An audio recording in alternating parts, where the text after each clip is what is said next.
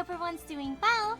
We're going to continue with the second investigation day for case 3 today. Sussy things are happening.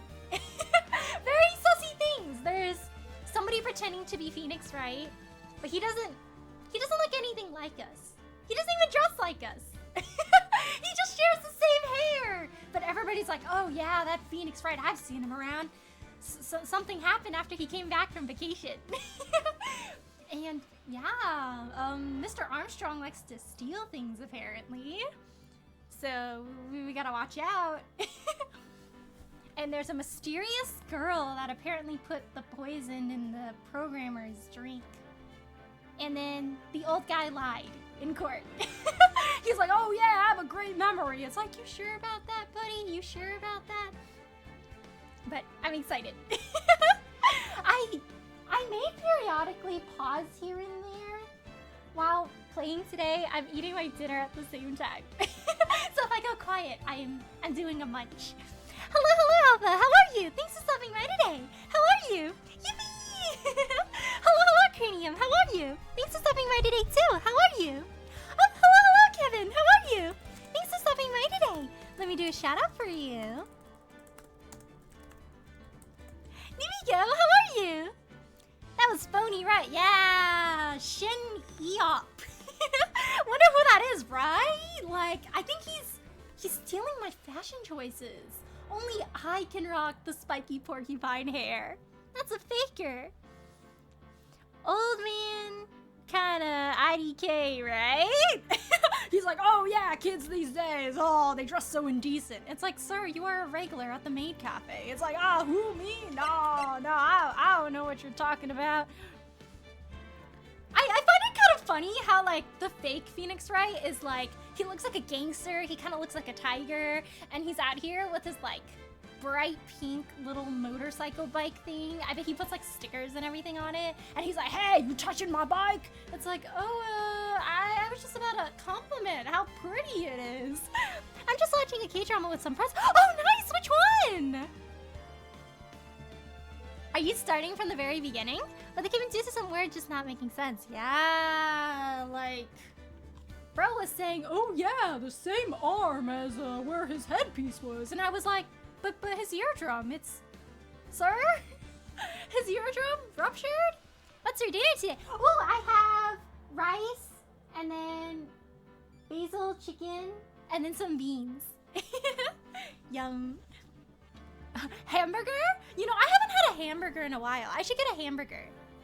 I'm hungry. I had popcorn chicken earlier today, though. That was good. Chinese takeout. Ooh! What dishes did you get? Have you tried, like, the crispy noodle? Like the one where they put, like, seafood on top of the crispy noodles, and then it has, like, really nice sauce, and you can mix it. I don't know what it's called, but it's good. That's one of my favorites. I like the crispy noodles. So tasty, I had pork chops over rice. Ooh, yum! What sauce did the pork chops have? Crab rangoons, orange chicken, fried rice, chow mein, and honey walnut shrimp. Ooh, that sounds good! Did you get Panda Express by any chance?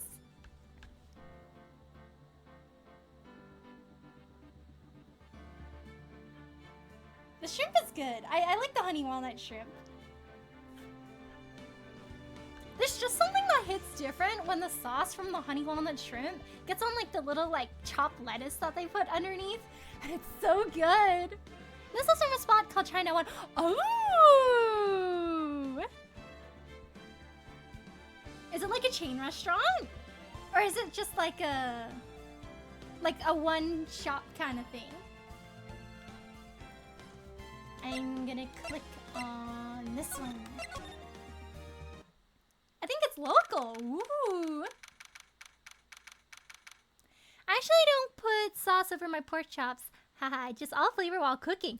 Ooh, that's how you know it's good. When you don't need sauce. It's just like the flavor from the meat. That's some good pork chop right there. January 7, 12:52 p.m., right in Co-Law offices. So, how do you think the trial went this morning? How do you think it went? It got a bit crazy in there. I just wonder if that killed our chances.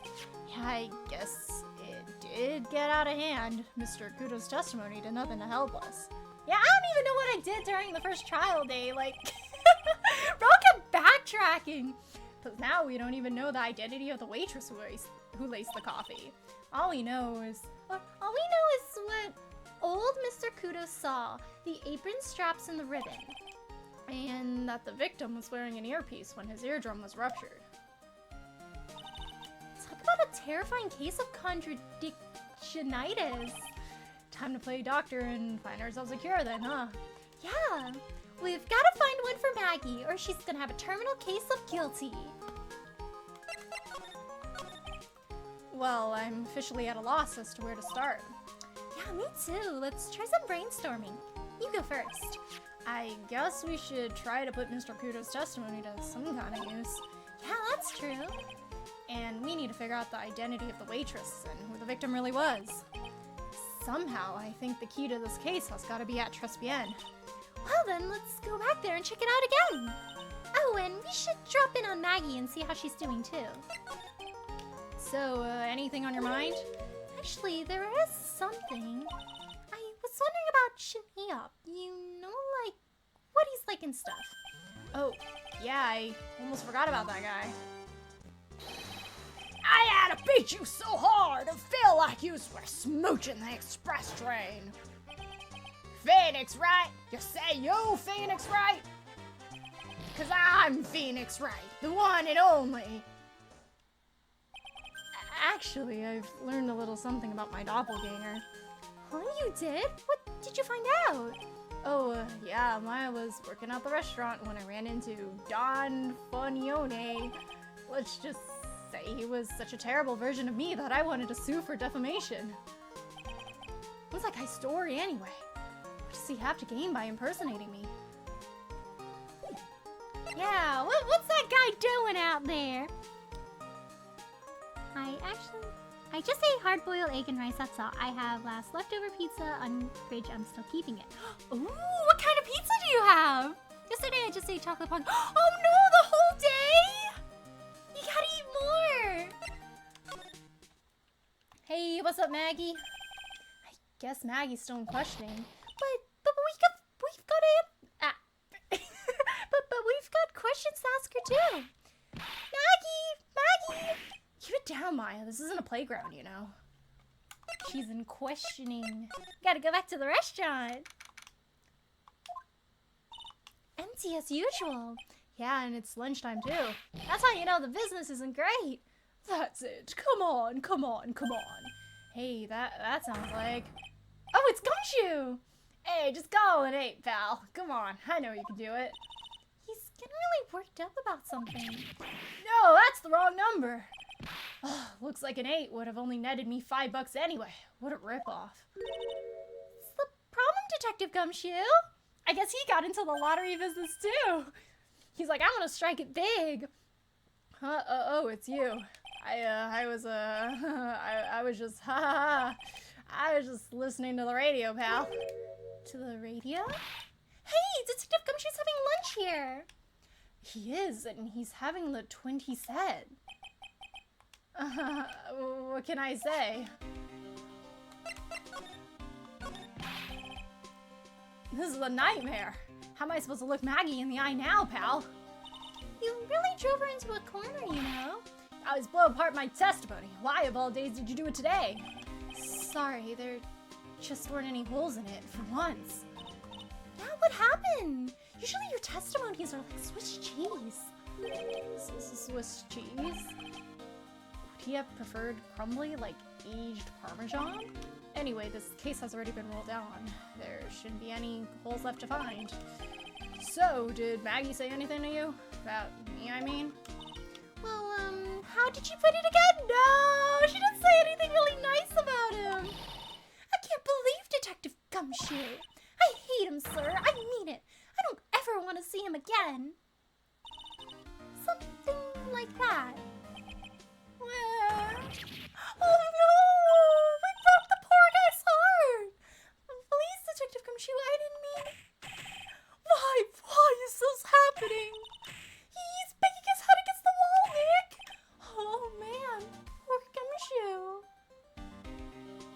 Gumshoe, no, not your head. Don't worry, I did have some breakfast yesterday and lunch. Oh, okay, that's good. So, did you like the Twin set? I've never paid that much money for a lunch before. I was so nervous, my hands were shaking. So, how did it taste? Well, for 20 bucks, I guess, I don't know how to describe it really. It was delicate. Delicate? You mean you liked it? It didn't taste bad to you? What's the matter with him? Looks like he's thinking. That's it. I've been trying to find the right word to describe the taste. I just realized it's bad, and that's it. It tasted bad. It's just kind of hard to admit it to yourself when you paid 20 bucks for it, you know? Maybe he should have found out about the prices after he had finished eating.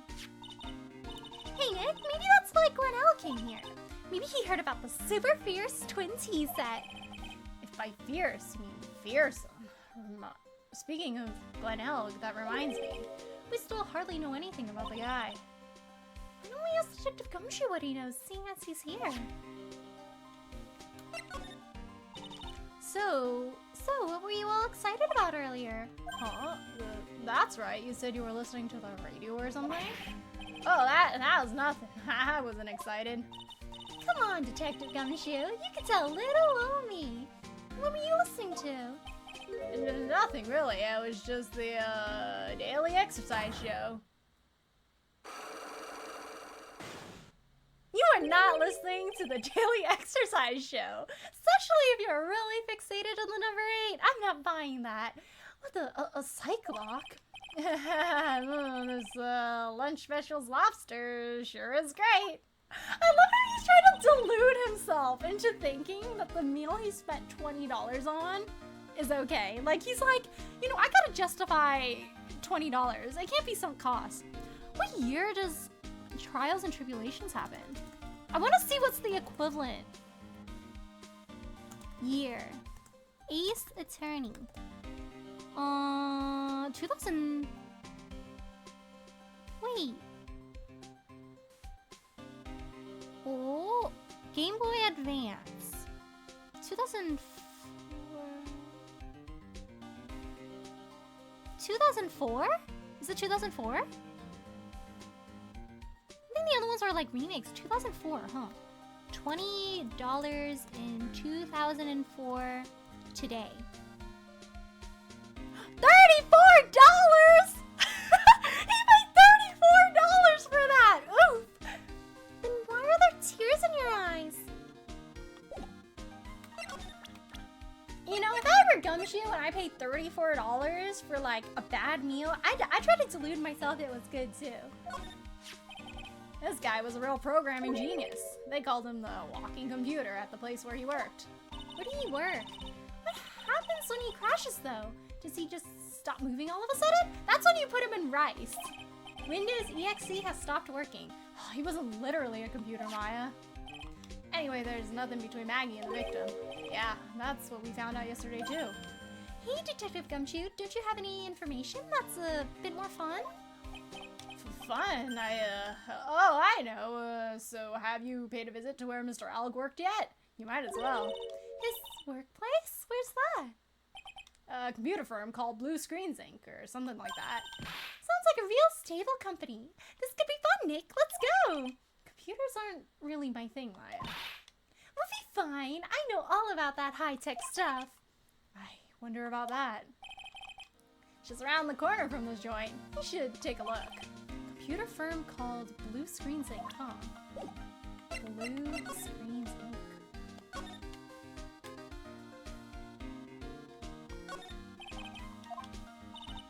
It's so with all the police tape around it.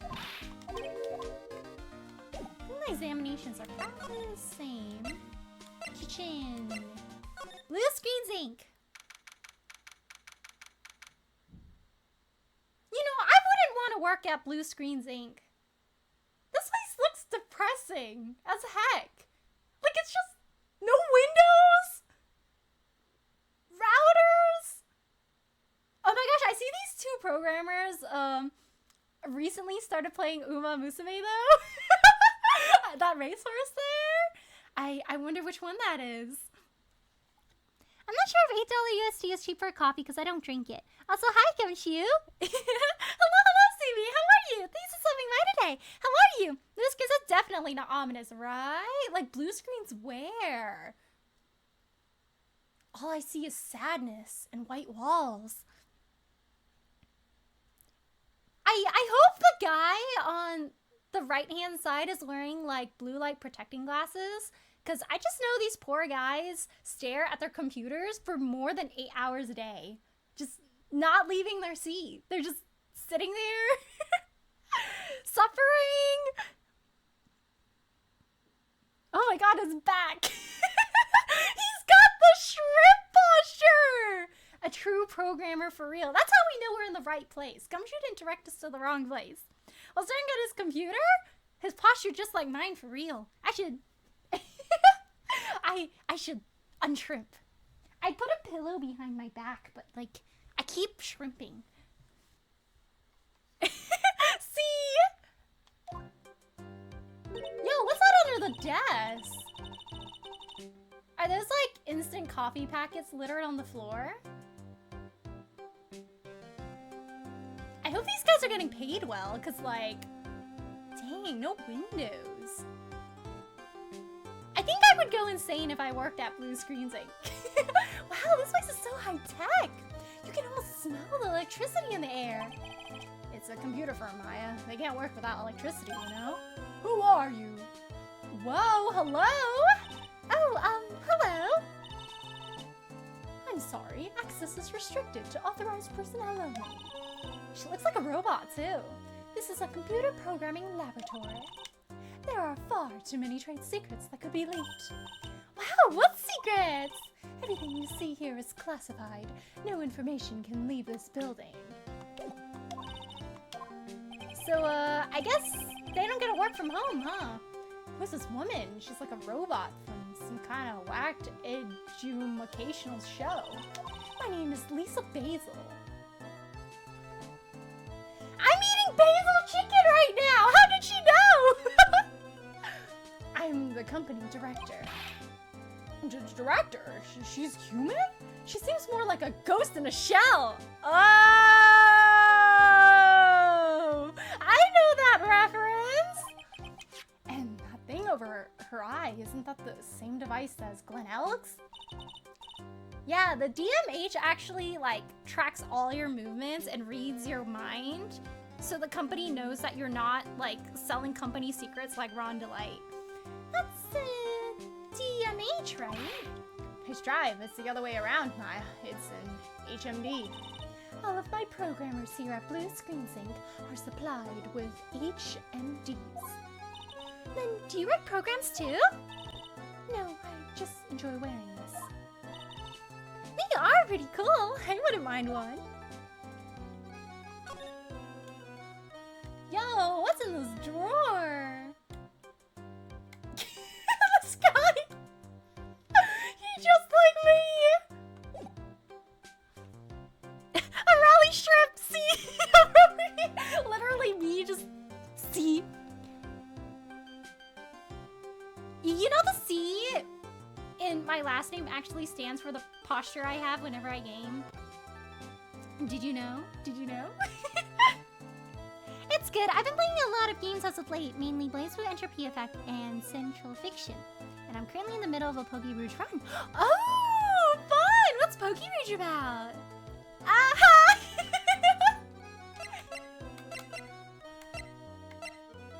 I know I should talk to her, but I, like, want to see the shrimping guy. He's really pounding that keyboard, isn't he? Wow! I thought that's what the pro and programmer comes from, huh? Guess I shouldn't be resting on my laurels. Gotta expand my skill set and all that. Yeah, that's a good idea. Maybe I could become old Sadie's apprentice. And what about your spirit medium training? Wow! Look at this desk, Nick! What a mess! It's pretty average to me. You know what's crazy? The fact that they're programmers, but they dress like they're working in a lab. Like a bio laboratory. Because these guys got like PPE going on. Like, they got the goggles, They got the lab coat. They're probably wearing closed-toed shoes. Ankles covered with their socks. But you can't get any work done with everything all over the place like this. You think? Real whiz kids can work under any condition, you know?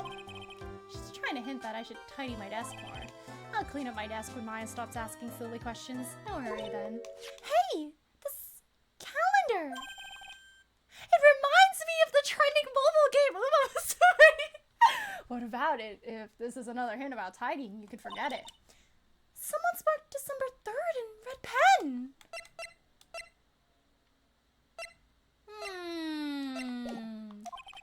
December 3rd? That's the day Mr. Elg was murdered. Is there anything else? Yeah, it says, meet with the tiger. Dude, we don't even have this guy here yet. The tiger? Glenn's calendar. Wow, they really only got 3 programmers at this company, huh? Hey, Nick, look, it's a supercomputer. Looks like it's really smart and nice, doesn't it? Computers are only as smart as the humans who use them, Maya. That explains why we don't use the computer in our office. You work there too, Maya. Yeah, but at least I'm... Please, don't argue about something that's so trivial. Otherwise, the computer will laugh at you. She said she'd laugh at us, Nick. She's a human, Maya, not a computer.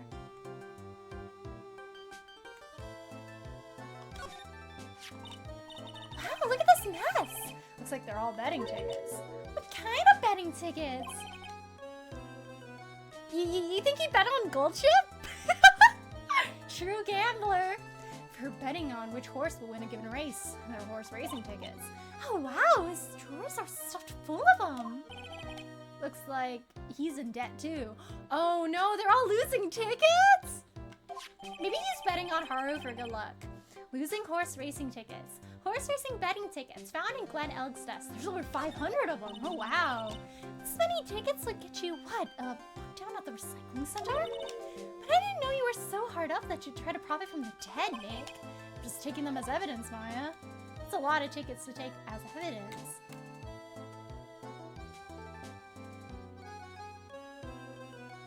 Have you guys seen that one meme about like Bro's PTO being put up for auction? Do you think they put Glenn Elg's PTO up for auction between these two guys? Like they were like, wow, Glenn never took a day off. Like, and then what's her name? Lisa Basil? Yeah, Lisa Basil's like, all right, my dear employees, we will now be auctioning off Glenn Elg's PTO. Starting bid, $5, anyone? Lisa Basil backwards is Lisa Basil. Wait, you're right! It is! Also, answer the question, the horses have a specific glue. No! Send them to the retirement farm and let them eat as much grass as they want. I'm sure his back will be fine. I hope it is. I just know he has the worst neck pain. His eyes probably are super dried out too. I hope the company stocks eye drops for these guys. Should have bet on Silent Suzuka, right? Like maybe if he bet on the right horse, he wouldn't have been so in debt. All in on Harurara. All in. He's a true fan. I bet he bought her grass. He definitely bought her ryegrass. PokeReach is a non-profit Pokemon. Glad in bad terms it's Pokemon but similar universe. I just want my mouth typing that. But anyway, PokeReach is definitely recommended for streaming. Ooh, sounds fun! Mini Cryptid Psycho says screenshot of my video. 326 floors in. Oh, I'd love to see it, please!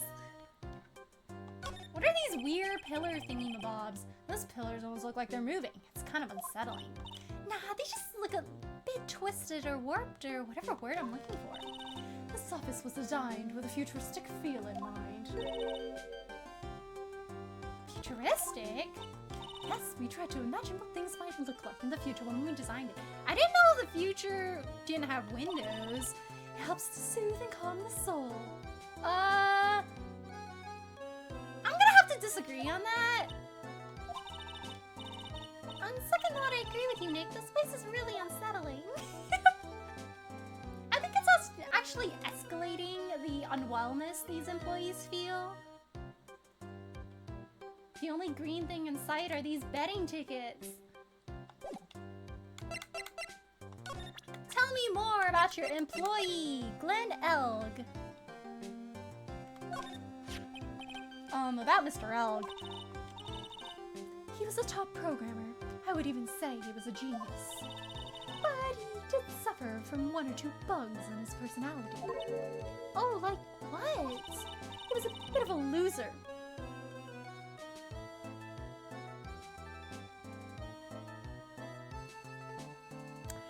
Poor guy's boss is slandering him, even in his death.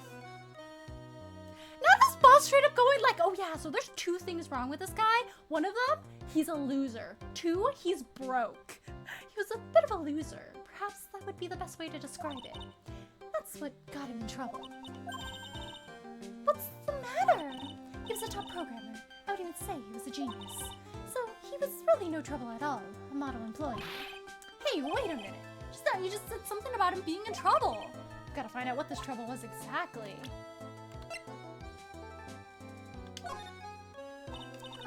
Would you mind taking a look at this?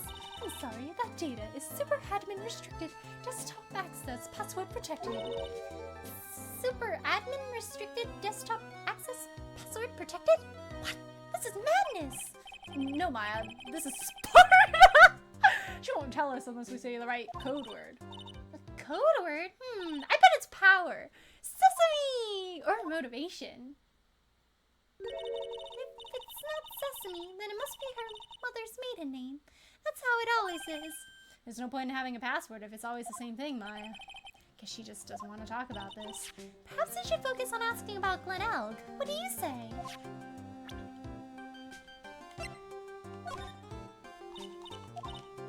Yeah, she does not want to talk about Glen's stuff.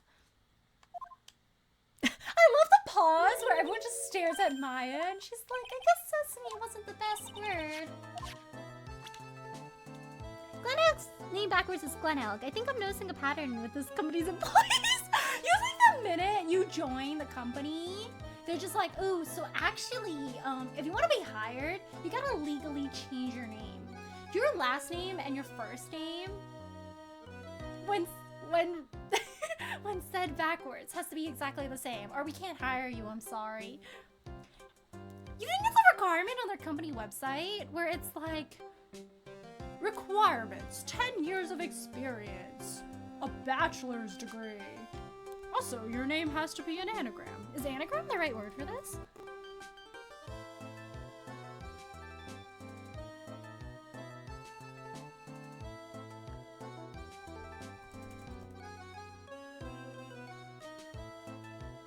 There's like a more specific one where it's just backwards. Because anagram is like, it could be anywhere in the word, right? Palindrome? Oh, there we go! Thank you, Salt! Hello, Salt! How are you? Thanks for stopping by today. How are you?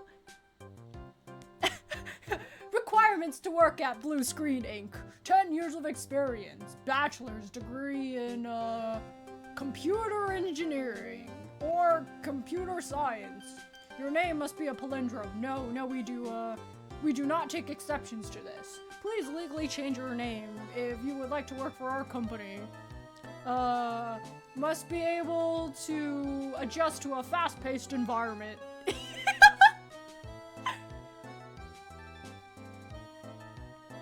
Honestly, they gotta be able to adjust to a fast-paced environment. This company has like 3 employees and now they're down to 2. This is Sparta! This is Sparta! This is all. Right? I'm noticing a lot of popular culture references in Trials and Tribulations, but they're like old. Like Harlem Shake? Ghost in the Shell? Sparta? I'm good, just chilling and painting my Warhammer. How you been? Yay, I'm glad you're doing good. I'm doing good too. Thank you.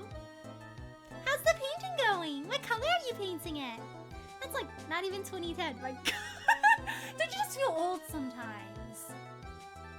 You know when they mentioned the $8 coffee? I just sat there and I was like, that's how much coffee costs nowadays, guys. Boba's $8. And then when he was talking about the $20 meal, I was like, oh, yeah, that's the average nowadays. It was like I changed my name to Kamak. You gotta! Or else Lisa Basil here isn't gonna hire you. You know, for a woman whose name is Lisa Basil, I don't see anything about her that's basil-y. Like, where's the green in her color palette? I love how her outfit, though, just kind of has, like, the lights flash through like a router. That is peak design. So, what exactly is this firm's business? I will try to simplify it so you can understand. I should actually give her a more robotic voice. We analyze the data management systems required by certain branches of industry, and then deliver optimized operating systems and source-level competence to them. Huh? You lost me on the corner of analyze and management. Doesn't matter, they analyze stuff. You got that much, right? The software we produce is distributed on CDs. CDs? Yes, compact disc, digital optical storage medium. Of course, CDs are used for software as well as music. It is a small firm, but all my employees are first-class programmers. Let's ask one of them what they are doing. Bro looks soulless. He looks like he's going through it. I bet he hasn't slept in 48 hours. Excuse me, what are you working on right now? I'm researching the impact of time-space logical access to shared global variables. Obviously, program structure heavily influences response time and performance, so the codependence of global variables and memory overheads is vitally important to the success of the execution. You get the idea. This is the sort of thing we are involved in. Did you good people follow all of that? Her earrings are cute though. They look like sugar cubes. Yeah! Your blank smile just said otherwise smile. You know about what happened, right, Miss Basil? You mean about Glenn being poisoned? Yes, I know. It's terrible. Can you tell us anything that might be helpful? I don't think so. A police officer was here earlier, too. But I couldn't tell him anything either, because the waitress who committed the crime has nothing to do with Blue Screams Inc. Oh. How about Mr. Odd's desk? Have you cleared it out already? No, not yet. It's this one right in front of you. If there's anything that might be useful to you, you are welcome to take it. I guess there might be a clue here somewhere. About Mr. Odd. Was he in some kind of trouble? I'm sorry, why would you think that? I thought you said something about it just now. You said he got himself into trouble because he was a bit of a loser. Ooh, 3? Yikes, 3! I guess Mr. Alec is like every other man with his own pile of secrets. Gum juice is probably not too bad. Angels. Bro's bike is here! Oh my gosh, that's a really big crack. I don't see any sign of Mr. Kudo, do you? He ran away out of shame after that First trial day? Maybe he went to buy another ton of bird seeds. I was kind of hoping he wouldn't be here anyway, at least not for now. Besides, any more seeds today and I'm liable to turn into a real phoenix.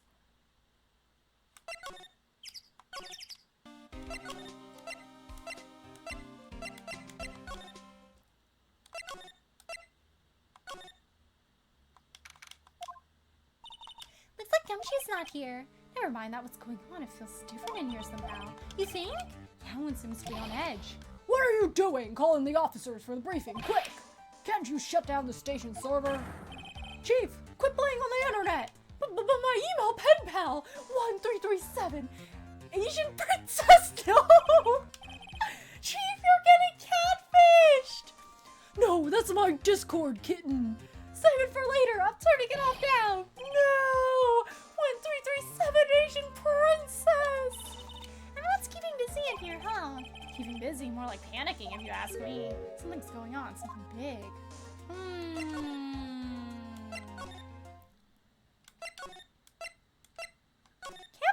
chief has a Discord kitten. That's crazy. I'm gonna test this right here. The writing of this game is getting unhinged on Bloody Love. Right? I feel like the humor has shifted from the first two games. Like, some of the dialogue now, I'm just like, huh? Excuse me, what? Like, we got Mr. Kudo, who's in a maids and maid cafes. We got the chief, who's very invested in 1337 Asian Princess, his Discord kitten. Wait, Asian Princess on a catfish!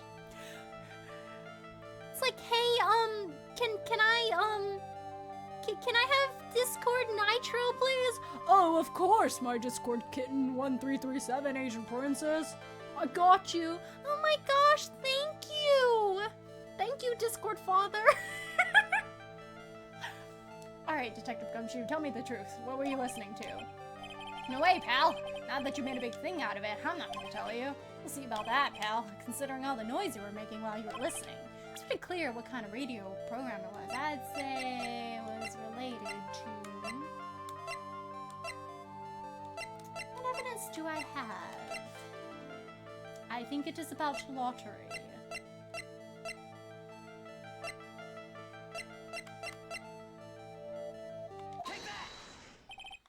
I'm right, aren't I? You were listening to the lottery results, weren't you? You thought you'd try to win big, just like Donnell did.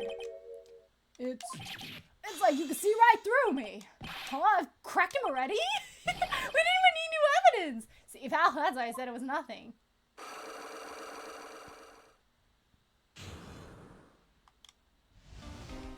Yeah, it was just lottery ticket. He didn't even, like, try to deny it or anything. Usually pretty lucky, so I figured I'd give it a try. It's with everyone in the lottery. So, how did it go? I won 50 cents. Hey, that's not too bad. You won something. It'd be better to win nothing at all than half a lousy buck. I was so mad. Yeah, I know the feeling. I bought the same kind of ticket as Mr. Elg, see? And they've got this special radio show where they announce the winning numbers. They even do the drawings live on the air. It's intense, pal. That's what Mr. Elk was listening to on the day he was killed. You think Gumshoe would get into, like, what do they call it? Like, when you buy a pack of Pokemon cards and then somebody, like, opens it on stream in front of you and then they send you the cards afterwards? It's like ripping something. You think Gumshoe would try to bet on that? He'd be like, oh, I gotta get the prismatic PSA 10 Embryon, Phoenix. You know, it's going for a lot of money right now. Yeah, what time is it now? It's just after 1:30. Are the lottery results always broadcast at the same time? Yeah, look, I got this flyer when I bought the ticket. Millionaire Radio Flyer. Experience the most thrilling 10 minutes of your life every Monday at 1:30 p.m. Millionaire Radio? That sounds cool. I want to try it, Nick. Buy a ticket, Maya, with your own money. Can Maya buy a lottery ticket? I know, like, you have to be a certain age to buy a lottery ticket. I don't have enough evidence for her, I feel. Sconge.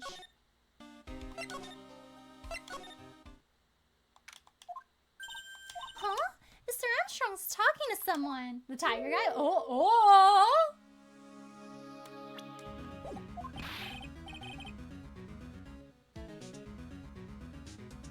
That's the girl that poisoned Glen Elg. Oh, in natural lament. I will be waiting for you. If you haven't got it by then, I'm afraid it might get a little hot around here. Oh. Is she the loan shark? No, I will have everything ready, I promise. I love fire, you know. I love the way it crackles. No, stop it, I beg you. Dang, she's gonna arson the place. Then don't let me down. I'll be watching you. My Snow, this is not necessary. You can trust me, mademoiselle. Talk to anyone, and I'll drive a knife through your heart. Oh, no, you don't have to worry. You know, you worry far too much. Maybe this would help you relax. It is the oil of sandalwood. I do love Ronald. From time to time. He. Oh, she's creepy. I'll be taking my leave. Goodbye for now. Well, I do not want to be caught in the same room as her. Ooh, she's scary. Oh, I have the shivers. I must rub some of my oil all over the body before I become the nervous wreck. So, oh, wee, such feels good. Oh la la, excuse moi, bonjour. My eyes! My eyes! Did he just take off his shirt and start rubbing oil on himself? Your eyes, these have the trouble with the eyes. You need cease. The oil of sandalwood. I didn't know sandalwood was a cure-all. Isn't this just leftovers of what you were using? Things are happening. This chick nuts. Yeah, she's like, ooh, I love raw meat. Hee.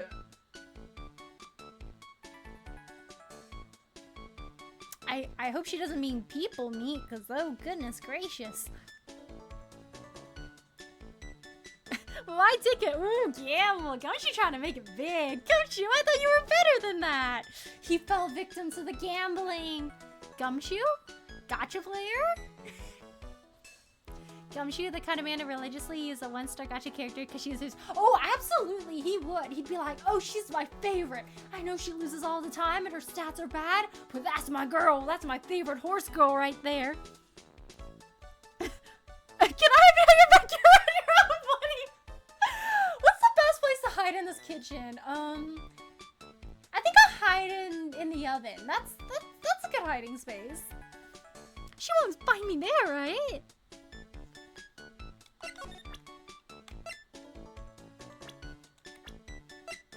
Who's that creepy girl over there? I think I know who he owes money to. So long as that paper exists, I am but a delightful angel with broken wings.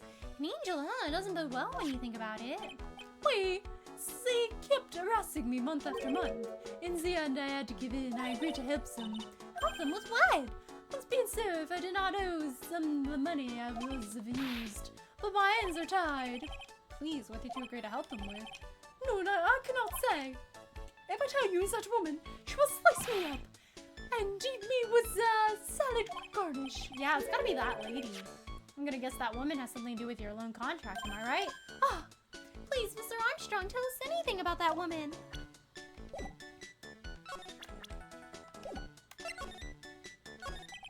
You don't exactly have many customers, do you, Mr. Armstrong?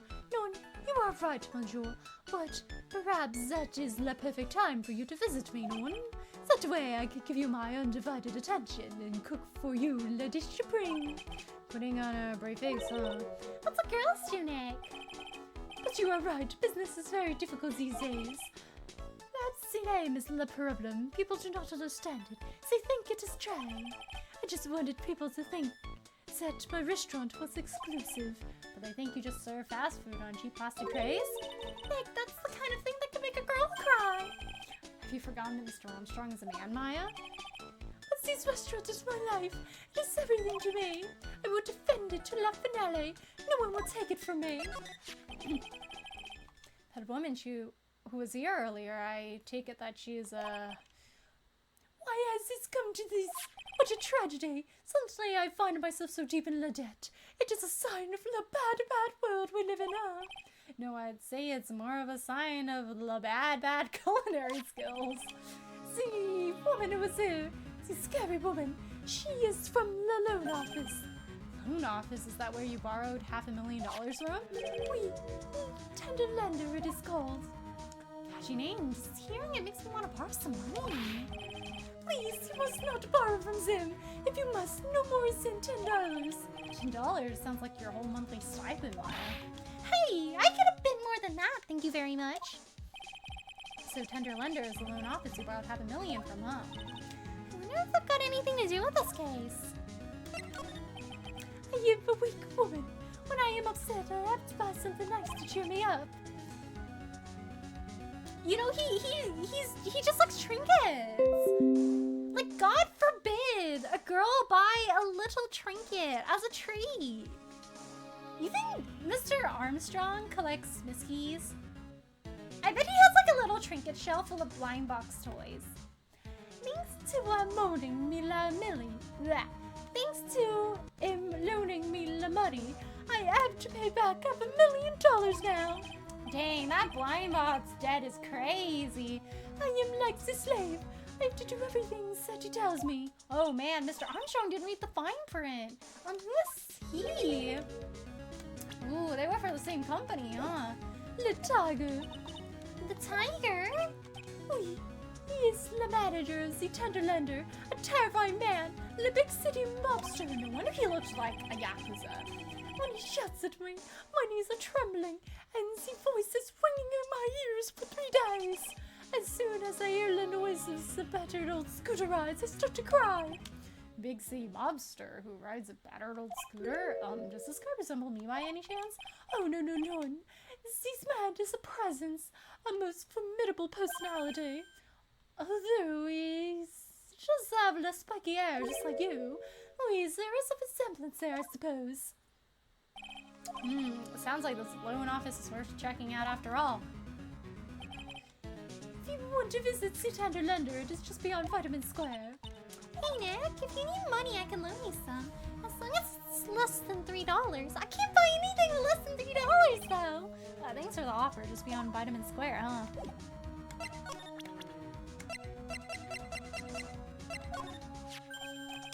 This old man is a regular here. My specialty of cappuccino and cold water is one of his favorites. Was he here at the time of the incident? Oui, he was here, I was sure of it. When the incident appeared, the man was here.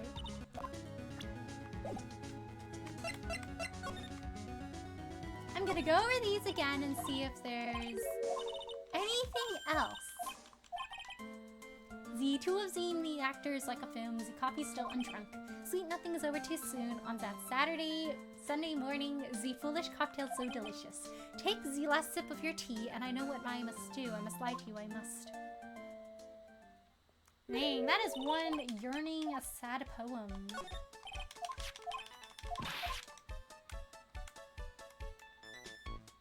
It's probably the same. I think I will skip the examination. Well, I'm gonna head back to the precinct now. We got a big meeting starting in a bit. About Maggie's case, you mean? You know, that's pretty much wrapped up now. There's another big case going on at the moment, so she's been pushed aside. Okay, well, we'll see you later then. Bye!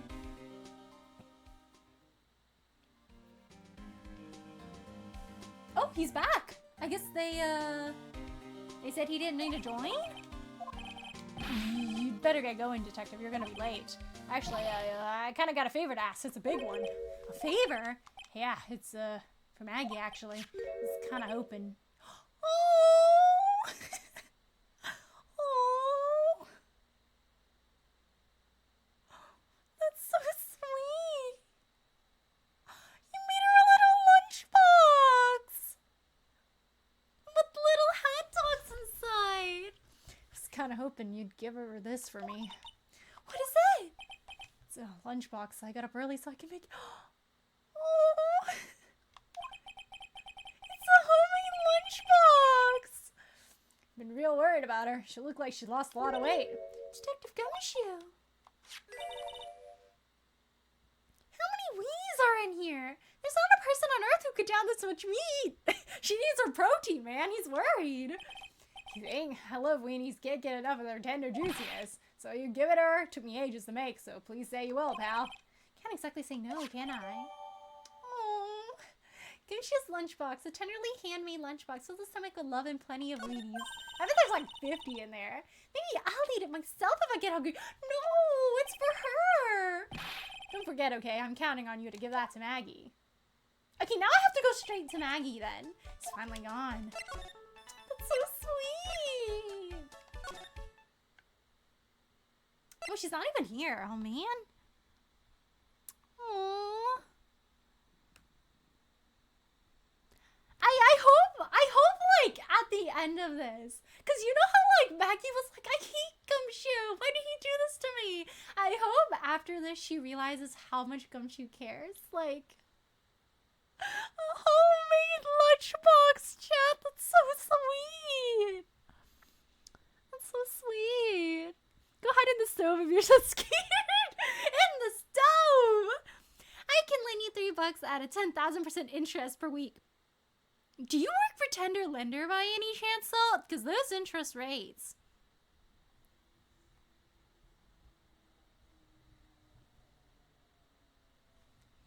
Wow, that's quite the interest rate. Did you put it in fine print in the contract? I'm gonna hide your bag. I want to eat the lunchbox. Yeah, you can't eat if you're hiding behind me like a kid. Cranium's gonna eat the lunchbox. Oh no. You gotta come out, Alpha. Gumshoe is so sweet, right? Now I work for the family. Oh, dang, for the family. Which family? You work for Kiryu's family or an opposing one? This is so sweet. A tenderly handmade lunchbox fills the stomach with love and plenty of weenies. That's so sweet. The way he realized that she was getting thin and he worried about her health and he packed her a meal full of protein. That is so sweet, guys. Aww. Gumshoe is actually like the sweetest guy. Like he's just doing his best. Like he worries about her so much. Yo, this guy likes pink. Win through compromise?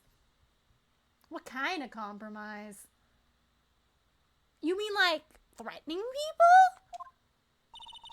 You know what that gives off? You know that meme where there's like somebody dunking somebody else's head in like a water trout and it's like gentle persuasion? This is what Tender Lender does. Gentle persuasion, winning through compromise. This place gives off a really strange vibe, doesn't it? Looks like the tiger isn't in his lair. And that is, as they say, a very good thing. It's crazy he has a punching bag. You think he intimidates his clients like that? Like he just punches his punching bag and go, Hey, if you don't pay off that 10,000% interest, this punching bag will become your face. No, sorry, I'm so sorry, Mr. Tiger. I swear I'll pay you back. Odie Alfalfa. Odie Alfalfa. The Pepeshi ever. I see this guy likes bright pink though. He's got the scooter going, he's got the radio going, he's got that robe. That's gotta be his like PJs. You think he like showers and like at the end of the day listens to his radio and he's like, oh yes, love charging these people interest and intimidating them. And just like his fluffy pajamas as he holds a pillow and he watches a K-drama. I'm gonna take a few bites of food. I'm thinking about hamburgers.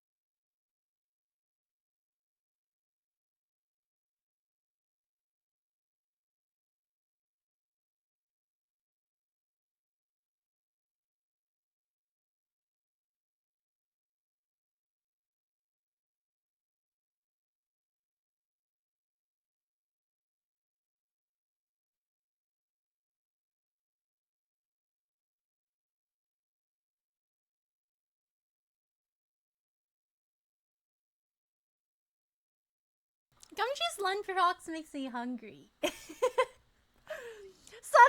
my appetite just increased so much. Like I feel like I need to eat all my food right now. Dum dum dum lunchbox and basil chicken. We eating Lisa basil for real? Basil chicken is so good. It's like the basil is so fragrant. I like basil. Like, you know how some popcorn chicken places, like, they include basil and then some places don't? The places that cook their popcorn chicken with basil, and then they include some of the basil. It's so good. I love basil. Talk about a creepy voice that makes your soul want to shrivel up and die. I never had basil chicken actually. Oh, you should! It's good! Oh no, she's here. You're here to discuss a loan. No, not exactly. The manager is away at the moment. Wait quietly, please.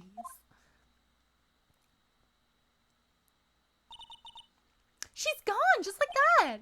Guess we'll just have to come back another time. But this is the perfect opportunity, Nick. This place reeks of suspicion. Come on, Nick, let's take a look around, okay? Do you think it'd be okay? Of course. No one will ever... Oh, man, she's back. We can't snoop around. Coffee. Poison coffee? Thanks? Ah! I'll leave it here for you to enjoy. Quietly. Yes, thank you. Do not touch the desk, please. I feel like if I look at her wrong, she'll kill me. Nick, let's get out of here. Now she wants to get out of here. The CD player on the desk, just so loud. It's no wonder you can hear it. Let's open. I wonder what kind of music the tiger's into. Have you finished the coffee? Ah! Yes, thanks. It was lovely. So you drank it all.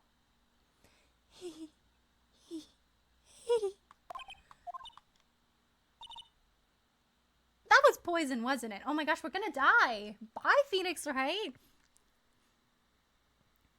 I've seen it before. It looks yummy. It is! It's so good. Let me know when you try it, if you do. If you touch anything that doesn't belong to you, there's always another cup. Did she put laxatives in there? She put laxatives in there, didn't she? Coffee was laced with something. I'm almost sure of it. Nick, my stomach is killing me. Oh, wait, maybe it was just the burger I ate for breakfast. I sure hope so. Better take a look at that CD while we're still alive and have a chance. What the? What? It's not the Rocco soundtrack, is it? Claw the Tiger? It's the demo CD. It's in the newspaper, huh? MC Balmer? Artist's name has been handwritten on the disc in pen. MC Balmer. What? This must be the CD Maggie told us about. Let's listen to it. I bet it's heavy metal. No way that woman will make us drink more coffee if we do. She's just gonna feed us so much coffee that our stomach starts to hurt and we have to go fight for our life.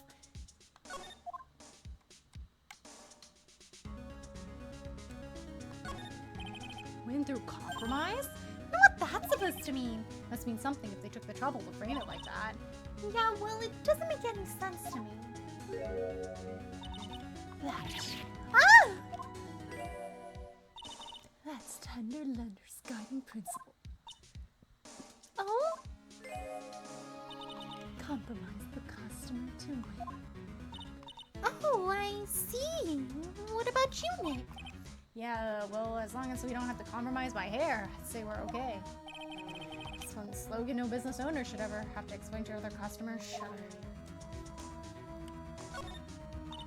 Let's see, this round doll thing is called a Daruma, I think. I figured I'd read a book or two and be more cultured in case you're wondering. You mean you aren't making stuff up for a change? I bet you also didn't know that no matter what, he'll always write himself. Go on, Nick, give him a right shove. At least I feel like dying. Now, this yellow thing, this is a Japanese chess piece. I think it's a king? Shogi? Not that I'm an expert or anything. I'm more of a reversey person, you know. Assuming she knows what she's talking about, these aren't exactly your typical mobster wannabe items. They're not trophies, are they? Hey, there's a piece of paper sticking out from under here. What is it? A repair bill? Looks like he did some repair work on his car. Does he even have one? $15,000 to replace a bumper and a light? That's insane! The car's registered to the Cadaverous? Huh? So it's not even the tiger's car? Why would someone else's repair bill be in the tiger's office? Sussy. Hey, look at this! Parisian style coat. It's so cheap. Looks more like a pimp coat to me. Guess I haven't got an eye for fashion. Hey, look at this! This suit is the same color as the one you always wear, Nick. Oh. Pretending to be me, is it? Same color as my suit. Ah! Keep your voice down, Maya. Nick, you've got to take a look at this! Some cake. Ah! I'll just leave it here for you. Yeah, sure, I am. Thanks. Just wait here quietly.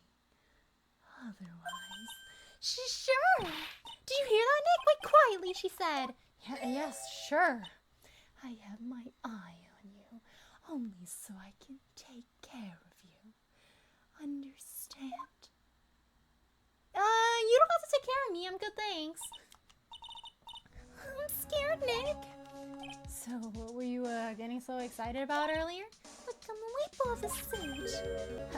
That's an attorney badge in cardboard? It's the tiger lawyer? No way, look at this thing. It's made of paper. For some reason, your badge suddenly looks really cheap to me, Nick. Why does anyone recognize an obviously fake badge when they see one?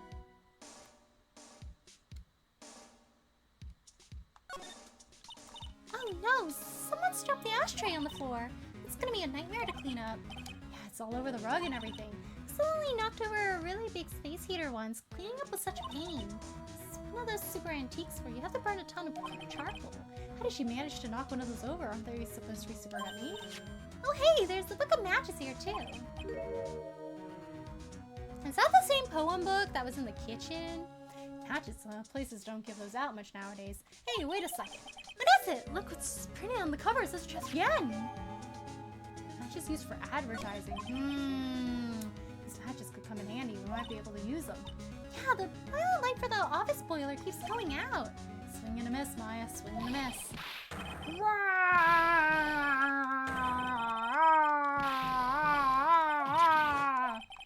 Come out from under the desk, Maya. Highest house stepping around in my office floor. Oh my gosh, this voice. My precious carpet. It's got ash on my rug. Oh, I wish your ugly feet never came through my door. It wasn't us. You wanna argue with me? Is that what you're doing? You get used to take me on? I'll find you two into pancakes and turn you into my new rugs. Ah! Don Tiger? Just call him Don Tiger. His voice, it's like evil seeping into your head through your ears. I'm sorry, don't I knocked over that ashtray earlier. And She got a death wish or what? Oh, right. Forget about that, Violetta is nodding. Oh, is he afraid of her? Wait. I ain't gonna get mad at you. You're too cute, you hear? Oh, he's got interesting taste. So unfair. here, have some cookies. I just baked them. And you'll need some strong espresso while you're discussing your love.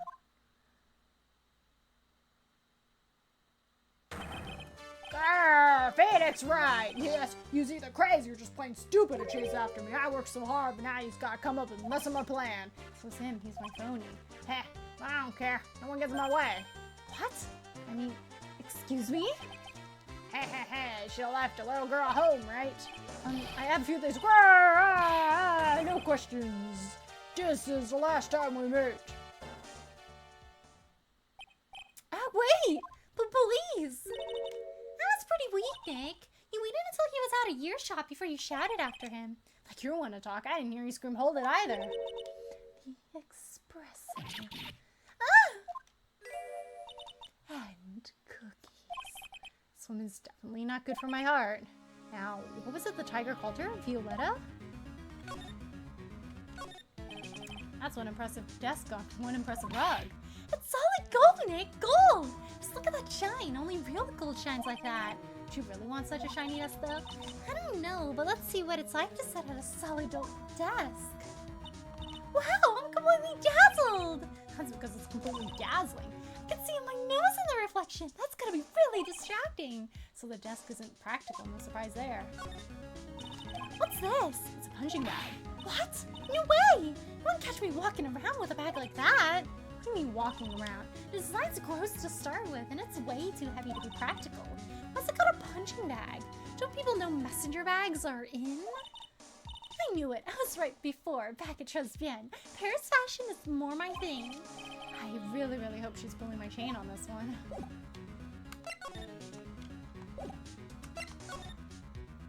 Hi, dear player voice. Oh, thank you, Alpha. Excellent.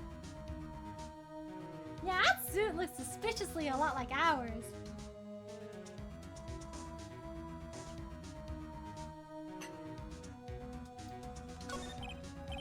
So I'm kind of curious about your company, Tenderlender. The warm and friendly atmosphere you'd expect from a family-sized business. A conscientious rate of interest and an attractive repayment policy. How do I get the feeling the sentence is not going to end well? We will tenderly lend you that little bit extra here at Tenderlender.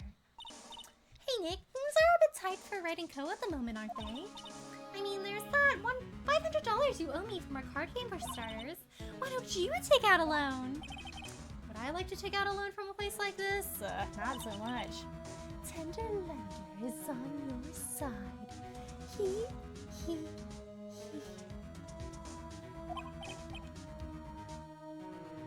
You know, that sounds a lot like the State Farm commercial thing. Tenderlender's by your side. So, let's say I'm late with my repayment. What happens then? We'll give you more coffee. Strong coffee. Right, I think I'd rather skip town. Hey, just remember I can make pretty strong coffee too, Nick. Strong tea as well. So, do you know about the incident we're investigating? What incident? Well, a man was poisoned in a restaurant just near here. That incident. Let me see. I was here that day with the manager. The manager being the tiger? Furio Tiger. Furio? Tigre, so that's where the tiger thing comes from. Shaniup's got a real name, Nick. Hurry up and find out more about him. 42.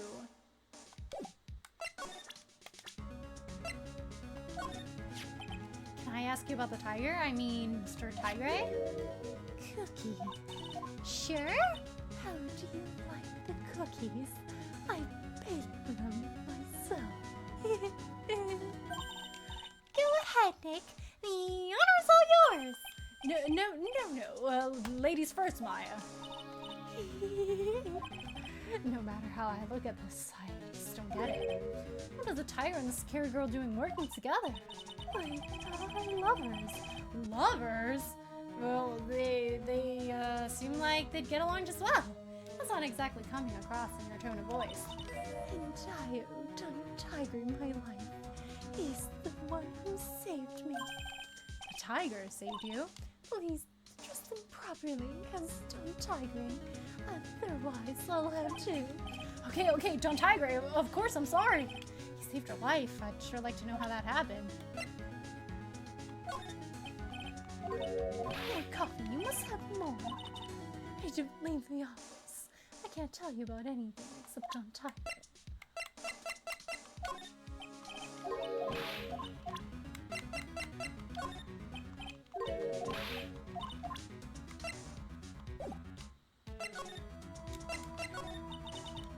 I'm very frail, you see.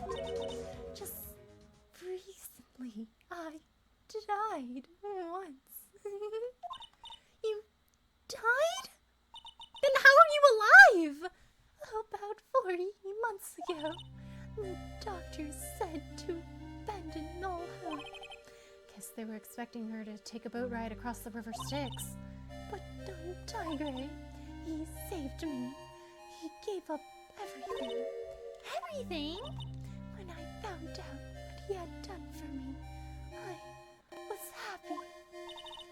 No offense, but I'm finding that a little hard to believe. I decided I'd pay him back with my life by serving him coffee and what's in her coffee. So, is this why you've got that bandage around your head? This? So what's the story with the bandage? They put it on after the operation. Operation? It's just a little injury. A little fatal injury. Fatal injury? I just saw one. So that's the injury you were talking about that you had when you said you died once? Oh, she won't talk about it. Oh gosh, 4. She really creeps me out, Nick. Same here, but we've got to find out the truth. Did she have brain surgery or something? And that's why he's really trying to tender lend her this stuff so he can make enough money after her operation? Like he went in debt after that? There he is! Let's see, he's back feeding the pigeons again. And Phoenix bad at PvP. Come on, Phoenix, we gotta increase your gut stat. Right? She's kinda scary, Kevin. There, take this and this. Get out of my park. Like I thought, he's really mad. Come on, Maya, let's keep your head down and let's sneak away while we still can. Why? Hello, old man. What are you doing, Maya? Ha! Ka! Hey, he just turned his back on us. I'm not surprised. I bet I really hurt his pride in court this morning. You, Mr. Kudo. Ha ha! Pigeon. Ka!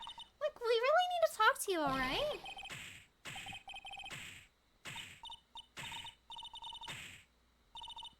Not him trying to exorcise us. I always knew you were a demon, Maya. I'm sorry about what happened in court earlier today. God, everyone will be talking about me behind my back now. Daddy old man was so busy looking at the siren girl's backside. I can't remember her face. Filthy, depraved animal. No, not at all. Listen to me, boy. I don't care what you say. I saw that waitress put it in. She put some white powder in the young lad's cappuccino. We hear you. Another thing, the young lady was wearing an earpiece on the same size lens as his broken spectacles. I'm really sorry. I made a little mistake about the base, so what? I always saw. I tell you. Okay, take it easy, please, Mr. Kudo. Don't tell me to take it easy, you spike-haired brat. Take clash. You said you were a craftsman, right? Yeah, the modern world calls on to craftsmen like me outside and drones. Surely it's not that bad. I come from a long line of craftsmen right back down to the time of the Shoguns. You hear me? I'm becoming a barter. I was born one. Actually, I'm kind of in the same situation myself. I want to stick my fingers up that dribbling old judge's nose. Scream right down his air hole. Objection. Oh, so did you want to become a lawyer when you were young? I don't think that's quite it, Maya. I think he's just in a bad mood, that's all. Got a tsunami of frustration inside. He's ready to burst out. Let them start rambling. Sure. Maybe he'll tell us some stuff. Did we find Rudolph's dad? I guess we did a bit early for Christmas. The way he just kind of like rubs his nose and like it doesn't even seem attached to his face. Like it's like jiggly. Like I hate it. So there's not much call for craftsmen these days, huh? Of course not, you idiot. All I'm good for nowadays is running errands. Errands? Everyone takes advantage of the elderly. Buy some bread, Gramps. Take the dog for a walk, Granddad. Feed the pigeons, old man. What am I, some kind of 2-bit community handyman? Well, buy some bread now that I can understand. But what's the point of feeding some city pigeons? Wow, people say what they mean. Get lost. That's what they're trying to say. Oh, yes, I'm just an inconvenience, you see. At home, at the restaurant. I just get in the way, don't I? I'm sure you don't. Wait a minute, what did he say? At home and at the restaurant? Hold up. By restaurant, are you talking about Trespian? Did you get asked to run an errand there too?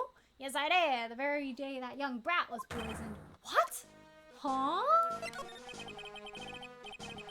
I hate how it jiggles. Oh my gosh. So on the day of the incident, what were you asked to do? Glad you asked, boy. All of a sudden, that young lad slumped over the table. Serving girl collapsed. And I broke that vase. All happened so fast, I was in a bit of a daze, you see. Then the owner shouted over to me. Excuse me, you call the police! Call them yourself, I should have said back, but I didn't think of it at the time. So, did you end up calling the police? Like I said, I was in the middle of a daze. Did you call them on your cell phone? Cat, do I look like I've got one of those newfangled thingamajigs?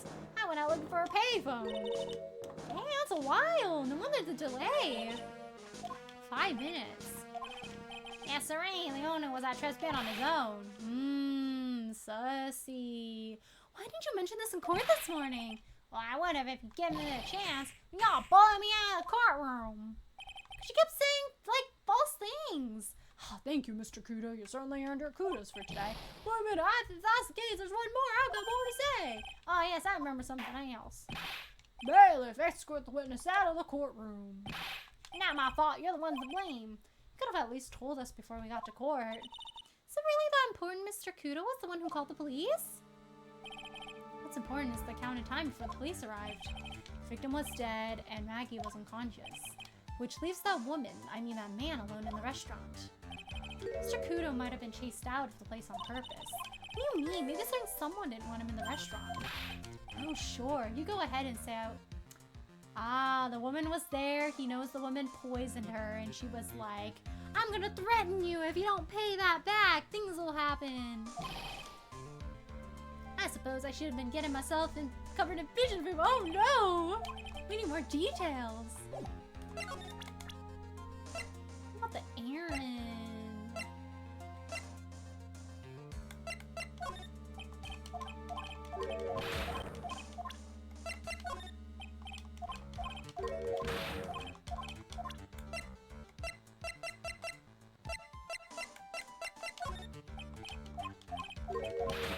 Nope, I guess he doesn't want to talk. I thought we'd get some funny dialogue from him. Bum bum bum bum bum bum bum bum bum bum bum. Bum bum bum bum bum bum bum bum bum bum. Looks like Mr. Armstrong's out again. But the place is open for business. You can't have an open restaurant without a chef. Hey, it's not my fault, Nick. Don't take it out on me. Only a couple minutes after the incident happened, Mr. Kudo left the scene, leaving Mr. Armstrong here alone. Missing when we need to talk to him the most. Maybe he's trying to avoid us on purpose? Perhaps. It'd be hard to talk to him with him gone. Yep, it's time to go visit Maggie, probably. Oh, Mr. Wright. Hello, Maggie. So they finished questioning you? Wasn't it just unbelievable in court today, sir? I'm gonna stay up all night and blog about everything that happened. They let you use the internet in jail? Weren't you scared? It was pretty touch and go in there. Yeah, but you totally nailed that old man. Well, he was all over the place with his testimony. He's not the only one. Huh? What do you mean? Everyone else's testimonies don't match up either. Not with what I remember of the incident anyway. It's possible she's the one misremembering things?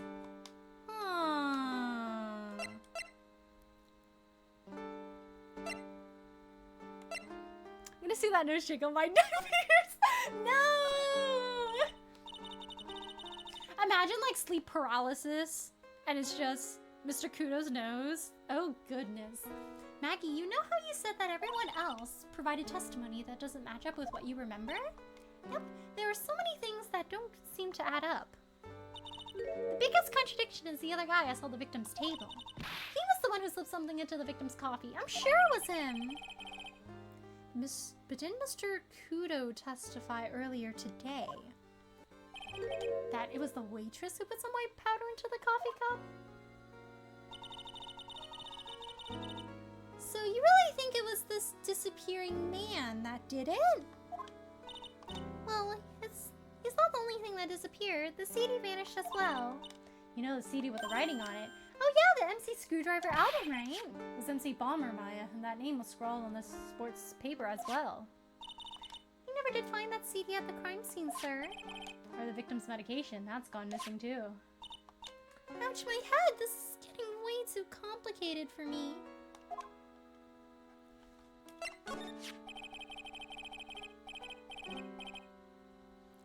You said that you passed out when the victim Glenelle collapsed, right? Yes, it's so embarrassing. I mean, I used to be a cop. When I came to, the restaurant was buzzing with police, and before I knew what was going on, they arrested me, sir. So, between the time the victim collapsed and the time the police arrived on the scene, you have no idea what went on at Trespian. No idea at all. Why? Is it important, Mr. Wright? The other witness, the old man from the park, was pretty much chased out of the picture. Chased out of the picture? What do you mean? Well, see, it wasn't inside the restaurant because he was told to go call the police. Exactly, and you, Maggie, were unconscious. That means Mr. Armstrong was alone in the restaurant for a brief period of time. You don't think Mr. Armstrong set me up, do you? I think he did. When you consider the facts, it's hard to imagine that Mr. Armstrong wasn't involved in this at all. Oh, it's like the master biting the paw of the dog that it feeds. Are you sure about this, Mr. Wright? Well, the old man said as much when we spoke with him earlier. Oh no, the things that man says don't add up for some reason, sir. Maggie looks like she's trying to figure something out. Maybe we should ask Maggie exactly what she knows about old Seedy. Yeah. So things are happening here. Weird. Oh, please don't use that word, Salt. Thank you.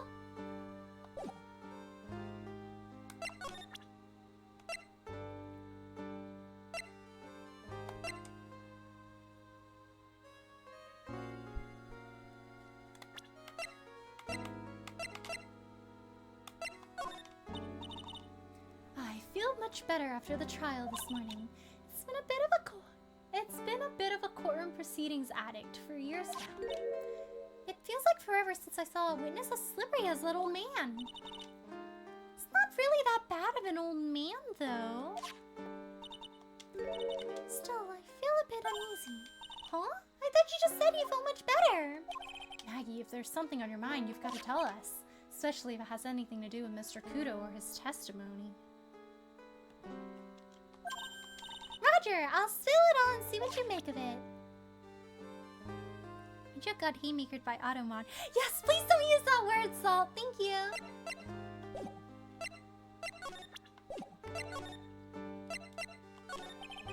Is there anything about Mr. Kudo's testimony that stood out as odd to you? Actually, yes. The fact that he was even testifying to begin with doesn't quite what? Well, when I took the coffee over to the victim's table, it's true that there was another customer in the restaurant. How we know that already? It was Victor Kudo. But I can't really say it was an old man. Okay then, how about calling him a really old middle-aged man? No, age isn't the issue. The other customer was a woman. Oh? Well, that is weird. A woman? Are you sure, Maggie? Well, I'm not 100% sure, but I think so. So, what does this woman look like? She was sort of creepy.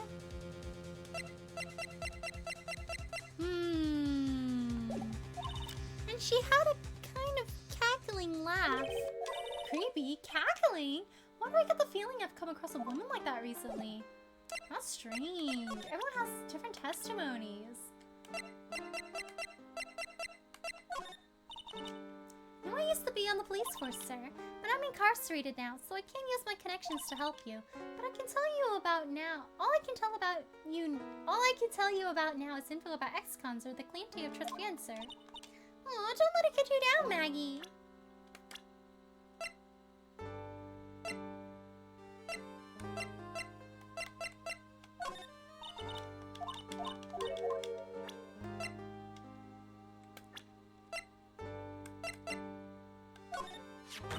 Holy smokes, it's him! Huh? That's your phony, Mr. Wright. Just look at that ridiculous suntan. For the record, I'm not sunburned like an overdried tomato, so I don't know how people thought that was me.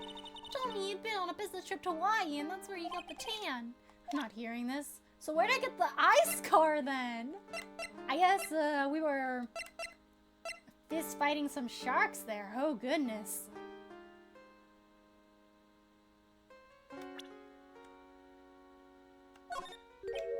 Oh yeah, I've got something you're gonna love.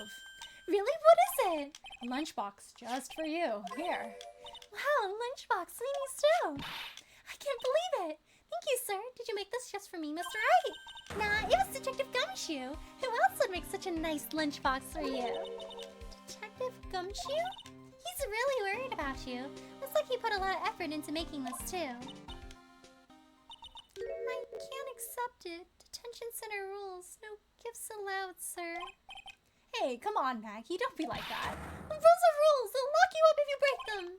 Somehow when an ex-cop turned waitress says that, it seems a whole lot scarier. And anyway, I hate weenies. Oh, really? It's all yours now. You can enjoy it with Mr. Wright. Oh, that's so sad. Why did she suddenly say she hates it? She seemed so interested in it at first. But what? She's right, it's better than letting it go to waste. But she made it just for you. I guess so. Well, how was it? I hit the spot. I love weenies. Oh, good. I'm glad I gave it to you then, sir. Aww. I really wish I could have eaten it. What do I tell Gumshoe now? He'd be like, oh yeah, did she like the lunchbox? I'm sorry, I ate it.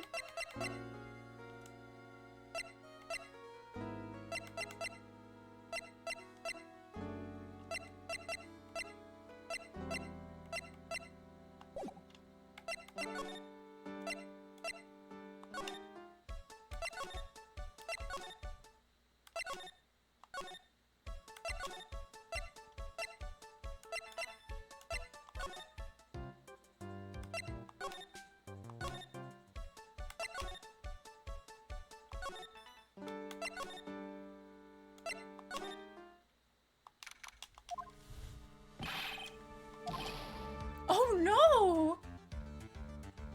Dang, they're going through it! How the heck isn't the press conference set up yet? The superintendent's here already.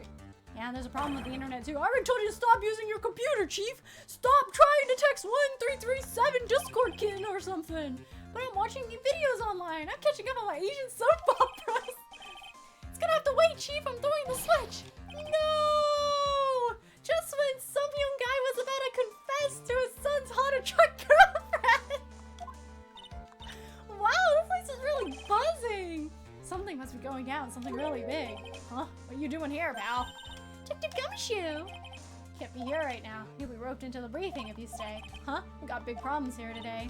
Why? What's going on? It's a virus! A virus! It's a virus ripping through the precinct's computer system. Probably need to ask you some questions. Okay, I'm gonna only say this once, so listen up. Yes, no matter how poor you are, never borrow money from a place like this, you hear? Okay. Got money trouble, just go on a diet of instant noodles and hang in there. Oh, that's what he does, doesn't he? Oh, we're not thinking about borrowing money, Detective. We want information. Oh, is that all? Well, let me see. Tender Lender is considered to be even fishier than the average illegal loan shark, and seems it ran into trouble just recently. Guys have been pretty heavy-handed, calling in all their debts. Oh, it must have been to pay for Violetta's medical bills. Don't go poking your nose around in their business, pal. You really regret it if you slept that lady. Alright, to get the picture. Hey, wait a moment. That lady? Is this lady he's talking about, Nick? So what exactly is a computer virus, Detective Gumshoe? I don't know. Look, I just go with the flow, alright, pal? Here, I thought detectives were supposed to be somewhat knowledgeable. What's that face, pal? You think you know what a virus is? Well, Nick, do you? A computer virus, sure. I mean, only in simple terms, of course. Really? Wow, you know everything, Professor Nick. Yeah, I'm gonna call you Mr. Wright from now on. Or Dr. Wright, whoa! Yeah, that sounds pretty cool, don't you agree, Dr. Wright? He got a doctorate. I get the feeling they're making fun of me. Will we get the updated autopsy report? Ah, yes, just what Dr. Wright ordered. Okay, fine, I'm no expert, but I can at least explain the basics to the two of you.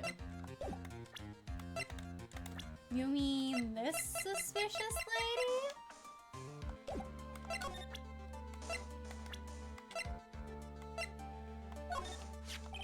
As the girl who works over at Tender Lender.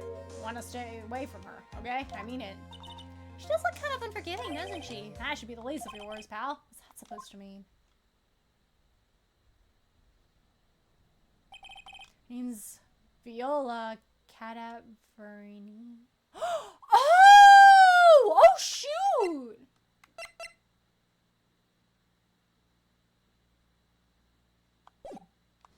She got in a car crash!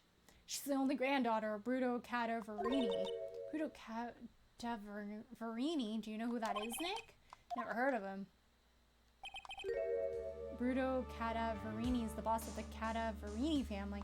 Oh man, the mafia! That's scary. Can't touch them. They're way too powerful for the police. But you're thinking of taking them on, aren't you? No, I don't remember ever saying I was gonna. Better get some more info out of Gumshoe about this family. Virus is a program that gets inside a computer and causes damage. Damage? You mean it makes the machine go boom and explode? No, the damage is, well, it's internal. So the inside goes boom, right? Imagine all the case data you've got stored on your PCs here in the station. A virus can wipe all that out, and that's the kind of damage I'm talking about. Whoa, that's scary. Yeah, and what's even more scary is that viruses are infectious. Infectious? Most computers are connected together on a network, right? Virus can move from one machine to another over the network, so the virus just keeps spreading faster and faster. Just like a real virus, huh? But Nick, why would anyone want to make a program like that? Yeah, it takes ages to type in all that data. Why would you want to destroy it, pal? No, people don't infect their own machines. They send the virus to someone else's. What? That's horrible. Well, I get it. It's like you sneezing on Mr. Godo so he catches a cold. Get sick, Mr. Godo! Achoo! Right, then he wouldn't be able to turn up in court because he'd be too sick. You really shouldn't do stuff like that, Nick. It's wrong. Who? When did the conversation jump to talking about me? Anyway, that's what a computer virus is. Bad program that causes damage. All the different viruses have names, right? And I feel like I heard the name of the virus we caught somewhere before. Name of the virus, huh? I feel like I've heard of it too. Where's their antivirus software, man? You think the police would have that kind of stuff? A lady? Yeah, it's gotta be Viola. She sus. Hello, Swiggy. How are you? Thanks for stopping by today. How are you? Coffee is $8. Ain't that a little much? Not at Trust Me In. Hello, gamers. How are you? Thanks for stopping by today. How are you? Let me do a shout out for you. Here we go. How are you? Achoo, achoo, achoo. Get sick, get sick, get sick. Oh no, it seems all the prosecutors are sick now. Would be a shame. I guess I automatically win this case. I'm not sure if I really want to get involved in this, but who are the Cataverinis? Were they a bunch of scary people? That's who. You're a cop and you're scared? What's that about? Trust me, it doesn't matter if you're a kid or a cop. These guys are scary. They got some serious clout in the criminal underworld. Can't touch them. They got too much moolah. Moolah? As in, Gumshoe get them with the times. They pretty much control all the cash in the city's black market. Black market, huh? And that includes tender lender, I take it? Sure. No one stands up to Bruto Cadaverini, and I mean no one. Interesting. So Viola's the granddaughter of some mafia boss, then? Yeah, and everyone knows how much Bruto loves his little girl. She means everything to him. So, how did she end up at Tender Lender? I don't know, pal. I heard she and the boss at Tender Lender are pretty tight. Tight? That's what it said in a file I read related to Maggie's case.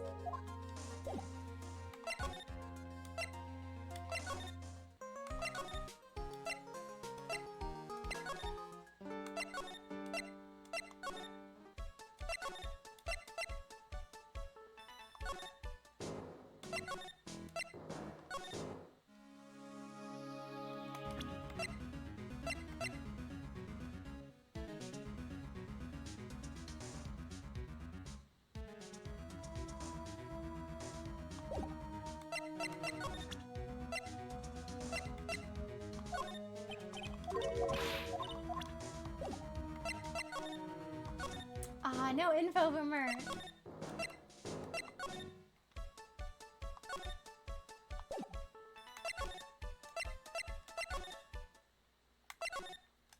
We got Cyclops! Where are we gonna find Mr. Armstrong? I don't know if Mr. Armstrong's Cyclops might be easier to break than Violetta's, honestly. Maybe I have to be Violetta's first?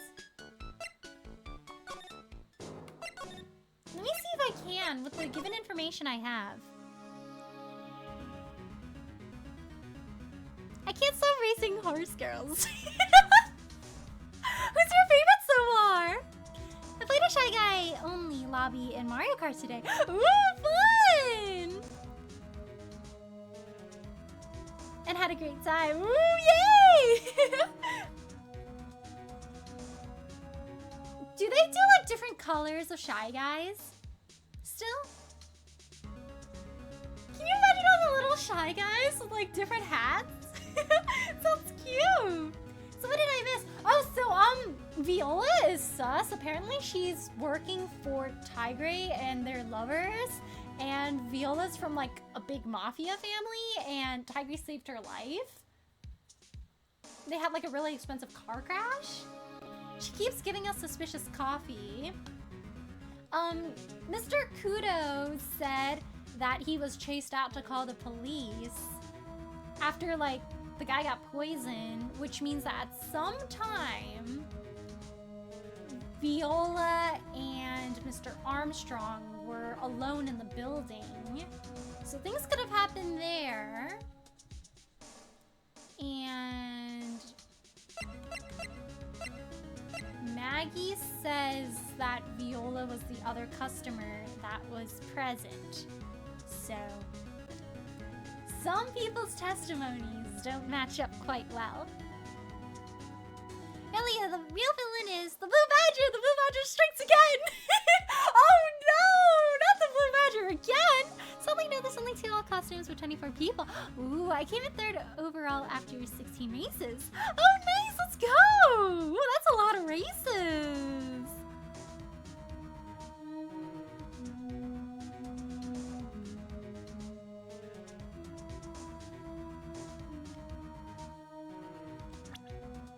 I'm gonna take a few bites of food again.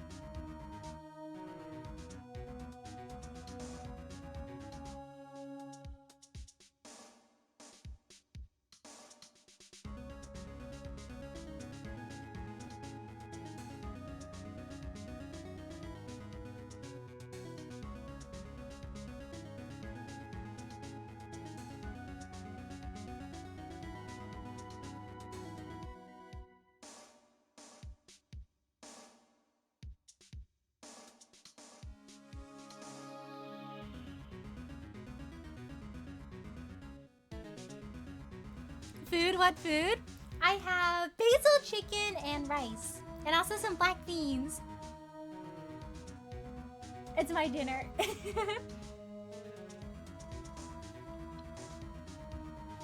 Just tried racing Haru Urara. Managed to get her to the URA finals, but she came just short of a first place finish. Aww!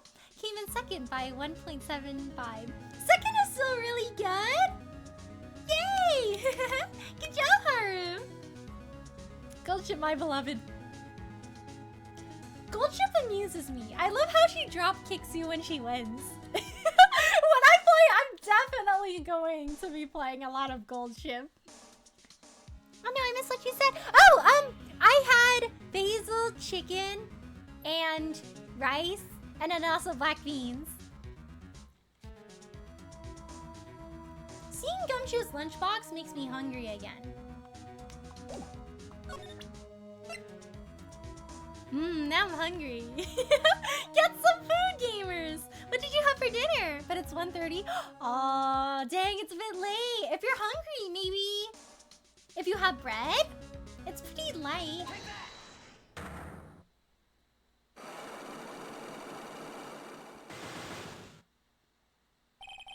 The head bandage. I feel like Mr. Armstrong would be easier to crack.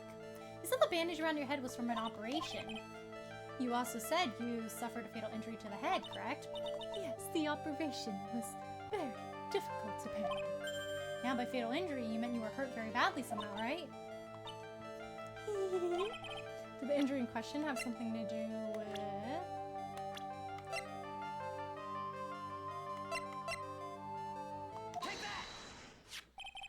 I have here a car repair bill.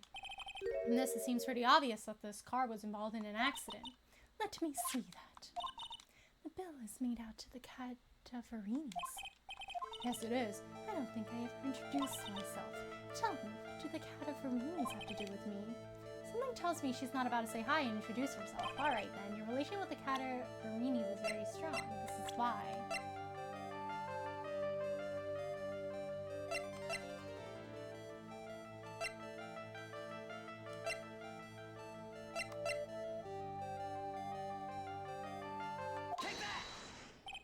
I know exactly who you are, Viola Cataverini.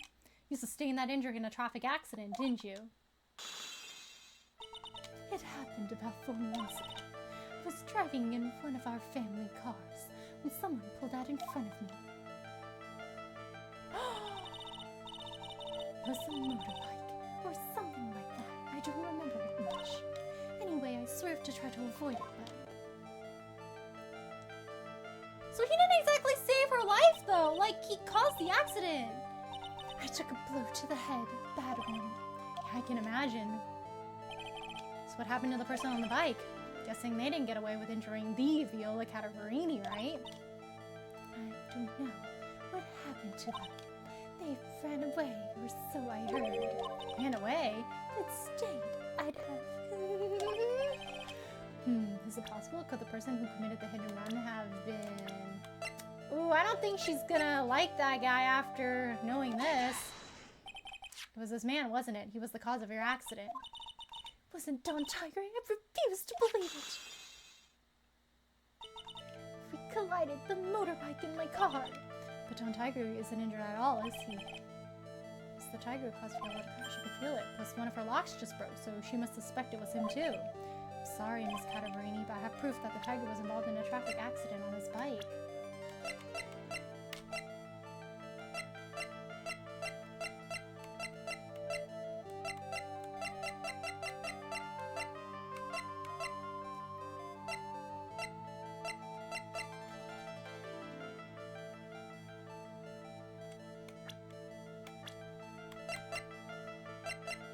Do we have the scooter?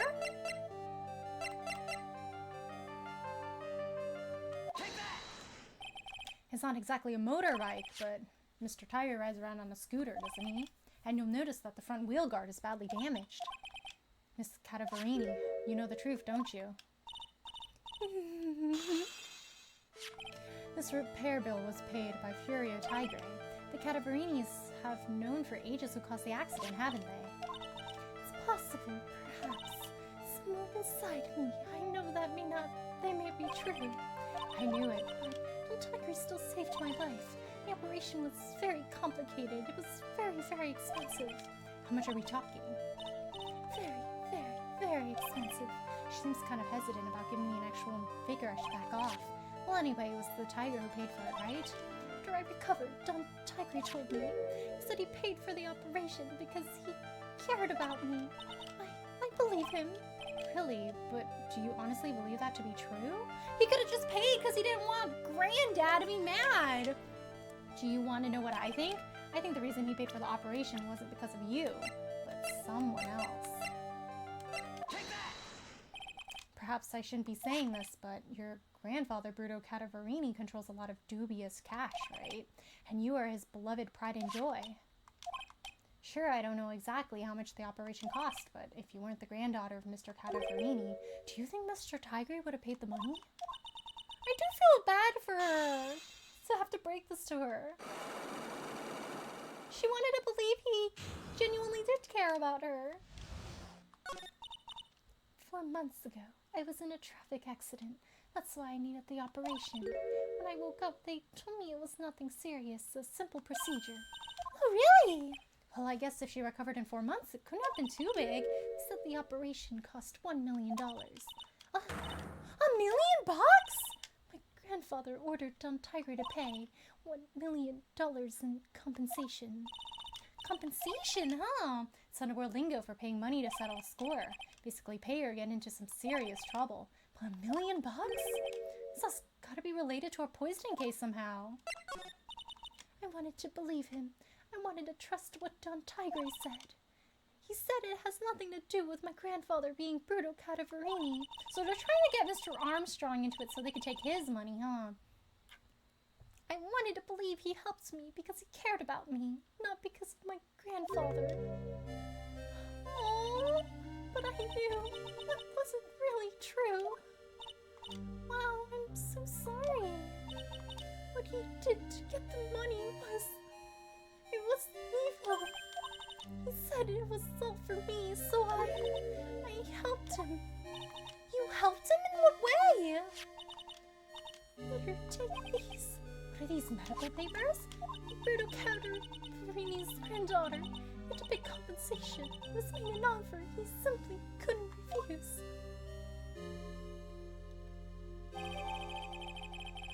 Oh man, payment was due last year. I feel so bad for Viola. It's inexcusable. Huh? There are 2 things that I consider inexcusable: poisoning and betrayal. Only a coward would hurt people using either of these tactics. Is everything alright, Nick? We should get going right after we finish our espresso. Yeah, I won't need to convince Viola of anything else, so I guess I can get rid of this.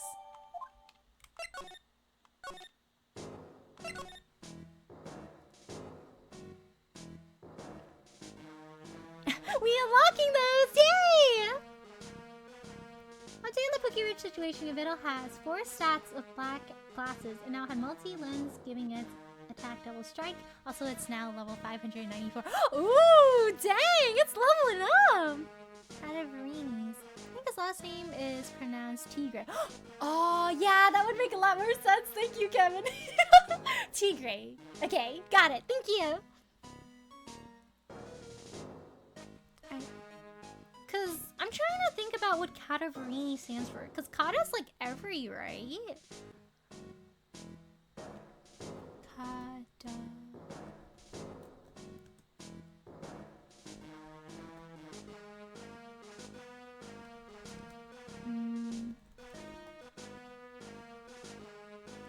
Oh, shoot! Cadaverini is an Italian word meaning little corpses or tiny cadavers. Oh, that's scary! Oh! I would not want to become a little corpse, thanks. Well, tigre is the Spanish word for tiger. You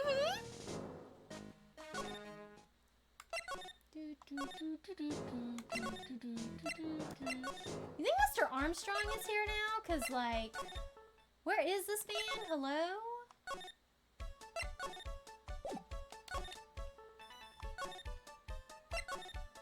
Do I have to dig around the stash again?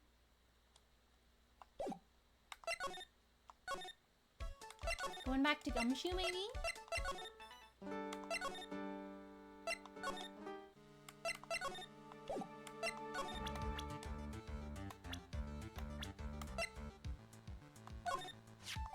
I wouldn't go flashing that photo around if I were you, pal.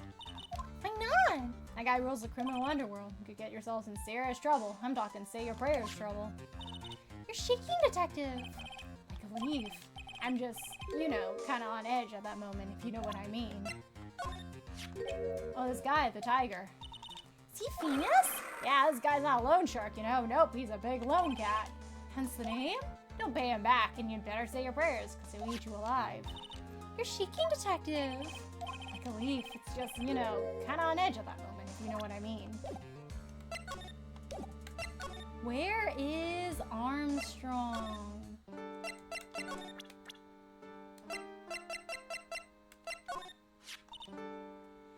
Armstrong was very good to me after I was fired from the force. I can't believe someone as nice as him could have anything to do with this.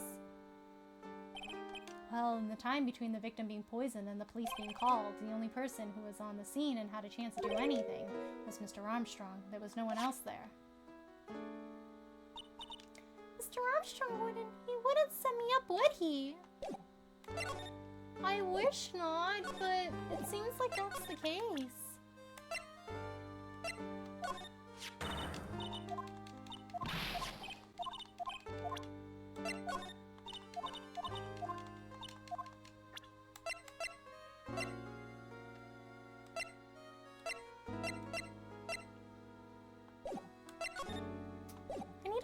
Way to get Mr. Armstrong back out.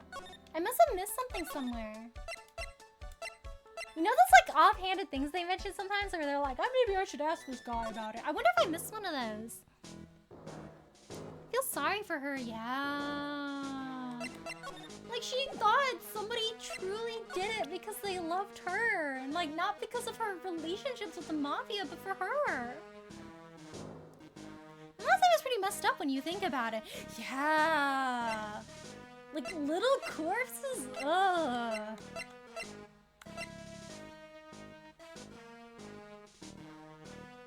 I tried to show this to Maggie because she mentioned the CD was missing, but she didn't really have any commentary on it.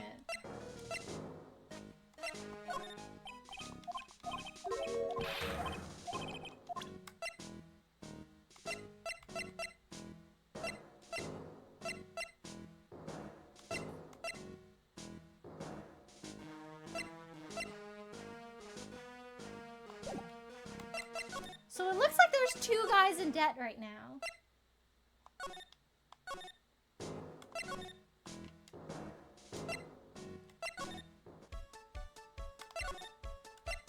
The only people out right now is Maggie and Gumshoe. So maybe I'm missing something that I need to talk to Maggie about? I feel like it would be Maggie over Gumshoe, but maybe I have to ask Gumshoe a bit more about like the families? Doesn't seem like Maggie really knows much about like this stuff though.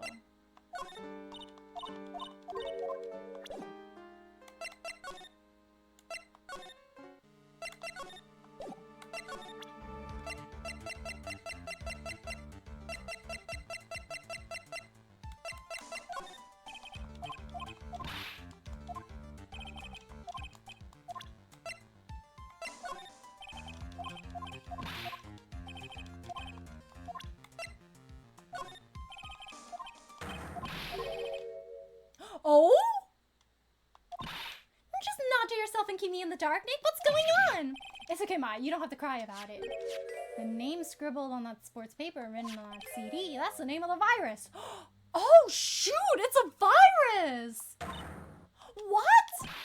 Yeah, the virus that's just infected every computer in the station, pal. It's MC Bomber. Can you give us any more details, please? Oh, goodness.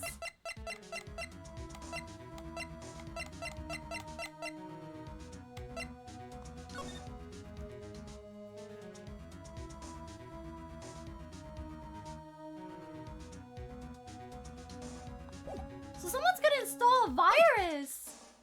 He's gonna meet with the tiger, and then the tiger's like, hey, you should, you know, drop this virus onto the police station, and then we'll uphold all their files until they give us money. Oh, man. He's got a partnership with him. We already knew about the MC Bomber virus from a while back.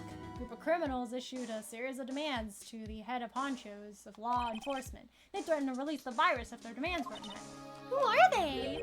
I don't know, some hotshots from the criminal underworld would be my guess. Now the virus has been released, huh? Yeah, it's in every computer in every public office in the city. Everyone's going nuts. They're hopping around like they're dancing at a carnival. All this stuff with criminals and viruses, it almost feels like we're in a sci-fi movie. Apparently the programmer who made the virus was a real genius or something. The focus right now is on tracing the route of this virus on the black market. You mean someone put this virus up for sale? Yeah, and because this one's so powerful, they're estimating its price tag was in the millions of dollars, pal. Oh, dang. I can't believe it! I almost forgot the most important thing, and that is, you know, the lunchbox. How did everything go? Oh, I'm sorry. You remember the weenies? I hate weenies. Oh yeah, those weenies. So, how did my weenies taste when they went down the hatch? Oh, well, it was delicious. Yeah, that's what she said, really? Not exactly, don't worry about it, pal. I figured something would happen, so I came prepared. Prepared? What do you mean? He made her another one! Oh, do me a favor again, huh, pal, and deliver this? This sure is a heavy burden in more ways than one. I can just imagine Maggie's little eyes sparkling with joy when you bring her that.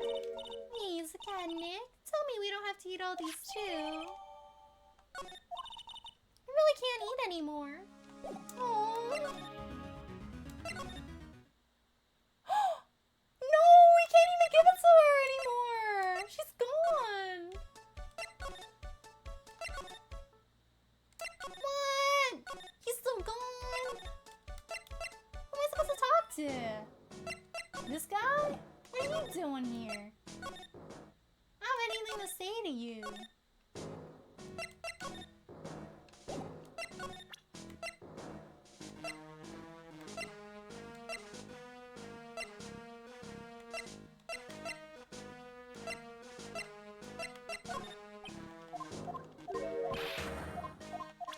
I don't know if this guy is gonna give us anything good, actually. She's still here. Oh, right. She does have some Cyclops.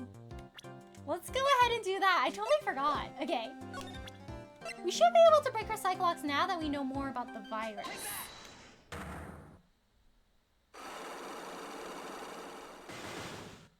So many Cyclops this time around.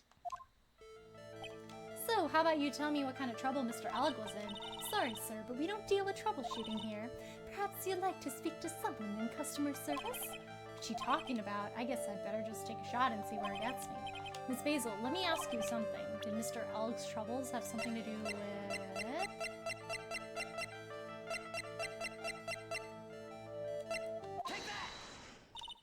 What is this? Bunch of horse racing tickets, all losing ones. That many tickets, you could get $1 at the recycling center. You good people are very, very bad. Cashing in on others' misfortunes is immoral. Is that a whiff of hypocrisy I snuff? But what is the relevance of these tickets? The victim, Mr. Glenelg, he had a gambling habit, didn't he? I didn't think that's a logical conclusion based on the facts. Everyone likes to go to races from time to time. Not if you have 500 tickets! Yeah, but not everyone buys as many tickets. Anyway, I don't believe that proves anything on its own. You're right, but I'm not through this yet. Mr. Elk's gambling wasn't restricted to horse races, was it?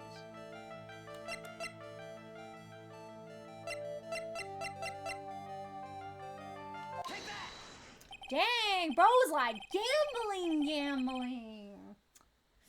No wonder he's in a lot of trouble. The lottery, horse racing, he bought a lot of tickets and lost a lot of times. I just know bro is a gotcha gamer. He must be. That's gotta have hurt his wallet pretty bad, don't you think? Maybe bad enough to be the cause of some pretty serious trouble, perhaps? No! You are right. Glenn did have a gambling habit. You good people must not follow his example, do you understand? Don't gamble, kids! Trust me, even if I wanted to, I don't exactly have the money to buy any. But if you win, there's no problem, is there? That's if you win! And Glenn had a winning ticket, didn't he? For $500,000? Yeah, but it's hard to imagine how he could have been in trouble then, isn't it? It's true that Mr. Elk won $500,000 in the end, but that was his first stroke of good luck. He was in deep trouble before that. Deep trouble? What do you mean?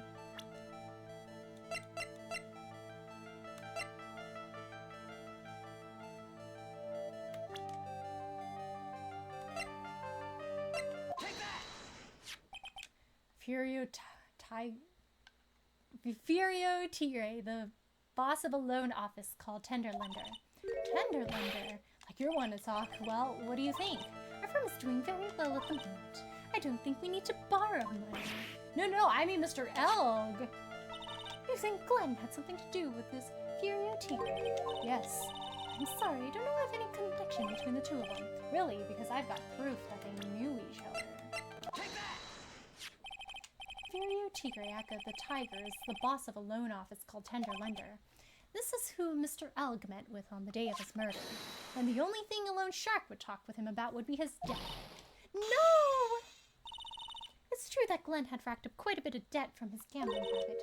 About $100,000! Oh no, that's a lot! But I heard he won the lottery, so he should have been in the clear. Shame Maggie couldn't get a bit of that good luck. So the guy got lucky won the lottery, but what if he hadn't won? What was his plan then? Well, that isn't easy to say. He said he would use his talents to repay the money. There we go. His talents. I suspect he was talking about programming. A computer program is worth $100,000. Perhaps you good people should leave so I can get back to my work. So close to cracking her.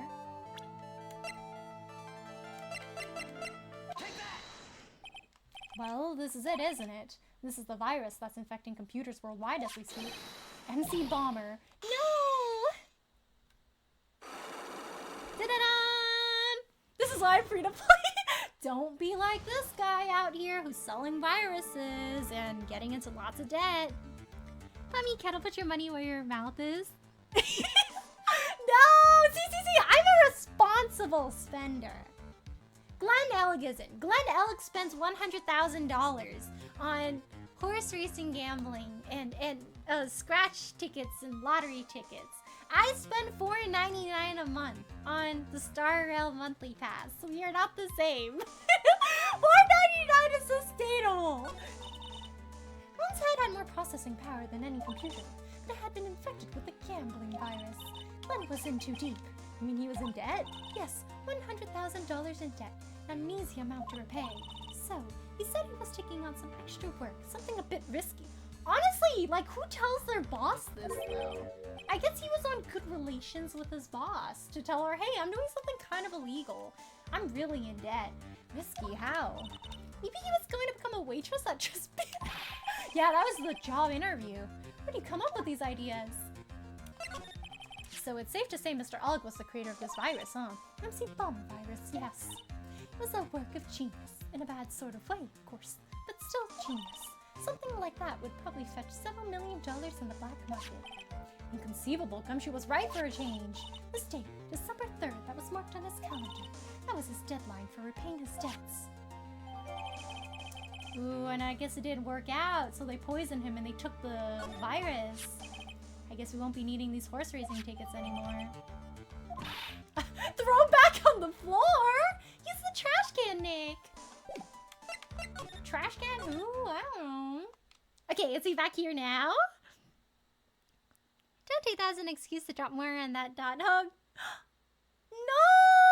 But I love it! I gotta! He's gonna have another form soon! Bonjour, I have been waiting for you to return. Mr. Armstrong. Good timing. I was hoping to find you here. I would like to ask you a few questions. Well, he hasn't got anything to say to you fellas. Oh no, he's doing the negotiating right now. Oh, chin up. How you calling shinny up? Ah! Come out from under the table already, Maya. Okay, hand it over. What? You want to play games with me? I recommend that. The medical papers now. Oh, I think he wants Viola Catavarini's papers back. You mean this? The $1 million medical papers? Miss Catavarini trusted you. That's why she said that she helped you. Forget about it. That girl's dumber than an eggplant. Oh, that's not nice. You want to know what's sad? I'll tell you what's sad. It ain't only her face. She thinks she's got power because she's Bruto's little girl. Now that's sad. I can't let you have these papers tomorrow in court. I'm going to expose what you did to get the $1 million you used to pay this off. Are you crazy or something? I don't care if you want to give it to me or not. There's two of us here. You got that? Two.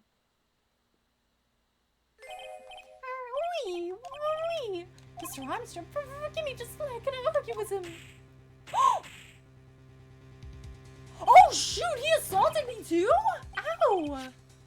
Is that all you've got? I'll be taking those papers now. Armstrong, get that lighter. Wait! No, Phoenix, you're supposed to take pictures of the evidence you get. How are we gonna prove this? Take it too hard, Phoenix, right? I'm so stupid. I shouldn't have let my guard down. Those medical papers were vital evidence. No, hold it, pal. Let's go, Gumshoe!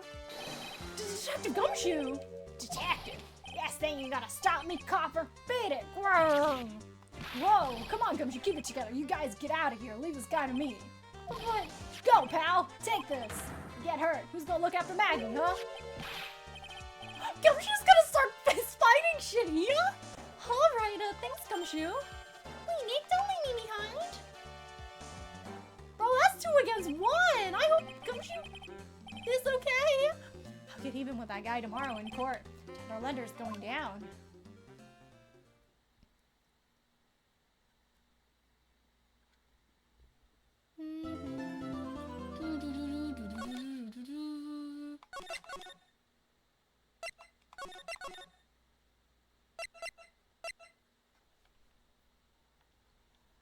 Let's go your something.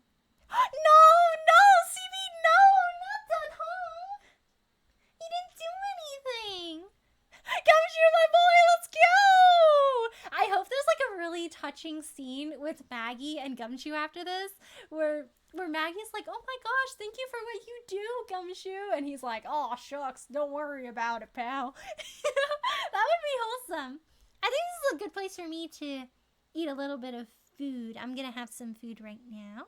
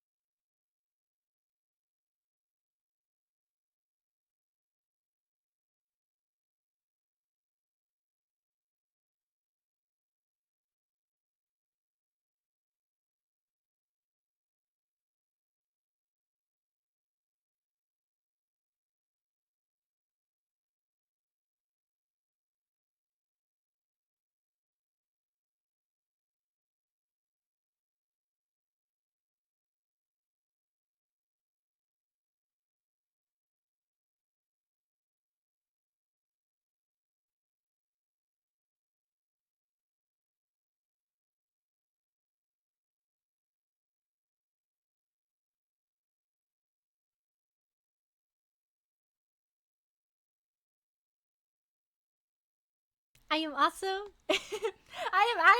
going to take a quick bathroom break right now. I'll be back soon. Thank you guys for waiting.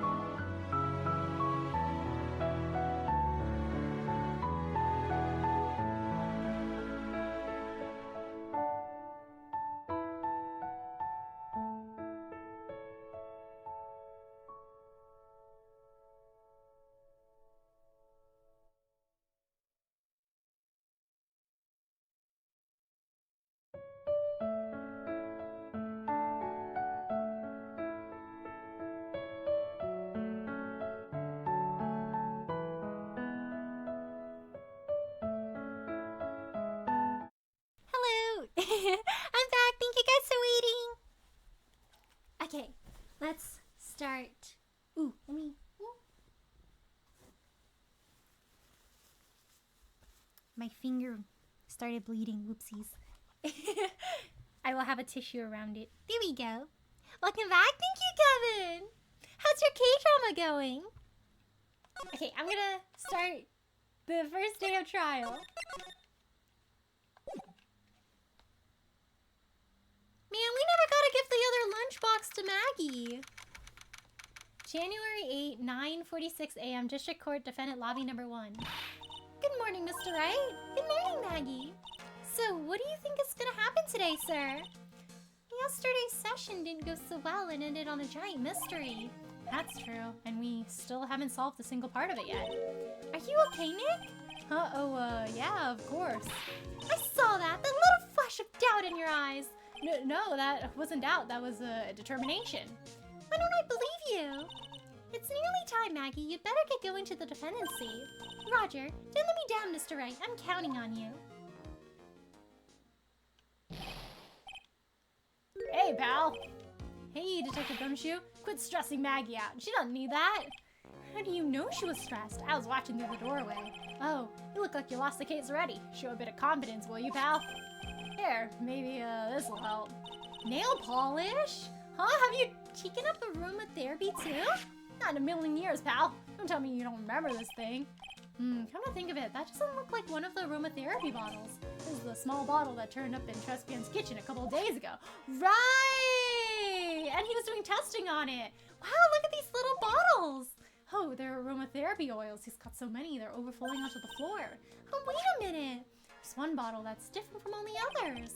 Well, what do you know? And it doesn't have a label either. And it doesn't smell. We finally got the analysis results back from the lab. So, what is it? Is it the poison? I'm afraid not, pal. It's medication. Medication? For who? Yeah, for ears. Topical use only, apparently. Wasn't he using a powder?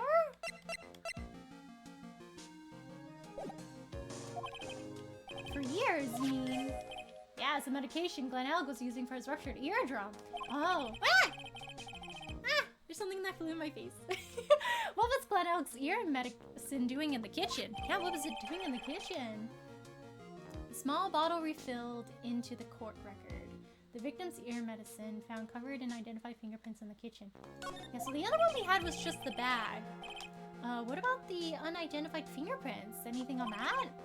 Someone screwed up, so they only had time to analyze the contents of the bottle. Oh man! Another hour and they might have gotten something on the prints, but that's gonna weaken its impact as a piece of evidence. Maybe like halfway! Gumshoe will walk in and he'll be like, hey, I got new evidence! Okay, pal, this is it. Make sure your defense is impregnable today, okay? Today's trial, I'm gonna expose that guy for what he's done, or my name isn't Phoenix Wright. Welcome back, thank you, Alpha. We're like 4 episodes in. Ooh, how are you liking it so far?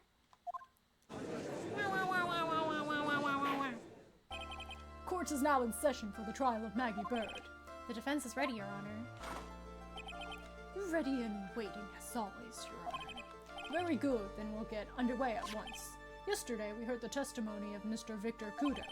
He claims to have witnessed the defendant putting a powder into the victim's coffee. However, the witness's testimony was plagued with a number of problems. The mark on the rim of the cup shows that the victim drank from it with his right hand. According to the old man's testimony, he picked it up with his left hand. Thank you, Mr. Godo. Furthermore, according to the witness's account, the victim was listening to the radio with an earpiece in his left ear.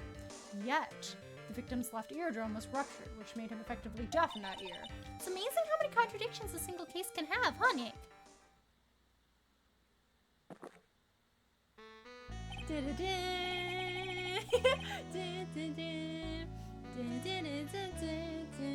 Ha! Allow me to enlighten you, Your Honor. The world, you see, keeps turning. We must turn with it. He's like, okay. You've lost me already, Mr. Godo. Don't let the mysteries of yesterday mystify you today.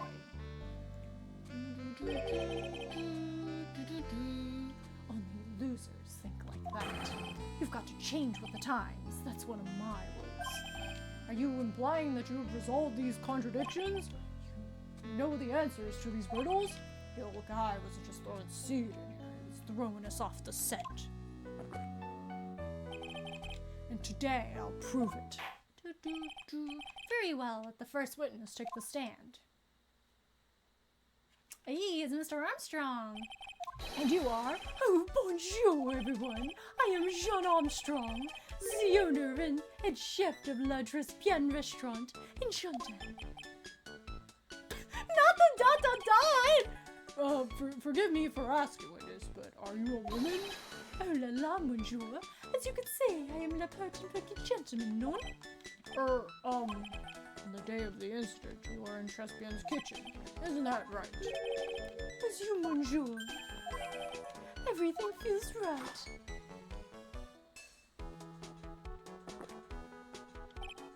Ha! Wow, he's totally unfazed. Doesn't anything intimidate this guy? Very well, your testimony, please, witness. Please tell the court what happened that day at Trespienne. Oui, volunteers. Everyone's just like processing. When it all happened, there were just 2 customers in my restaurant. I remember I was experimenting with some new art deco that day. Like having a large mirror between the tables, for example. Oui, perhaps that is what the old man was looking at. La cup, la earpiece, and la glasses. You have seen everything in reverse, no one? Oh, that would make sense. A mirror? Oui, one grand mirror. La most enormous mirror. What's going on? And suddenly the mystery disappears. Like I said, the world keeps turning, so roll with it. That would explain the coffee cup and the earpiece conundrum. The mirror would have made everything appear back to front. What the heck? It's way too early in the morning for this to be happening to me. Now then, Mr. Wright, you may begin your cross-examination. At Trespienne. When it all happens, there were just 2 customers. And who were the 2 customers exactly? Was, of course, the young man who died. And the other not-so-young man. You're referring to yesterday's witness, I presume. What about the other man Maggie says she saw at the table? Something tells me Mr. Armstrong isn't planning to disclose his existence. We need some hard evidence first before we can bring him up, don't we? I guess we'll just have to try a different approach for the time being. You were experimenting with Art Deco. How come I never heard about that before today? You're not familiar with the language of interior design, monsieur? Please stay on topic. Why didn't you tell me the court about this? Why didn't you tell the court about this before? But I did just a few moments ago. Excuse me, this deco you mentioned, are you referring to some kind of deculture? No, Art Deco. It is a style of design, Your Honor. He's talking about interior design, walls, ceilings, carpets, that kind of thing. Oh yes, of course, that deco. I was trying to achieve a more feminine look for my restaurant. I was planning the most bold remodeling of la decor. Okay, the first 2 aren't really helpful. How big of a mirror are we talking about here? Oh, something about 4 meters wide and about 2 meters high. Let's see, 1 meter is about 1 yard. Holy glass in a frame, that's huge. I was intending to install it on the ceiling eventually. The ceiling? Was there a mirror on the ceiling? I don't remember. My stone, I decided not to go through whiz it in the end. What should I do? Yeah. What's up with that mirror?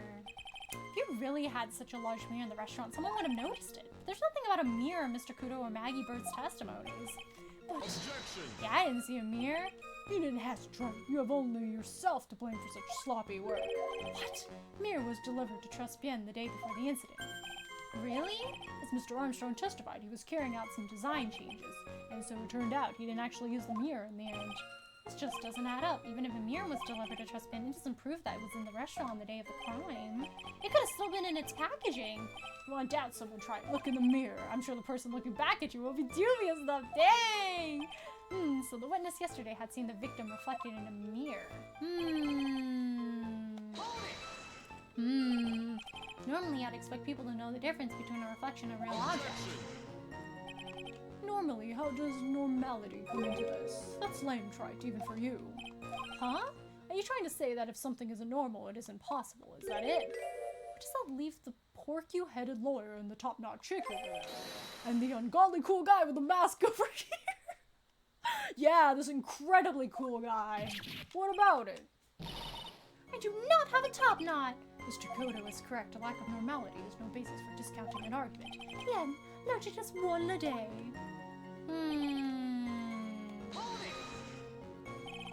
Everything? He would have seen everything in reverse? Wait. Hey Nick, we should take a sec and think about what Otsiri said in his testimony. He said that the earpiece was the same side as the arm that he drank from. So if they're arguing that there's a mirror, then it could be that he had his earpiece on the right and then he used his right arm to reach. How did he phrase it like again? The boy was wearing the earpiece on the same side as the green lens of his specs. No question, you can lock me up if I'm wrong, it's his left ear. And then he used the same hand to pick up the cup. If you saw everything he described reflected in a mirror, then everything he said he saw on the left was actually on the right.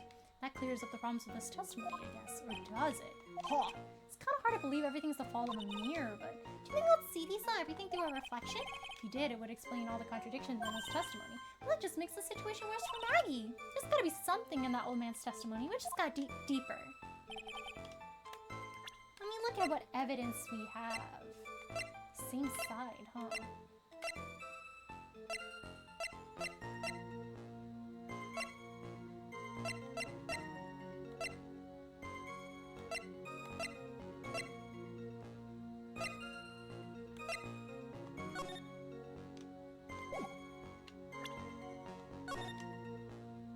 He said he sat on the table that was right across.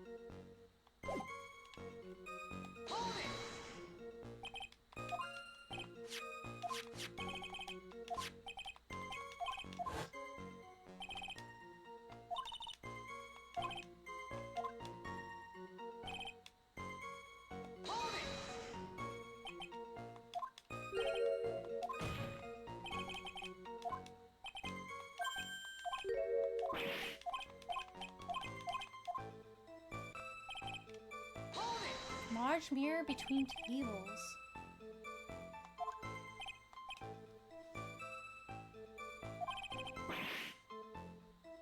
But if you put a big mirror between the tables?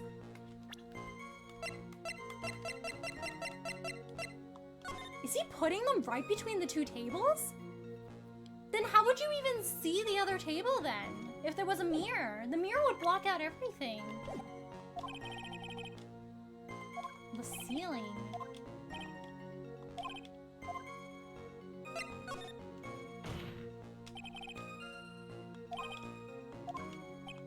Objection!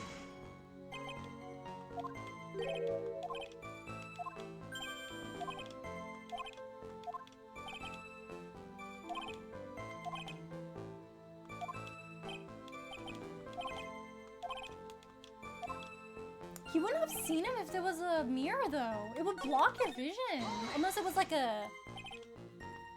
Like, if it was a conventional mirror, you wouldn't be able to see, like, into the mirror and see what was on the other side if they placed the mirror right in the middle of the two tables.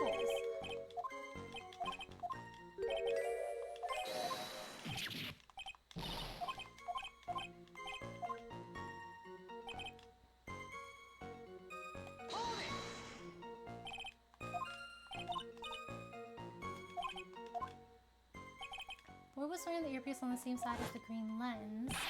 No question, you can lock him up. It was his left ear. And then he used the same hand to pick up the cup. And everything he said was actually on the right.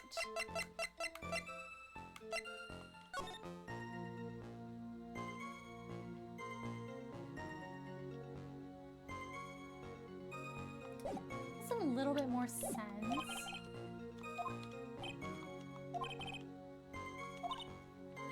The reflection's a little weird. Something about the reflection.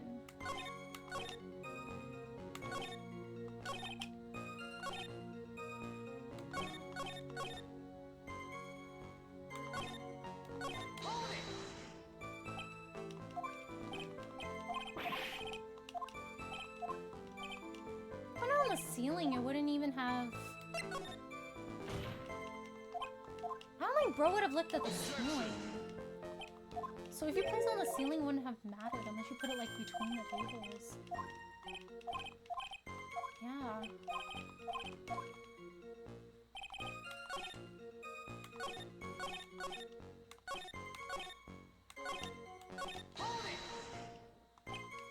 Objection!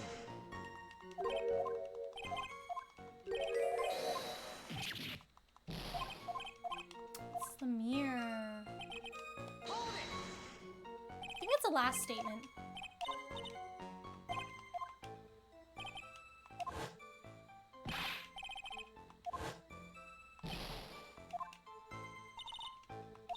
Then it would have been on the right. It's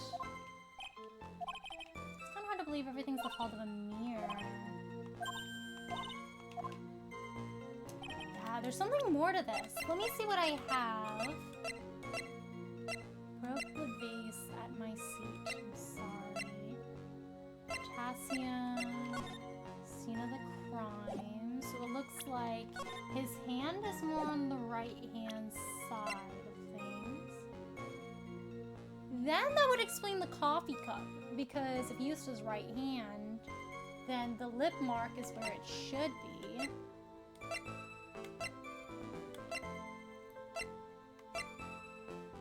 Meet with the tiger, the virus, 10 minutes of your life.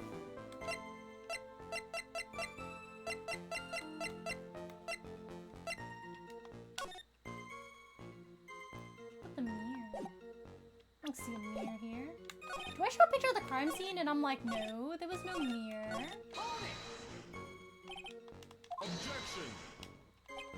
This is the perhaps statement, so I don't think you would present on the perhaps statement. It's probably the last one. The third one had a follow-up, but the third one as a standalone is just like having a large mirror, for example.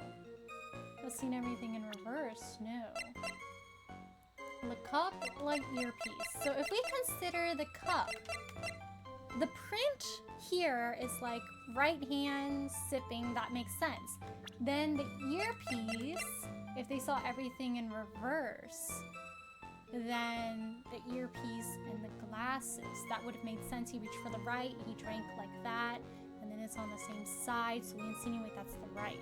That would have made sense, but there's something else here that is not matching up. The thing is, it's like, if you saw everything in reverse, he's sitting at that table right here, so it's... He could have picked up the right, then you're saying. I forgot what exactly he said about, like, the sitting part. Crime scene. I feel like the crime scene photo is a little... It might be the crime scene photo. Like, there is no mirror. Where's the mirror here? I don't see a mirror in the picture, but then they could also argue that it was like partially cut off or something. Partially cut off. We've seen everything in reverse. That's assuming there was a mirror, but we need to find evidence that there wasn't a mirror. And I think showing the crime scene photo would be the strongest. No, it's not. It's not. Maybe it's the floor plan. Maybe it's the floor plan. Let me revisit this. He would have seen everything in reverse. He said he was wearing on the same side. So... saw everything, then it checks out. The fall of a mirror. Something in the old man's testimony. Okay, let me go through this again. There were just two customers in the restaurant. The young man and then the old guy. But we don't have evidence that there was another guy just yet. I feel like this is going to come up a little bit later. We need to talk about the mirror first. You were experimenting with Art Deco. It's something like we have to find a piece of evidence that proves that there was no mirror.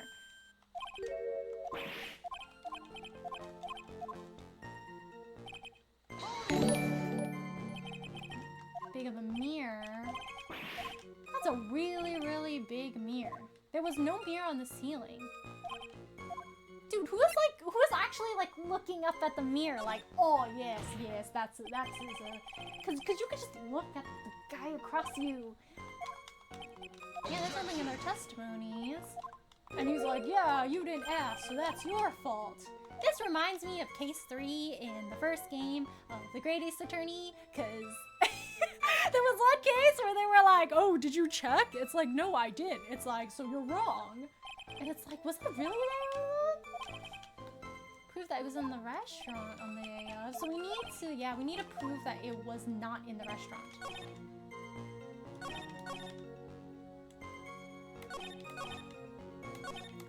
It's not these two. This is a perhaps.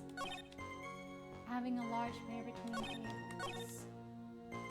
I feel like the last statement is very like, it's very strong, but also the third statement gave us a follow-up. So I'm like, Okay, I feel like the strongest ones are like the floor plan or the crime scene photo. Because if we insinuate there was like, you know, the other stuff checks out, but we need to find something that proves there wasn't mirror, so... Maybe I'm just presenting on the wrong statement. Because I don't see a mirror here. Or it could be like floor plan where it's like, no. He was sitting there, why would he look at the ceiling? Okay, so 2 pieces of evidence. So I'm gonna test out something here and see if it has to do with the statement. If not, then I'll take a look at the floor plans. No, it's probably the floor plans. So it's not a statement issue. It's an evidence issue. Yeah, I'm like, Let's see. So what do we have? I broke the vase at my seat. I'm sorry. Died of potassium cyanide poisoning. Seen here.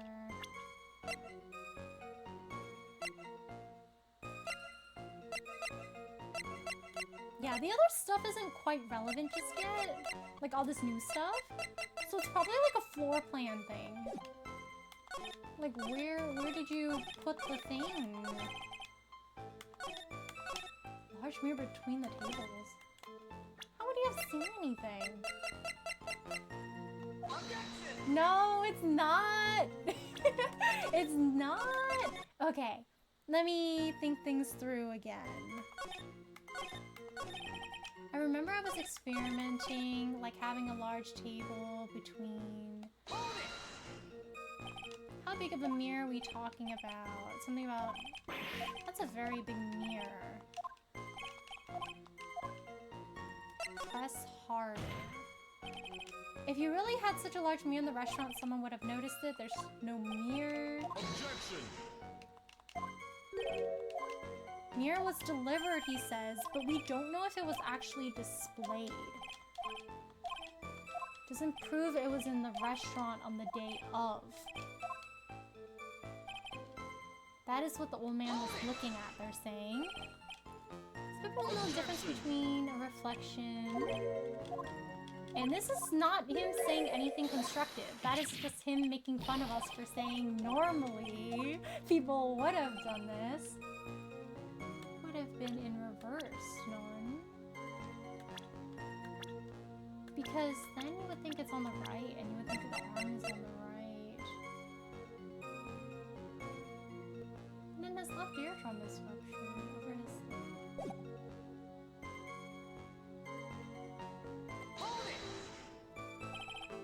Let us know if you're stumped. Okay, thank you, Kevin!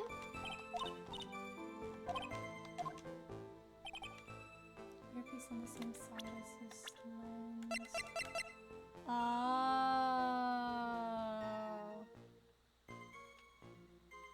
I have to remember presenting profiles as a thing I can do. I have to remember I can present profiles. Left. Yeah. That's true that he was wearing it on the left.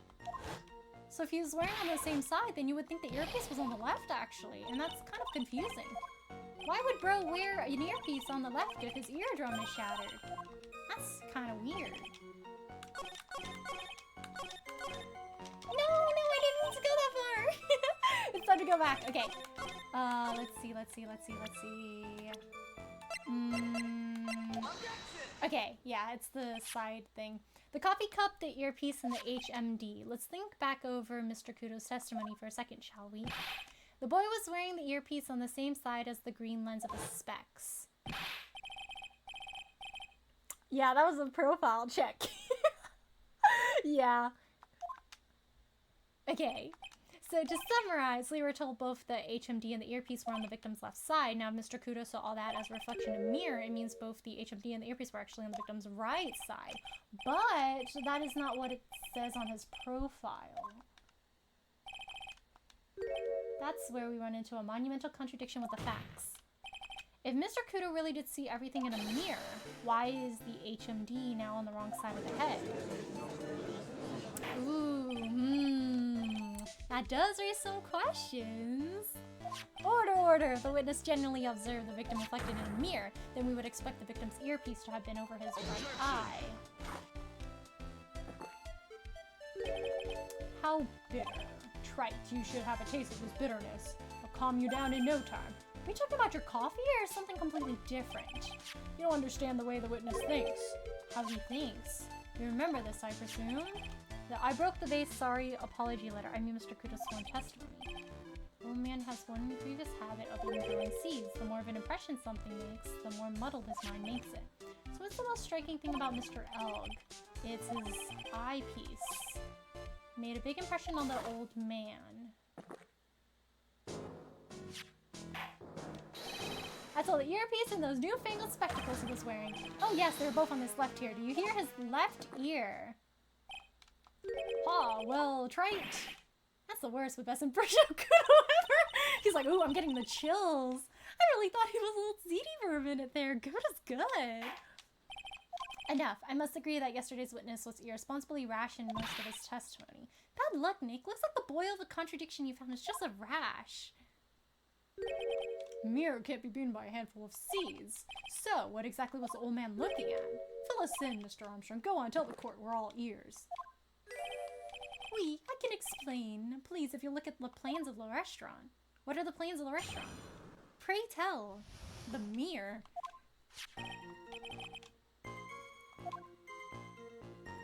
Okay, the victim is sitting... Dude, who's putting a mirror in the middle of the restaurant like that? Maggie's gonna run straight into it. So only one seat from which you could have seen an image of the victim. Didn't we establish that he was sitting, like, on the other booth? The one that's, like, closest? When a terrible incident occurred, I moved the mirror so it was not in the way. Actually, I did not touch anything else. See no problems with the explanation. This could have seen the victim. The victim would have been facing him. Oh! Sorry, I missed this! Hello, hello, Bravo! How are you? Thanks for stopping by today. Thank you so much for the follow. I really appreciate it. Thank you. How are you? That's a very bizarre place to put the mirror. Right? Because, like, how are your waitresses gonna walk? I'm not buying this. That's not practical. That's not practical at all. It's a rare occurrence. I don't blame you for forgetting to present profiles. Thank you, Kevin. I forget. Like, when I think, like, evidence, I'm just like, oh, like, this, right? I gotta remember. The profiles are very important. I think they started the profile thing in, like, the second and third game, right? Like, I don't think it was a thing in the first game. What a naughty little coquette I am. Where are your bows? Where are your bows? That's not very coquette of you. We can keep up, except... Oh, whoopsie. My mic fell over. We can keep up except for the guy breaking out in a cold sweat over there again. Or I hate that guy. You said you didn't touch anything else apart from the mirror. Are you quite sure? Are you sure? Are you sure, sir? Are you sure? The mirror. So the mirror was in the middle of the restaurant. There's only one seat.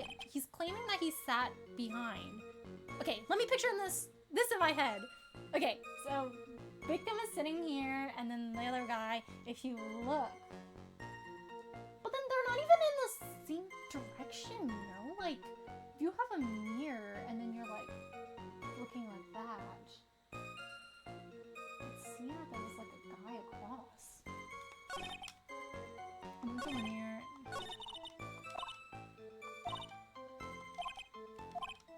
Yeah, there was no mirror. The mirror was here. Are we really? You sure? Yeah, I wouldn't put a mirror there. That's in the way. Look who's talking trite.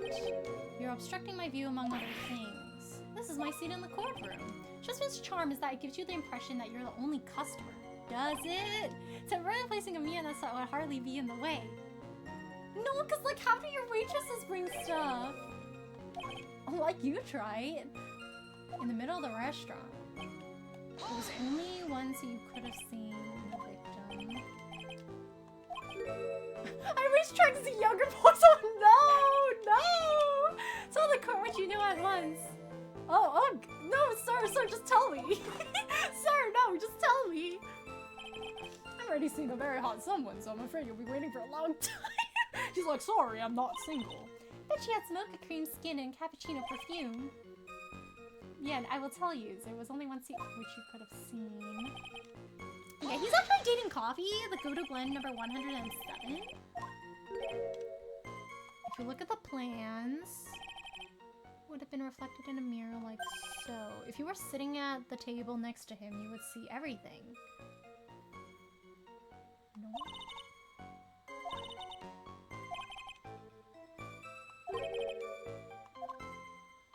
No, it's the placement. The placement's weird. I'm sure he was sitting at the other table that was next to the victim's table. Moved here. He's like, I'm just strong. Goat actually laughed at something. Do you move anything else? I look like the approaching type, no? Naturally, he did not do anything else. Are you sure about that? I touched nothing else except the mirror. Mr. Wright, is there something the witness has said that doesn't match the crime scene? No, not the essential oils! To your coffee? Should you be putting those essential oils in your coffee? Let me revisit the last part again. Yeah, it's the placement. The old guy did not sit in the right placement.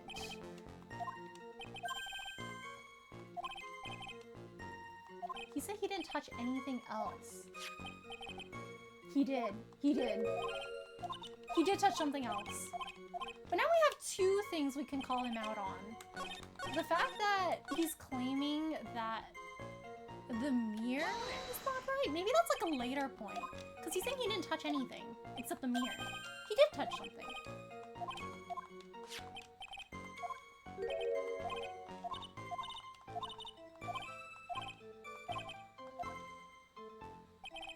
But I don't think that's the main point here, because if it were the last statement, I'd be like, yeah, you took that, you took the lottery ticket. But that's not the right lottery ticket, it's the other one that he pocketed.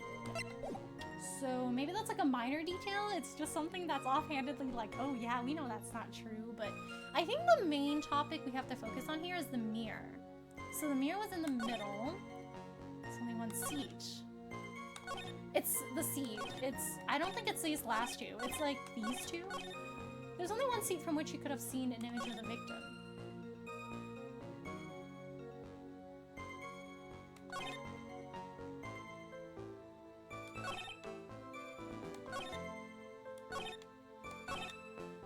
I mean, you could have just looked over and also seen the guy.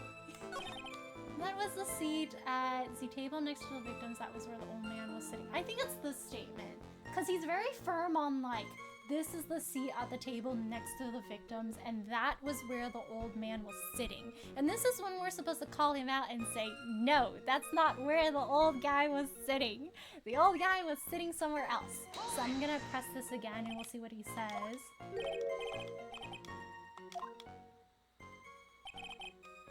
Dude, there's a gap! If Victor Kudo was sitting, like, at the seat closer to the exit, he could have still peered at the other guy. Like, you don't have to do this whole mirror thing. He would have seen him anyway. Like, who's looking through the mirror and being like, oh, the guy next door? No, I think he's still sitting at the other one. No, I think the old man was sitting... The old man was sitting here. Oh, I don't have a cursor for here. But I think he's sitting at the other one. Now, how do I prove? That was the only seat. No.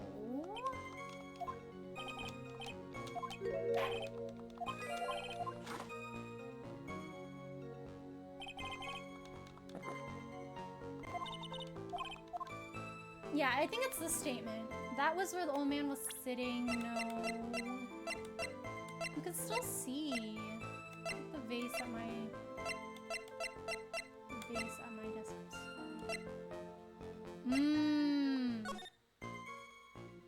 The vase. The vase is not broken here. The vase is not broken. The vase is a sign that he was not sitting there and he was sitting in the other location. I don't think this is one where I can prove, like, I shouldn't present the floor plan and be like, no, he was sitting here. I think that's gonna be a follow-up, so I think I should present the evidence that proves that. Probably the vase, maybe.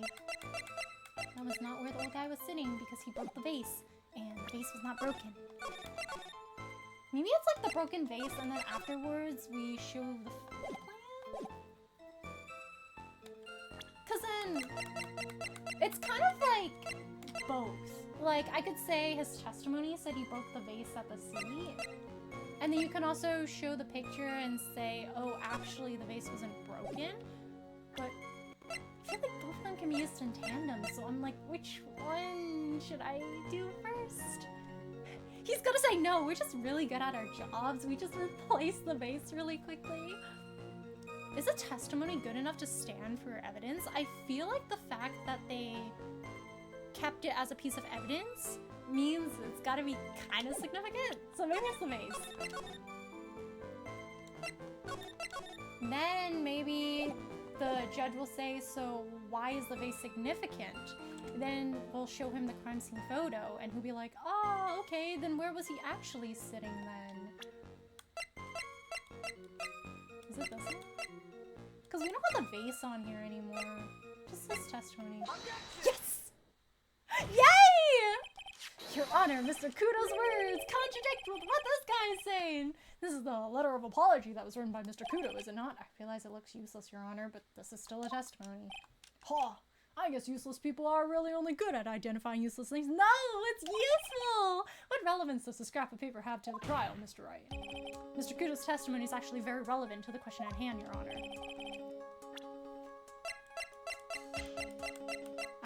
there we go. Now we present this one. The crime photo. The vase is not broken. Yes, this photo clearly shows something that theoretically should not exist. What on earth do you mean by that, Mr. Wright? Should not exist. Looks like you're describing your— Oh no! Now then, if the defense would please clarify its statement.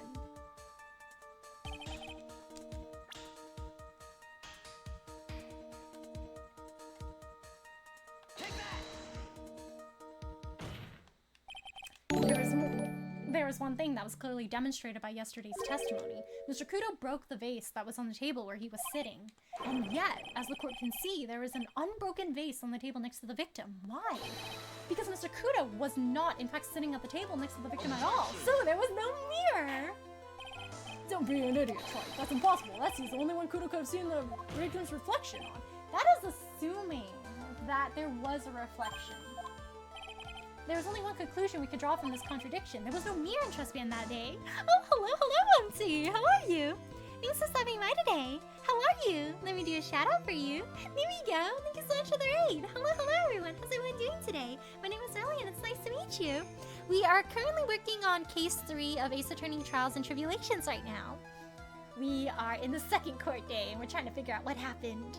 But, aside from Ace Attorney, I also play Honkai Star Rail, Pokemon games, Farm games, the Devil May Cry series, and the Yakuza series. But hi, how was your stream? What did you play today? I hope everyone's doing well. I'm amazed he can slam his coffee mug onto the desk and not spill any of it.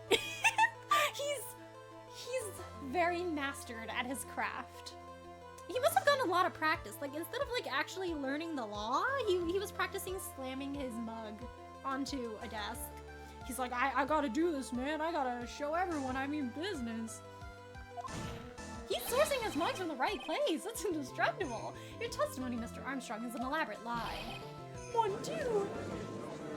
Objection! Don't try to confuse the court, Trey. Obviously, the witness cleaned up the vase while the police were taking their time getting to the crime scene. But then there would still be like a wet stain. Unfortunately, Mr. Godo, that doesn't quite work for me. Mr. Armstrong already testified to the contrary. In his own words, I did not touch anything else except the mirror. Well, witness, what do you have to say for yourself? Sniffle. I was right, there was no mirror in the restaurant that day. In light of this revelation, we return back to the original problem. Why did the victim have an earpiece in an ear in which he couldn't hear? Unless he's faking it. He has dealings with the doctor, and the doctor was like, yeah, I'll write you up a note.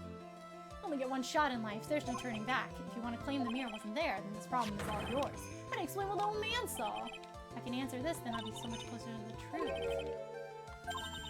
What do you mean? Remember what Maggie told us?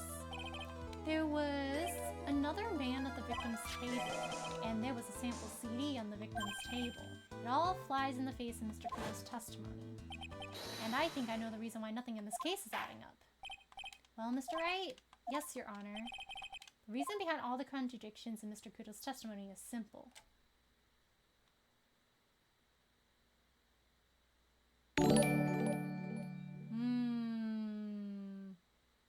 It was the ear doctor! He did it! Ah!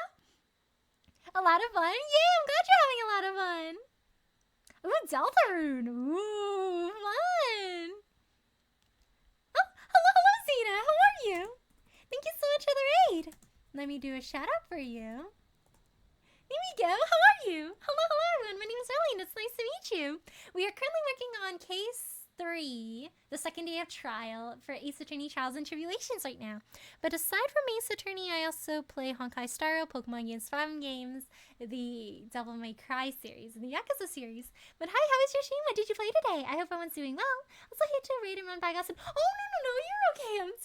Thank you so much again for the raid. Take care, Russell. Sleep well. Good night, and thank you so much for stopping by today with the raid. Thank you, and take care. Good night. Hi, how are you? How stream is going well? It's going well, thank you, Zena. We're trying to figure out what happened in this case. Right now, we're trying to figure out if this one guy that presented his testimony earlier is capping or not. The victim was a phony. Everybody was a phony. No, I don't believe that's the case. The ear doctor made a mistake. Mr. Kudo made a mistake. Mr. Kudo just does not know his left and right, you know? Like, he's not great with that. The ear doctor made a mistake. Because the thing is, why would he be wearing an earpiece in an ear that he's, like, busted? Left eardrum was ruptured. What if his left eardrum actually wasn't busted? The doctor's not very qualified, is he? Played 7 Days to Die. It was survival night. Oh, dang! How did it go? And things are going well. I'm finally able to start getting back on track for preparing for my 1.0 debut. Oh, nice! I'm glad! Yay! When are you planning on doing your 1.0 debut? I gotta think about this a bit. I think it's been, like, enforced pretty strongly that Mr. Kudo kind of remembers things that occur to him, like things that really stand out to him. Saying that he was flawed is like an easy way to shove everything under the rug, but I feel like it's too simple. And then the ear doctor made a mistake. I feel like that's kind of out of the ballpark. Like, I don't think that would have been the case. But also, like, the victim was a phony is kind of crazy because the guy died.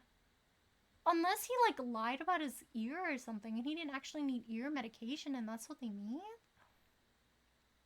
Sundays was Grade 2.0 dropped recently, so we're checking out the new things. They're so cool. Oh, nice! I'm glad. Oh, and Alpha, if you could please not tell me the answer, if that is the answer, I would appreciate it. Thank you.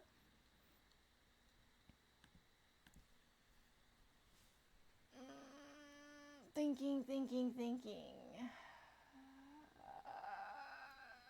My gosh, I'm like,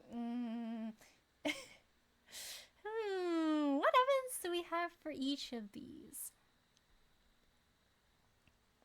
Don't overthink, trust in your gut. Okay, thank you, Alpha. But yes, if you could not tell me the answers for all of these, I would appreciate it. Thank you. If not, I will unfortunately have to mute for a time being just so I don't look at the chat and find the answer. But thank you. As for my 3.0 debut, I would love to have it by the end of the year, but time will tell. I've put this off for over a year now because of life. Ooh, yeah, life happens. I'm glad you have it all planned out, though. It's gonna be so exciting. Let's see.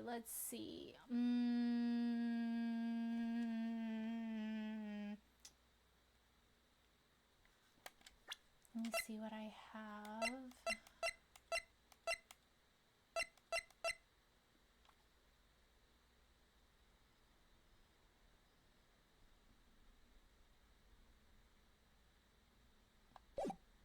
You know, if the ear doctor really made a mistake, that's a little concerning about his expertise. I don't know. Like, I don't think Mr. Kudo made a mistake, though. I wonder what Phoenix is gonna say about this, because, like, why would there be, like, unless they mean, like, the guy was lying about the eardrum? But he got, like, a doctor's note for it. But it is a little strange that he would put an earpiece in his left eardrum if his left eardrum was shattered. That doesn't exactly make sense, so it might be this one. It's so weird. This case is riddled with contradictions, yet there is one very simple answer that clears them all up. and what is that? The incident Mr. Kudo witnessed and the incident the victim experienced are two different... Huh? Two different events? Yes, the victim that Mr. Kudo saw wasn't Mr. Glenelg at all. Huh? There's an imposter among us? It was an imposter, a phony pretending to be Mr. Elg. Obviously, unlike the victim, there was nothing wrong with the imposter's left eardrum. That's how he ended up wearing the earpiece in his left ear by mistake. But he had the CD there. Huh?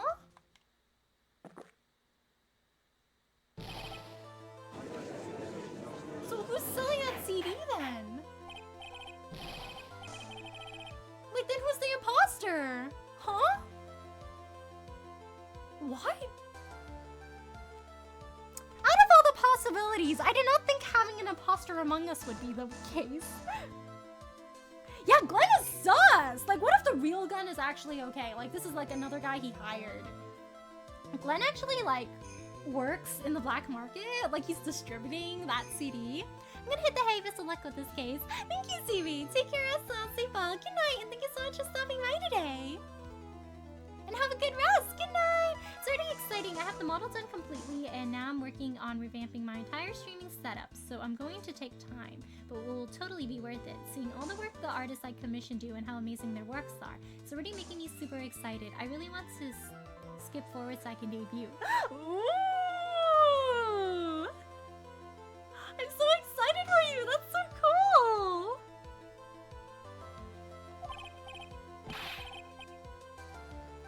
Would you say your design has like changed a lot from your current design? Or is it like reminiscent? Yeah, there's an imposter among us. Quiet, Gramps. Why don't you clear out of here, huh? What did you say? Trey, are you saying that what Mr. Kudo saw was a setup? Oh, to like create like a fake testimony? Someone pretended to be Glenn Elg and acted out the whole coffee poisoning. As for the express purpose of creating a witness out of one Mr. Victor Kudo. Huh? What? Yeah, why would anyone want to do that? That's crazy. The thing Mr. Kudo was insistent about in his testimony was she put something in it. That's a serving girl. Right there in the defendant's chair, I remember her well. Oh, that's so weird.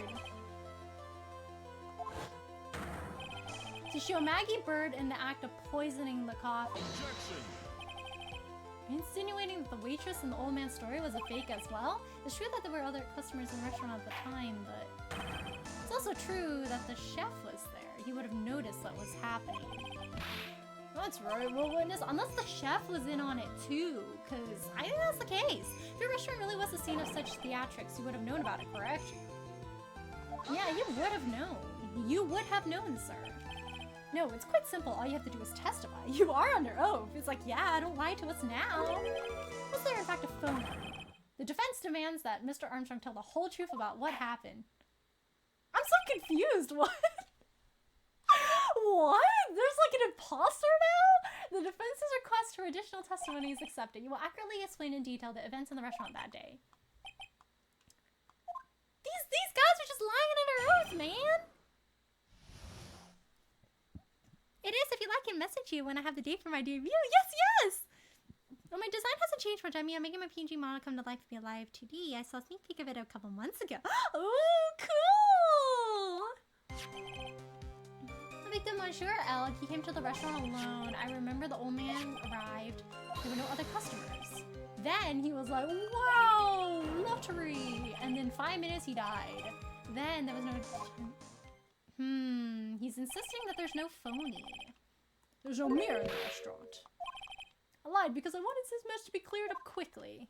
By incriminating someone wrong, yeah, you're committing perjury. I think debt will be the least of your worries. I will decide how to punish you later.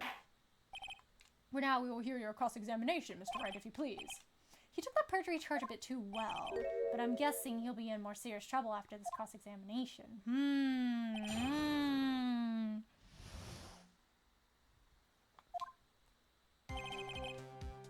The victim, Monsieur Elg, he came to my restaurant alone.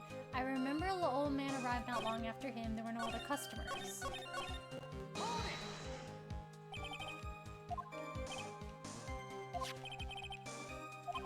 She says there was another guy. So what's going on here? But what if that's the fake one? It's not coffee, it's love. It's love that's bittersweet. Then the old guy arrived after, he said. It's special, I'll give you that. It's worth a sip just for the experience. It's especially bad. I said it was worth one sip, but nothing more. So old Mr. Kudo arrived at the restaurant around the same time as the victim. Maybe I should ask for his. Out of curiosity, about what time was it when Mr. Kudo arrived? Oh no, I cannot remember. I believe we were told by a witness yesterday. The crime was reported at 2:25 p.m. by a kind of scary old man, sir. Is that perhaps jogging memory? happened about 20 minutes after he arrived. So the victim must have arrived between 2:10 and 2... Oh, after 2... After 2, huh? At least one person is in a good mood. He's even humming a song to himself. Just after 2.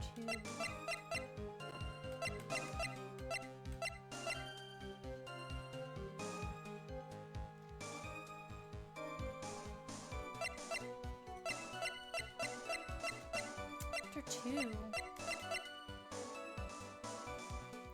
And the guy was listening to the lottery stuff at 1:30.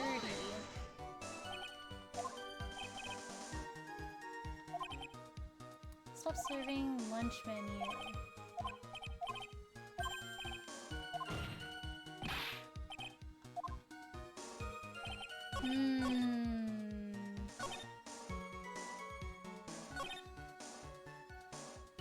It's the 2. The 2 is questionable. Objection. And the victim...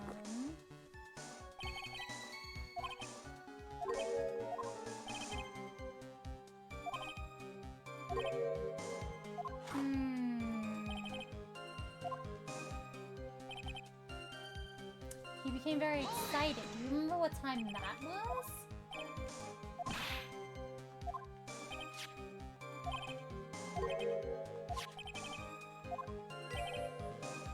Oh man, everyone's like choking.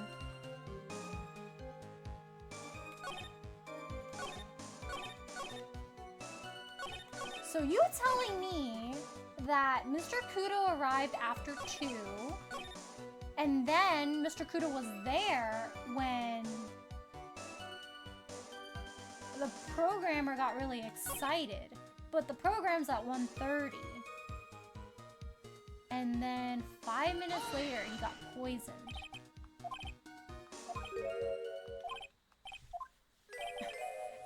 Is the renowned chef Jean Armstrong and the tragic poet. Oh my gosh, he tells people his poems!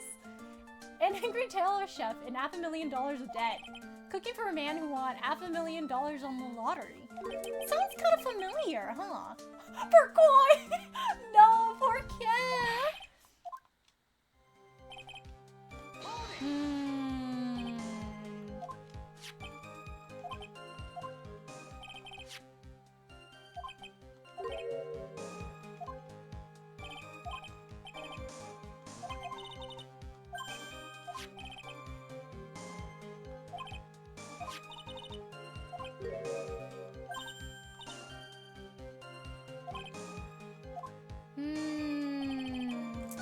The time.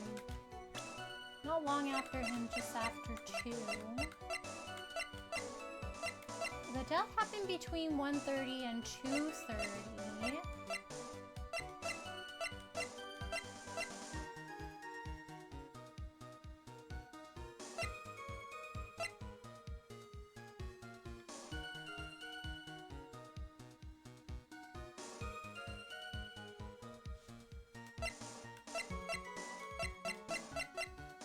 I think it's the Millionaire Radio Flyer.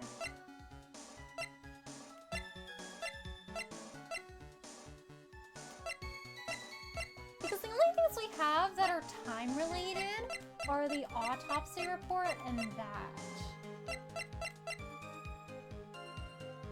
10 minutes of your life. 10 minutes of your life. There we go. There we go. The program only lasts for 10 minutes. So there's no way Bro could have arrived at 2. There we go. There we go! Yay! I'm afraid I finally got you, Mr. Armstrong. What do you mean? At the time in question, the victim was listening to the radio with his earpiece. The show he was listening to was Millionaire Radio. Each week they announced the winning numbers of the $500,000 lottery ticket. Oi, that must be the show Monelg was listening to. I can't see any problem with this testimony, Mr. Wright. I wonder. You say the victim arrived at your restaurant after 2, correct? Oi, I'm sure of it. I remember it perfectly now. I know it was that time because I just finished serving the lunch menu. Get to the point, Trite, if you have one. That show is broadcast live at 1:30, and it claims to be the most thrilling 10 minutes of your life. It's on the air at 1:30? Now, supposedly, the victim made some noise when it was announced that he had won. Bro's panicking. Yeah, I don't believe his cry of joy could have occurred after 2. Because the show had already finished more than 30 minutes earlier by that point in time. None! This victim we've been told about has done nothing but the impossible. Listening to the radio with a ruptured eardrum, catching a show that was already over, there's only one conclusion you can draw from these facts. This victim was an imposter, acting out the poisoning 30 minutes after the real murder. Yes, there were 2 Glen Elgs in Trespian that day. The real Glen Elg, now dead, having been poisoned by the real killer. And the phony Glen Elg acting out the events for Mr. Kudo to witness. So who's the phony Glen Elg then? Certainly seems that way. I mean, if that wasn't the case, how could you explain the time discrepancy? What a performance trait. You were almost on a roll. Crazy things happening in the courtroom today, but sadly you lack the rock-hard foundation of rhythm to build your song. This is Music Theory 101? Let's recap. According to your imaginative theory, it's now just after 2. The phony Elg is performing a play for the benefit of Mr. Kudo. How do you explain then where the real Glen Elg is? Buried somewhere? That's certainly the obvious conclusion. Thank you, Trite. That's exactly what I was hoping you would say. What? Now I presume you could prove this theory of yours. Can you explain where the missing corpse went to? The missing corpse? There's only one other customer there. That customer was the phony Glen Elg. And where did the killer hide the body of the real victim? I don't know! I'm just searching his basement? Prosecution has a valid point. Huh? Where am I supposed to find this? Some facts, but I don't know. Show the court a piece of evidence that proves the body was in. I don't know. I don't know.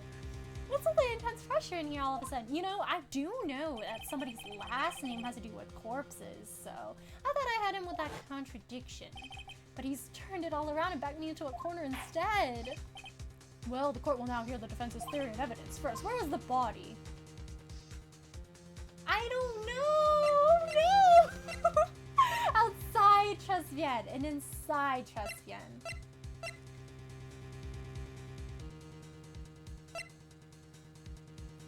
What if he's sharing the aromatherapy because it smells like the real Mr. Elg in there? So he's like, oh yes, you could use some sandalwood. Have some sandalwood. And it would make sense why he kind of like doesn't want us snooping around, you know, like in his kitchen. But where would he be if he was outside Trespian? I don't know actually. Because where could he be if he was not in there? You know what'd be crazy? Let's see. I don't know. I guess I'll do a yes. Would have been too dangerous to take the body outside. Also, they didn't have enough time, so it's probably inside. Oh no, is it in the oven? Oh. But where could a body have been hidden inside a restaurant? Perhaps you could care to share the court these plans? Dude, I think it's in the kitchen. I see. Can you back it up? No, not really. Where's the evidence that proves the body was hidden in that location? It kind of smells in there. Let's see. What was something we found in the kitchen?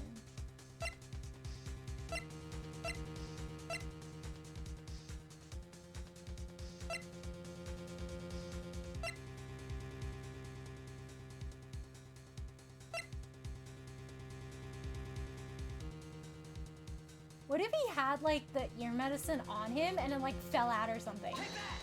I don't know. Is it? Mr. Armstrong, do you recognize this bottle? No. I've never seen that ugly bottle before in my life. I only use the very best bottles, monsieur. The highest quality only for me. Where's that bottle found, Mr. Right? I bet it was like in his pocket or something, and it like rolled out, and then he was like, oh, what's this? I'm gonna put it in the corner. Interesting enough, Your Honor. It was found in the kitchen of Trust Bien. Quoi? I only ever use these bottles for my aromatherapy oils. But this bottle doesn't contain aromatherapy oil, Mr. Armstrong. No, it contains a medicine. What kind of medicine? I'm sure everyone remembers, don't they? That Mr. Elk visited an otolaryngological clinic and was given medication that day. You can't be serious. The defense had the contents of the bottle analyzed, and I have the lab results here. The contents of the bottle match the prescription that was given to Mr. Elk. Ooh! Glenn Elk's murderer hid the body in the... Ew! And you're telling me Mr. Armstrong was cooking in there? And I ate the food from the kitchen that the real Glenn Elk was in? Oh, it's nasty! I did it, yeah! That's nasty, man. At which time this bottle fell out of the victim's pocket. And he probably just like put it in the corner. And then what occurred? Didn't you say you were in the kitchen? Mon Dieu! Yes, you know what I'm about to say. It was you who hit the victim's body. You did a fine job pretending to defend my client, Maggie Bird. However, you were setting her up to take the fall behind the poor girl's back. Dang, not the best boss, are you now?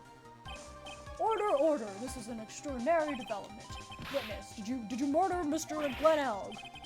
Never. I could not do such a horrible thing.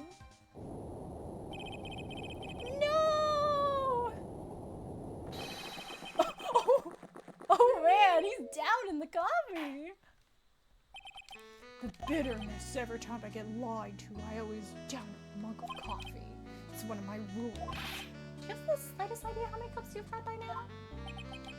You think Goto's stomach ever hurts? Like, do his hands ever start shaking? Then I like to do the same to the person who lied to me. I like to take them down with my empty cup. Listen out, chef. What about a brand new flavor in your ear, my age-efficient friend? Jesus, demand my pardon, please. You must hear me out. It's a trap. Listen to me, por favor. Yo hablo español, Mr. Armstrong, and por favor is Spanish. Wouldn't it be crazy if he, like, actually grew up in France, but he, like, enjoys the French aesthetic so much? He's, like, learning French, pretending he's from France. I mean, with the magazines in his restaurant, it checks out. I'm only gonna ask you once, did you do it? None, absolutely none. Let's hear it. You've got one shot, right, Gramps? Witness, the court will permit you the chance to make one final statement. If you lie under oath again, Mr. Goto's coffee mug awaits you. As does my gavel. It is clear. Do they always say in the movies, I've got a bad feeling about this? Okay, what are you gonna say now, Mr. Armstrong? You've lied to us multiple times. You have committed perjury. So what, what are you gonna tell us this time? What are you telling us this time? It is true. I ate the body in the kitchen. A man forced me to do it. I had no choice. And it would make sense because anyone that owes that guy money has to do its bidding. I had to go along with it because there's a reason why I cannot I wonder if we present the reason now. We probably present the reason why he couldn't have refused.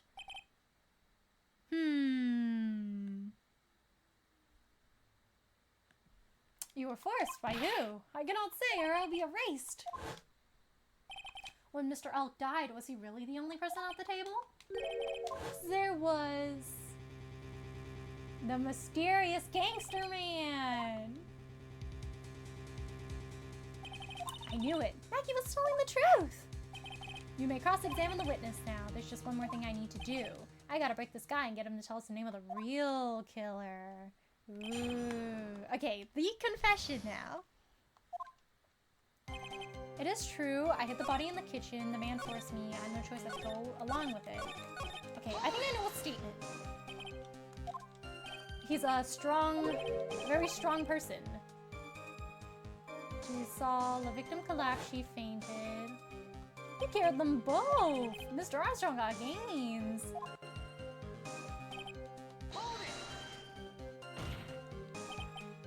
Yeah, who is this guy? No, I cannot say. I fear for my life.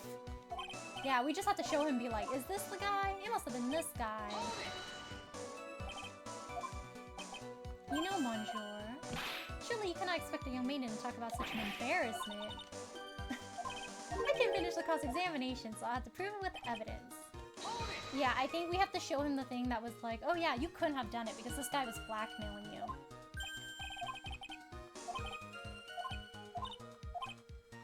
Yeah, he really does not want to say.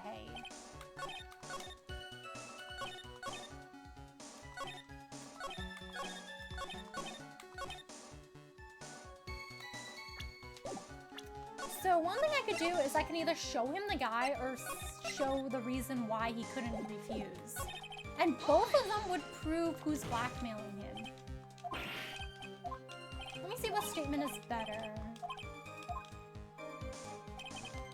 Maybe it's this one.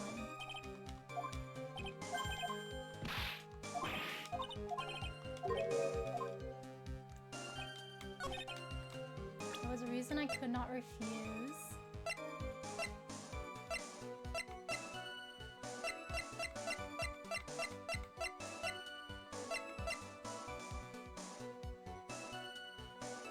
Maybe it's too early, because then we'll have to explain, like, what Tenderlender is, who it is.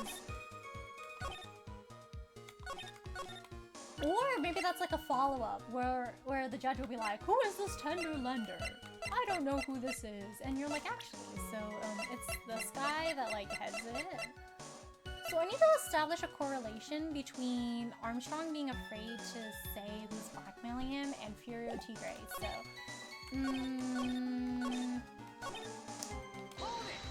man forced him. This isn't a contradiction. This is more like showing him.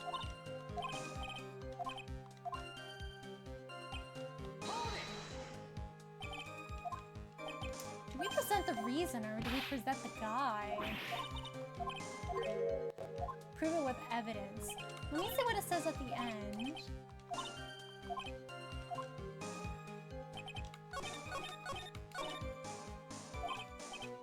He really doesn't want to tell us who the killer is.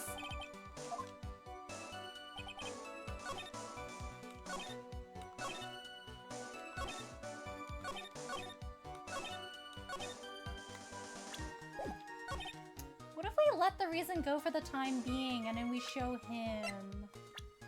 Because it might be too early to present like the Tenderlender thing because we haven't established the correlation between Tenderlender yet and who that mysterious man at the table is. So we might just present his profile right here. This is like a very profile heavy case, huh? There we go. Here we go. Yeah, we can show the profile. Let's end this dance of Ring Around the Rosie, Mr. Armstrong. This is the man that you're referring to. Oh, who was that? I feel like I've seen him before. Why does he look so similar to you, Mr. Wright? Hello, Shane. How are you?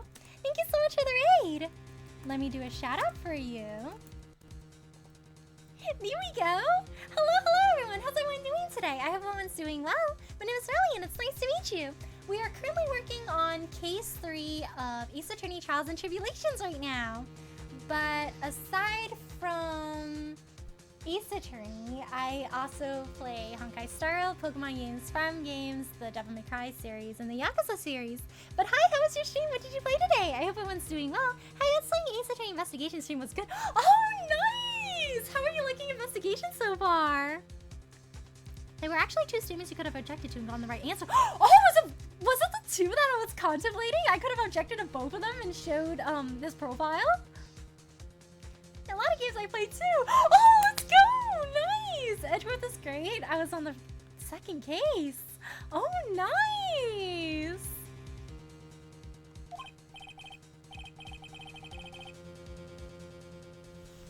I want to play investigations too. It sounds like a lot of fun. Oh, I don't know, maybe a month ago in this very courtyard? This man is Furio Tigre. He's the manager of a loan office called Tenderlender. And now we show the correlation of Tenderlender and this guy. There's no point trying to hide the truth anymore, Mr. Armstrong. I know you couldn't go against Mr. Yeah, there we go. We got it! $500,000 loan from a black market loan shark. And you had no way of paying it back, did you? That's why you were forced to do anything that man told you. Just as you say, Mr. Armstrong. The tiger, he told me he was going to use my restaurant for a business rendezvous. On the day in question, he was meeting the victim to demand he repay his loan. I don't know why it's happened like that. I just did what he told me to do. I had no choice. I carried the body and the inconscient Maggie out of the dining area into the kitchen. After that, I just try to forget what I've seen. I think we can safely say that the man who forced her hand was Mr. Furio Tigre. I do have one further question for you, Mr. Armstrong. The poison and the lottery ticket that were found in the defendant's apron pocket. Oh, so at least he didn't frame her. Making it look like it was Maggie who's done that. That was not just despicable. Maybe that was Viola. You will summon this Furio Tigre as a witness. I doubt that can be arranged today, so we will adjourn for now. Proceedings will continue tomorrow. Woo. 30 minutes. 30 minutes? The trial will go on, he says. I need half an hour to get that guy on the stand, and a minute more. Goto's got his connections. Don't sit back and relax yet, Trite. No one knows if that chef is really telling the truth. The trial could still go either way. Very well, your request is granted. We will resume once Mr. Tigre is ready to take the stand. Until then, court is adjourned for a 30-minute recess. This is gonna be like the longest 30 minutes of our life. Just waiting. Waiting for him to come. If you object to the third statement, it would have been right that the answer for the third statement is not Tigre's profile. Oh, so was it the document that I just presented? Oh, that's interesting. It's very similar to the base game, but it's not in VN style. Single case fits into a 4-hour stream pretty comfortably, so it's been a great stream game. Oh, that's good! Nice! Finally approaching the end of HSR 3.2 and oh, are you enjoying it so far, Kevin? Gosh, 3.2! It was so touching! Who's your favorite prosecutor in the original trilogy? Edgeworth? I'm an Edgeworth girly. I like Edgeworth a lot. Like, case 5 of the first game. Emma Skye is so relatable. She went inside his office and she's like, oh my gosh, I bet he looks cool waking up on his couch. And I was like, girl, you are just like me for real. I need to catch up on Genshin. I'm still all the way back in Spring. Wait, actually same? Like, I skipped a lot of like the exploration aspect of Sumeru and I did the first part of Fontaine, but ever since then I haven't played any more of the game. But I feel like there's like quite a lot of pretty good lore things coming out right now in Genshin, so like my eyes are open. This is like lore I like remember from right when I started, and I was like, oh, interesting. I'm glad they're circling back on it now. Edgeworth is great. Yeah, Goto's my favorite personally, but really all three are my top 3. Yeah, I like Goto a lot too! I love how like suave he seems with his coffee on his desk and how he just starts chugging coffee and he's like, whenever a witness lies to me, I chug like 5 cups of coffee. Sumeru exploration was badly designed since they locked it behind a super long quest and burned a lot of people out. Yeah, not gonna lie, but desert exploration is not my favorite.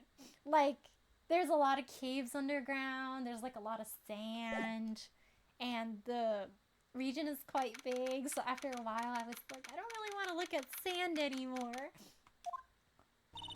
So we're finally going to see the tiger on the stand. We've almost got this case on now, Nick. Wish I could agree. When I cross-examined Mr. Armstrong just now, he said he was just doing what the tiger told him to do. But Goto picked up on it, remember? He pointed out that without proof, we don't know if what he testified is the truth. You mean, you think Mr. Armstrong is lying? I don't know, but if that's the line the prosecution takes, we could be in trouble. I get the feeling that we don't have the case-making evidence we're gonna need. I love how it's like, we don't have enough evidence, and then Gumshoe's like, hey, pal, you were thinking about evidence? I have something for you. I'm gonna check the water. I checked instant with Goto while I was doing his slides. As you should. You just gotta embrace it. That's the authenticity, right? Last stream, I was drinking coffee at the same time, and I was like, yes, my Goto blend number 107. Thank you so much for the knowledge change. I really appreciate it. Thank you. What are you so jumpy about, Detective? Your hair's standing on end. Hey, that's the pot calling the kettle black, little Miss Top Knot. It's not a top knot. Never mind about the hair. Just calm down, all right? I can't stand still when I don't have a job to do. I kind of get wound up. Oh, no kidding. You gotta have something you need me to do, pal. Anything. This is the last fight of the trial, by the way. Good luck. Oh, thank you, Kevin. Is it hard? I'm a little afraid. He's gonna keep denying everything, huh? Yeah, poor Maya. I'm gonna take a jog back down to the precinct. I could get some prints analyzed for you if you've got an hour. An hour? The trial would have been reconvened by then. But Nick, we still don't have a really decisive piece of evidence, right? True, without some kind of trump card to pull out of the bag, we're really stuck. You said you could get some fingerprint analysis done in an hour? You bet. In that case, would you mind checking the prints on this for me? Where's the thing?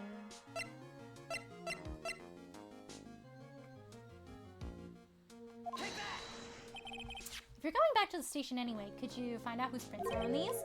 Oh, hey, that's the small bottle I gave back to you this morning, right? Yeah, I think it's time we solved the last mystery of who the prints on it belong to. Sure thing, pal. Actually, that's been gnawing at me, too.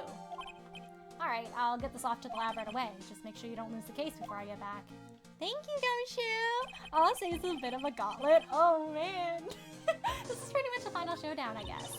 It's time to separate the phonies from the real guys. Oh, gosh, we in for an experience. It has a unique mechanic. Oh, nice. Do you remember Turnabout Big Top? Do you remember Turnabout Big Top is my foreshadowing? I want to elaborate further. Oh my gosh. Not Turnabout Big Top.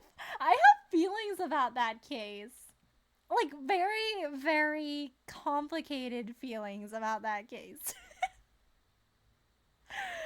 Oh, it is the case. It is the case. I want to elaborate further. I'm so curious.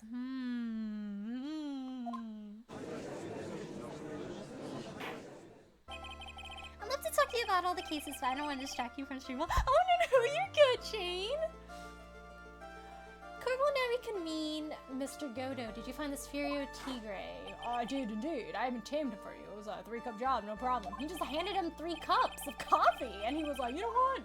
I'm locked in. We're good now. Be careful, he still bites. We gotta make him that extra strength cappuccino. Oh, he is very orange. Against that backdrop. Goodness, please state your name and I'll give a roar.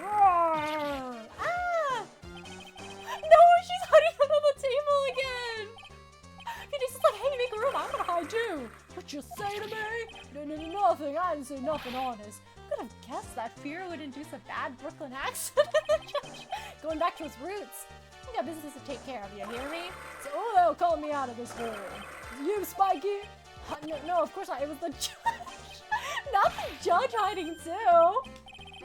I seem to have dropped my pen. Where on earth is it? That's crazy.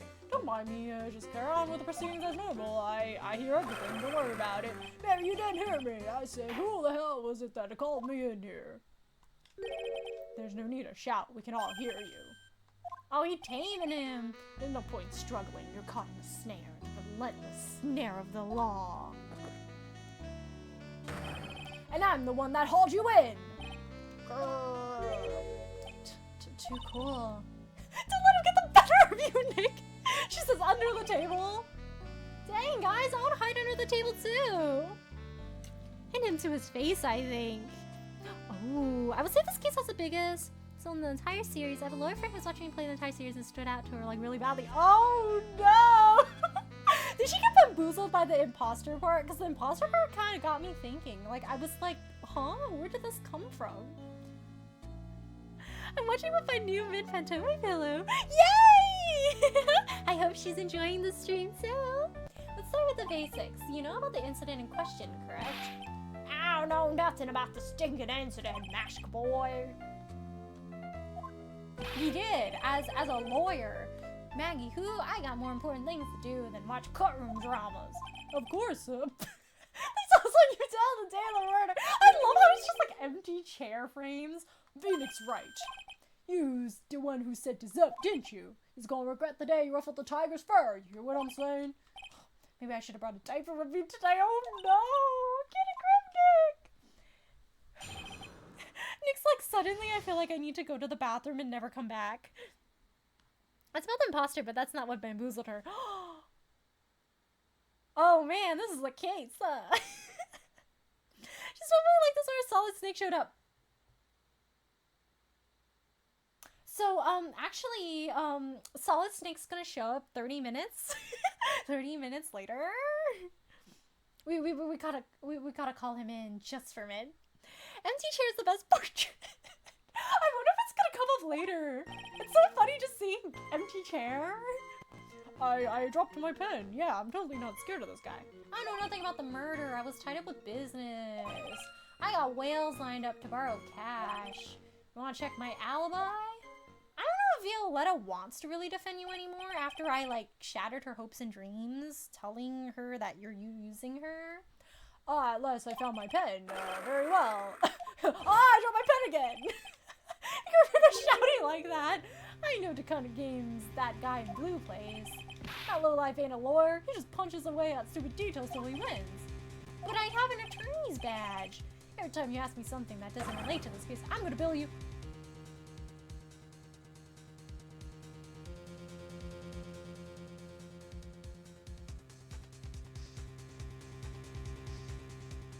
This is like Turnabout Big Top, isn't it? Every time I click on the wrong one, I'm gonna go bankrupt. And then I'm gonna die in court.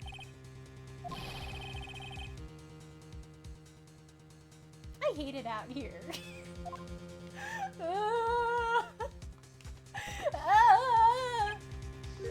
I love a good spectator sport. Just a minute, that's really not this witness is. How could I put it? A hungry tiger roaming the urban jungle for my cash in my pockets. I have no choice but... Oh, gee, I thought you were a homie. What? You better be listening. I said I got business to take care of. Big business. If I don't split now, I ain't gonna catch my bus. The court will... Keep that in mind as... You can do it, Nick! Come on for dinner there already, would you, Maya? No, I'm gonna go hide under the table too. So chat, thank you for tuning in to my Ace Attorney stream today. At least Mo's was funny. Like, Mo was just like, get this guy out of here. We hate his jokes. This is a guy taking the money from my wallet. I guess you remember that contest money? Another one. Just like, think carefully. What's a case 3? He's doing this. By the way, this case was originally written for Justice for All. Ah, that would make a lot of sense then. So whoever was in charge of Justice for All just wanted, like, suffering, I guess? Because, like, Turnabout Big Top and this case are both, like, instant penalty ones? Couldn't fit because of some of the effects they wanted to do, so it was safe for this game. Turnabout Big Top is right replaced in JFA. Ah, they were like, no, we still gotta traumatize the players. We gotta enforce the penalty system. Same writer did all 3 cases. He decided to be extra mean for these cases. Pick carefully. Oh no. I don't know nothing about a murder. Yes you do. Press L. I was tied up with business. I got whales lined up. Okay, that's not relevant. You wanna check my alibi? All you gotta do is press them on something and bam! $50,000! I don't even know if Phoenix Wright has $50,000 in his bank account. Well, technically, we didn't, like, sign anything. So, can he really take the $50,000 from us?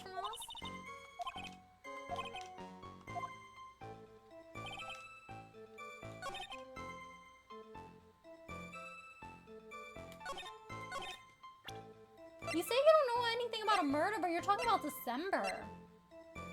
What does December have to do with the fact that this crime... That's last year. He said last year. Wait. Are we... Wait, what month is it right now in this game?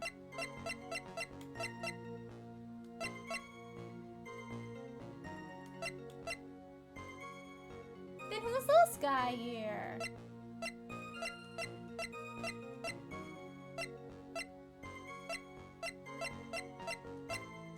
December 3rd.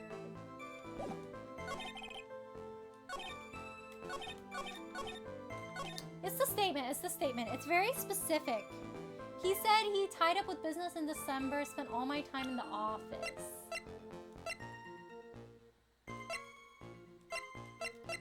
I forgot what the timeline is for this game right now. What month are they saying we're in right now? It's January? Okay, thank you, Jane! January. So it does check out, because if it was December right now, I'm like, December last year. That isn't really relevant. So if he's talking about December last year, that checks out. So this thing's been going on for like a month. My time in the office. It's not... It's this one. I think it's this one.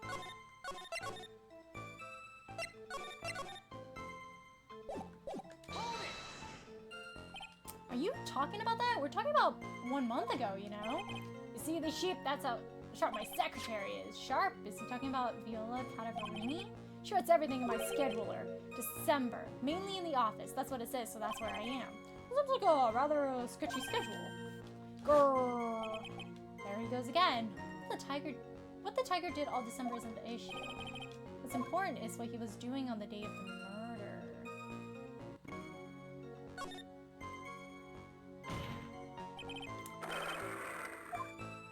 I'm scared. Can you please go more into detail? No. But this seems relevant. Oh yes, yes. Archie says it's fine. The victim was killed on December 3rd. Were you in the office that day too? Maybe you were innocent, and of course I was.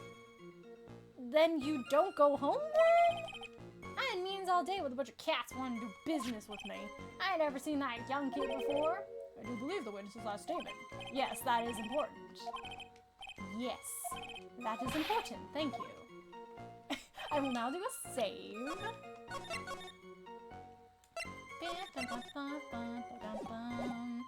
The day you were talking about, I was in the office. I've never seen that kid.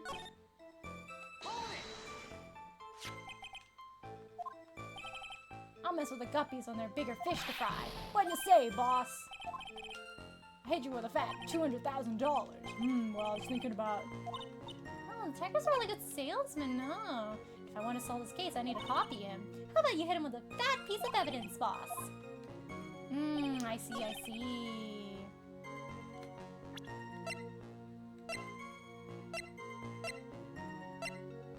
There's a piece of evidence that proves that he was there with the kid. There we go. We good. Phew. Persistent doubt. I guess this is why to accuse. You claim you didn't know Mr. Glenelg, but it appears that Mr. Glenelg knew you. Kind of crazy you didn't know him. He wanted to meet you. What? Mr. Elg left this little note on his calendar. Meet with the tiger and the date, December 3rd. December 3rd? That's the day of the murder. So, Mr. Tigray, I submit that you did indeed know one Mr. Glenelg. Because on the very day of the incident, you met with him. Grrr, not bad. He's actually not bad. Yeah, I'm under pressure, so I'm trying not to be too bad. I'm just messing with you and see how good you were. So like no more penalties, right? Like this is the last one. Did you hear that, Nick? He said you're not bad. That's one compliment I can do without, because he's lying to his teeth. Please remember that you're under oath. Lies will not be tolerated. Call me a liar! Uh-oh, I'm gone. So you're saying that you claimed to have never seen that kid before is the truth? I'm dead serious. You better bet that was the truth. So maybe he never saw him, but he knew of him. Then I'd say that gives me time to enjoy another cup of pure black magic. What coffee number is this, bro? That is why you testify for the court again, Mr. Tigray. Oh, yes, would you mind indulging the court witness? Never actually met the victim. It's gotta be a lie. The victim, Glenelg. I ain't no liar. I never met Glenelg. That was some lame guy with that name, though. Wanted to borrow cash from me. Set up a meeting with a guy at my office, tender lender. I waited around for him, but he never showed. Never been to that Trespian joint. He's here? That is a lie. I see. That all seems pretty logical. You had arranged to meet up with the victim, but he didn't show up. It was pretty hard to keep appointments when you're... I mean, yeah. Very well. You may begin your cross-examination, Mr. Wright.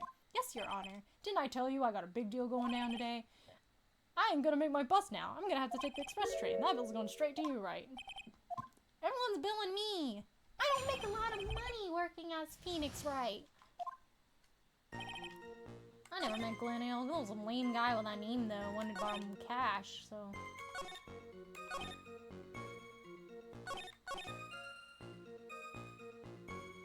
He could have said he set up a meeting, but he didn't actually meet him there. We don't have evidence that he hasn't... We know he has been to that Trespian joint because we saw him there. This one is a lie. We saw him there, but we don't have evidence that we saw him there, do we? We literally saw this guy, like, in Trespian. It's the matches. It's the matches.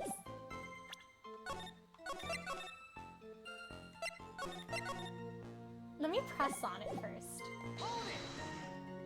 Or should I present evidence first?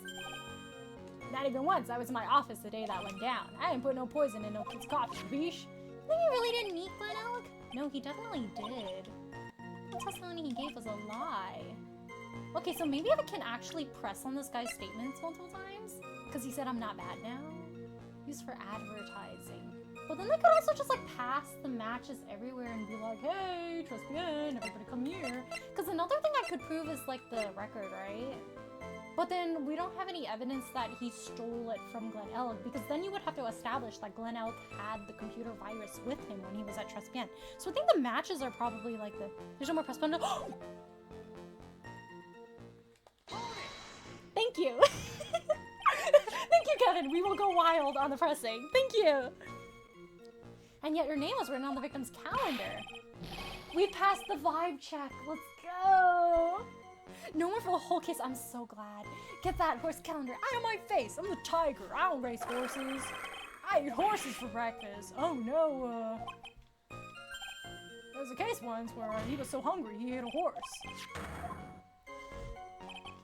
I want to borrow some cash. According to the manager of the firm where the victim worked, yeah, and he had to repay it. So you did meet him. I think it's the matches on the last statement, honestly.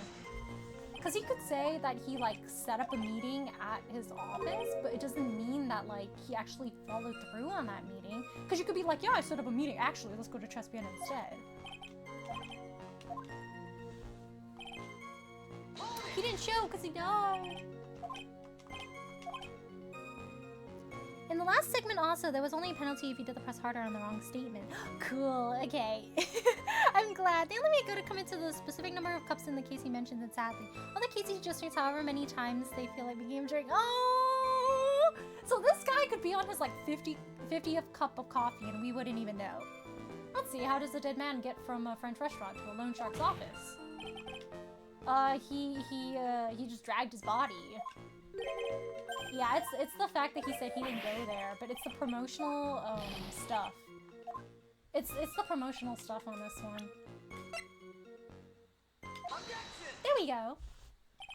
Mr. Tigre, is there something you'd like to tell the court about these matches? Matches? What you talking about? We found them in your office at Tender Lender. They're from that restaurant, the one you said you never went to. Like, kind of crazy. How'd you get those matches? If you've never ever been to Trespian before, what was the book of the restaurant's matches doing on your desk? You've been snooping around my stuff now, too, wise guy? What are you, my ball and chain? Ain't no broad controlling me. No, I'm just very observant. Order, order. Well, witness, I think it's time you start telling us the truth, don't you? Every time the judge makes that face and he dips, it sends me. Like, real? Me too? In the cases, he'll get a new cup whenever you press a certain...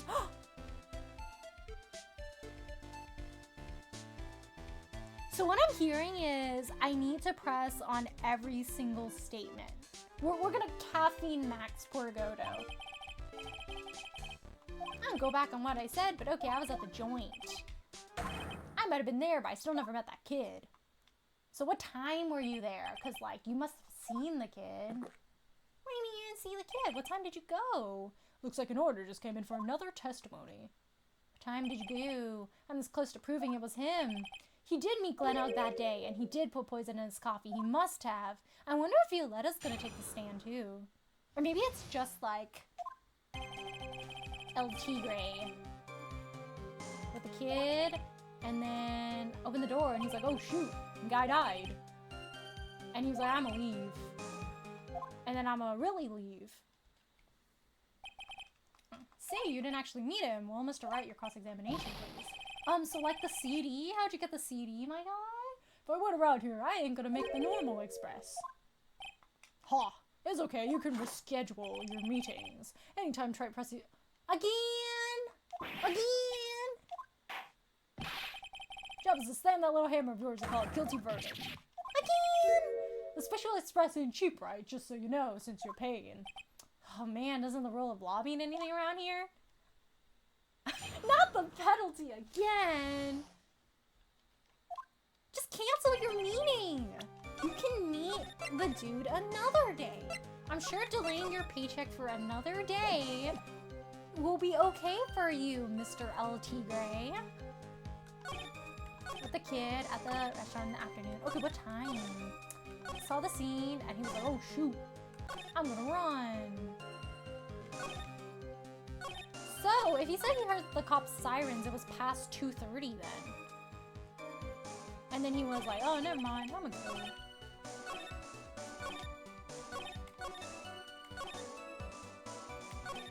I kind of want to ask him what time he met in the afternoon, but it's not relevant enough or else they're gonna get mad at me and they're gonna take my HP away.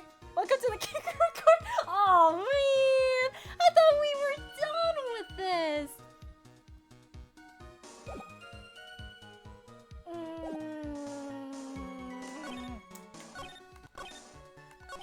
Yeah, this is like an opinion, does that matter? Yeah, he was slouched there, and he went, oh shoot, and then he went back. Which is fair, I mean, most people would hear sirens and see a dead guy and go like, oh, I'm gonna leave. So... See, because this is a context, that's why I'm like, maybe this isn't important enough to press, but I want to know what time he went. What time did you hear the sirens? What time did you go? I think this is a timing question. I think this is like ugly scene. We know what he saw. I kind of want to ask about the afternoon. Okay, I'm going to ask about the afternoon. If it's not right, I will try again. But I think the timing is an issue here. So the meeting place wasn't due to take place at Tender Lender at all then. Kid was making a fuss about coming into the office. It's always that way when I want to talk about repayments. Even though I got the best punching bag you ever seen if there are any issues. Yeah, I wouldn't want to go to that guy's office either. So that's why you decided to be at Trust again. Ha! You're going over old ground again. Sorry. No, Phoenix, not with that follow-up. Okay, one is fine, one is fine. Ugly scene. The cop's siren. I want to know what time he went in, though, because the timing would be important. Because then, if he's saying that he walked in and he heard cops' sirens, then he went in, like, past 2:25, because that's when Kudo called the cops. So he went in, like, late. Can this guy tell me what time he was supposed to meet? He is not telling me what time. I don't think as stiff as concrete matters.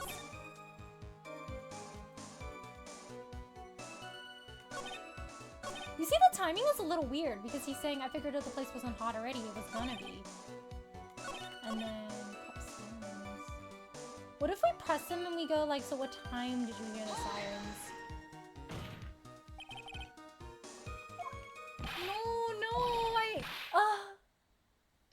No, I didn't want Phoenix to say that!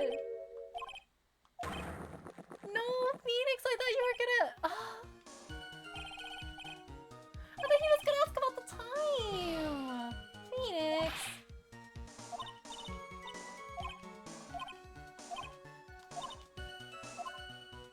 Okay, at least one is not too bad. Because, like, Turnabout Big Top was, like, the whole HP bar, and I was like... So maybe it's not a timing thing?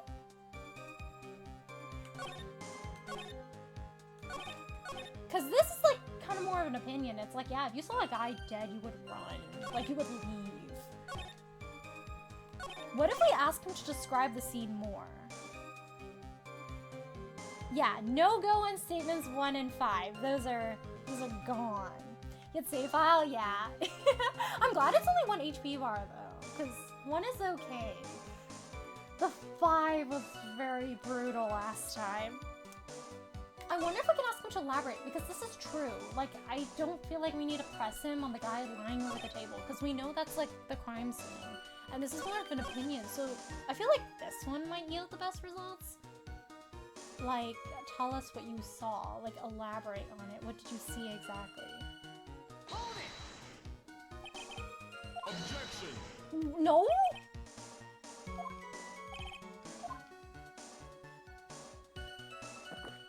So it's not a timing thing. Okay, so it's not a timing thing. It's not the scene you saw. Yeah, so I guess this one is just like a follow-up. So the only thing he will say about the ugly scene is the guy laid over the table stiff as concrete. Oh, I don't like any of these statements very much. You think I'm more? I think Means logic is that he gets into it in statement 3, so statement 2 is irrelevant. Ah. I was wondering if that was the case. Like, the way it flows in, where he's saying that he saw the guy, like, laid out.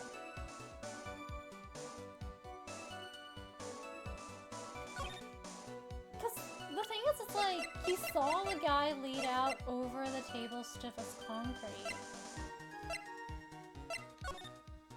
Yeah?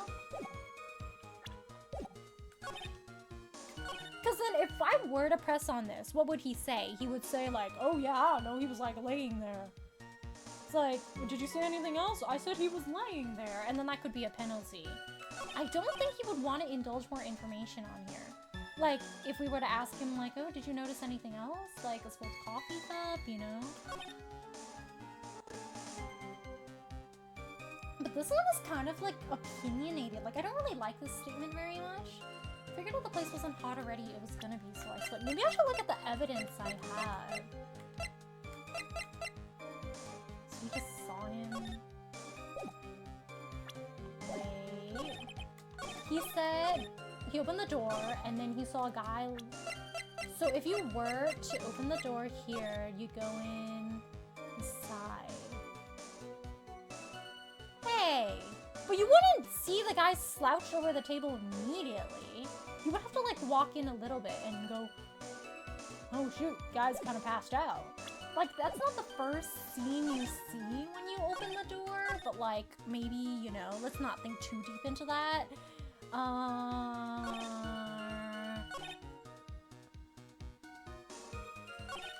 maybe we could say, so it wasn't hot already, so what time did you go?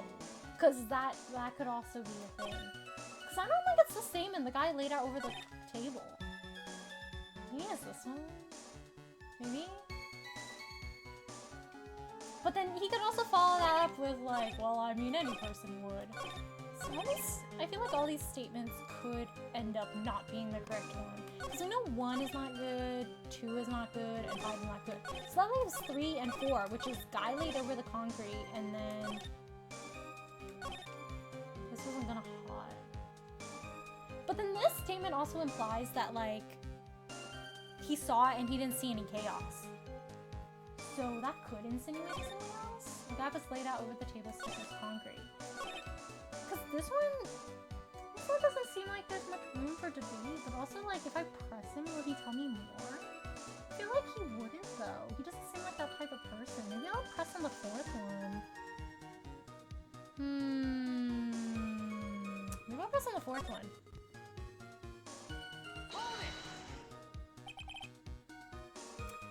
Set foot inside the restaurant. Not for no one. I ain't got time to be caught up in no murder investigation. So, when exactly did you pick up the matches? Ah, this is the right one.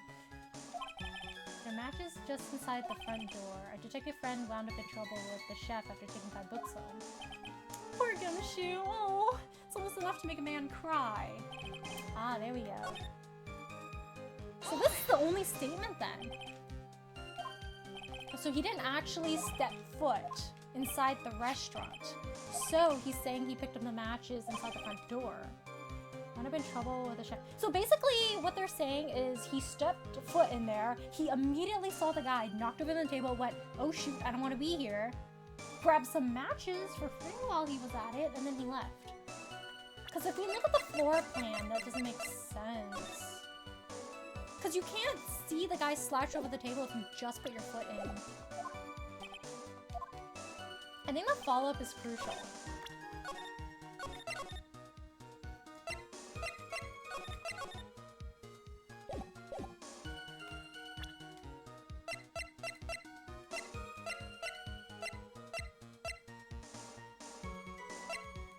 What can prove that this is incorrect, that he did step foot?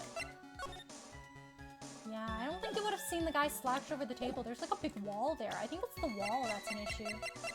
It's like a giant wall. How do you see? You can't see. There's a giant wall.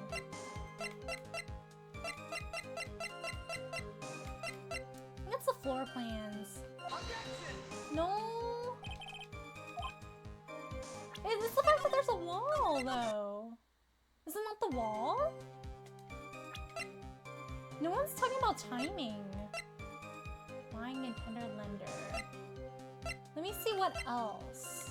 Because the CD is also a little suspicious, but you have to prove a lot more with the CD. Like, if you present the CD now, it might be too early because they'll be like, where'd the CD come from? You know? What is an MC Bomber? You know? Why did he steal it? You know? So that's a little bit different. I wonder if we present this later. Lens badge.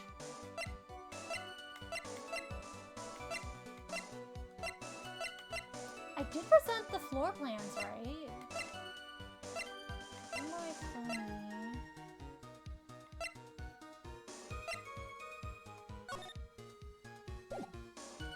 We don't know who wrote that, that's the issue. We just know it's the victim that wrote that. But it's very interesting, this one segment here.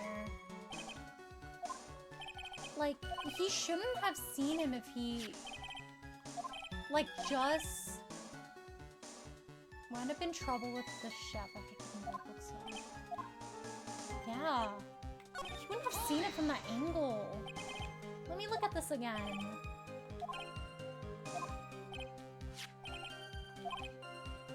Inside the front door, inside the restaurant.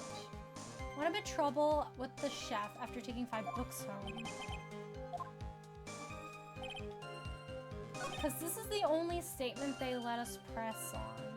So there's something significant about this one. Unless there's 2 statements they let you press on. There's something I could say here if it'd be too backseaty. Ooh, thank you for thank you for not telling me, Kevin. If I get stuck, I'll ask you. Thank you. If the place wasn't hot already, it was going to be, so I split. Let me see what I have here.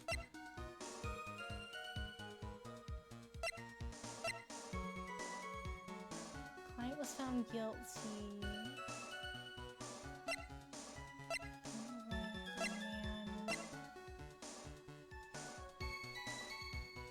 Owner of the loan is tender lender.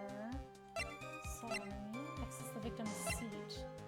So I assumed it was that you couldn't see the guy slouched over from that position if he just stepped in. Or do we show the crime photo? But like, we've shown the crime photo before. Like, do I show it and then there's just like, what's up with this picture? And it's like, oh, there's like a wall. Because the thing is, the floor plans also show the wall, but... So maybe it's not the wall? But the thing that's standing out to me the most right now is the wall. Because I don't think it's late enough to present the CD.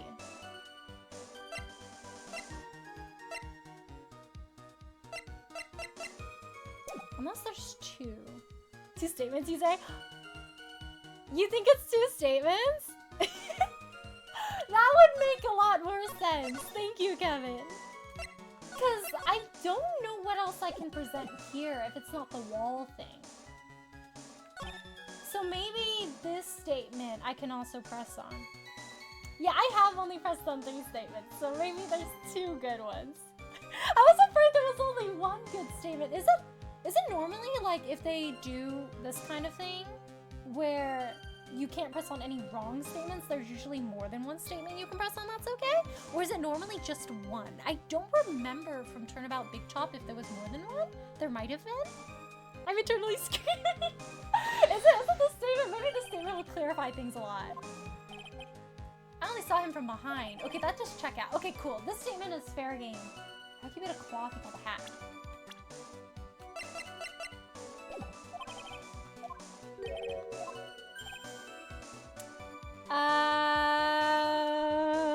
Oh, they're talking about the time. We've just circled back from to the beginning. You know, at the beginning of this testimony, I was like, the time. So the time was hidden here. I'm gonna pollute my paws with some taken henpecker.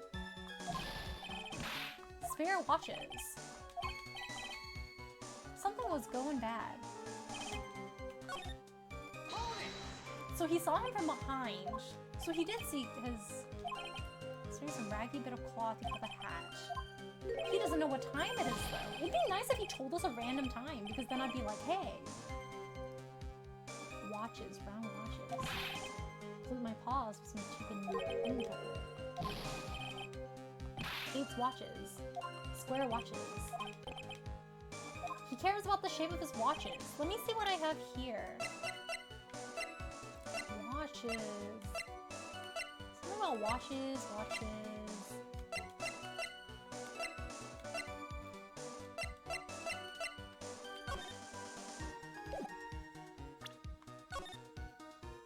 He was wearing a hat. He was wearing a hat.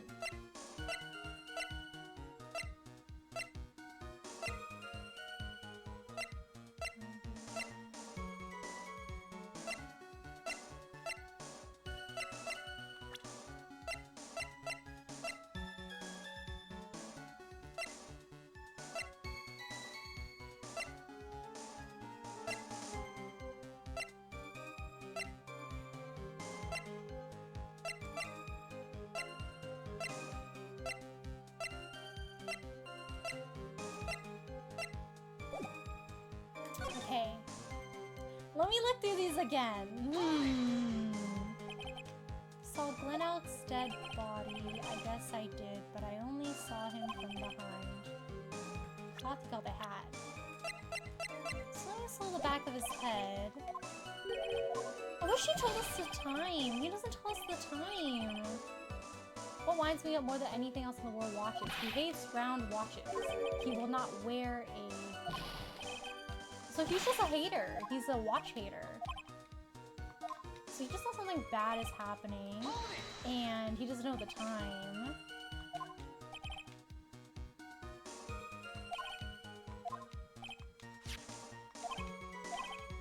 Oh, that contradicts a little bit. Now he's saying he saw the dead body, and then now he's saying, I didn't step foot in the restaurant, but there has to be a piece of evidence here. My phony is $500,000 into the...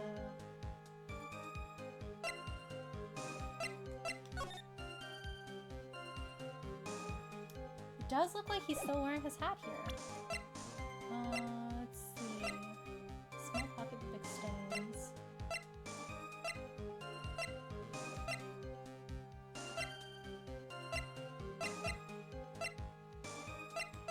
It's a time issue. Let me see what has to do with time here. I really wish he said the exact time he was there, because then it would be like very like obviously a time issue. Because let's see, he says that he didn't enter the place, and then he says he entered the place. I I feel my brain dying. Let's see if I can get this one.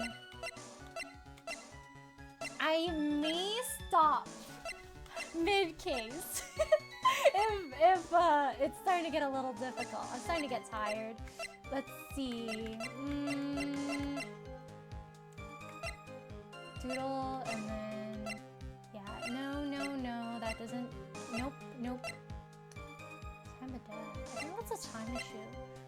I really wish he told us the time.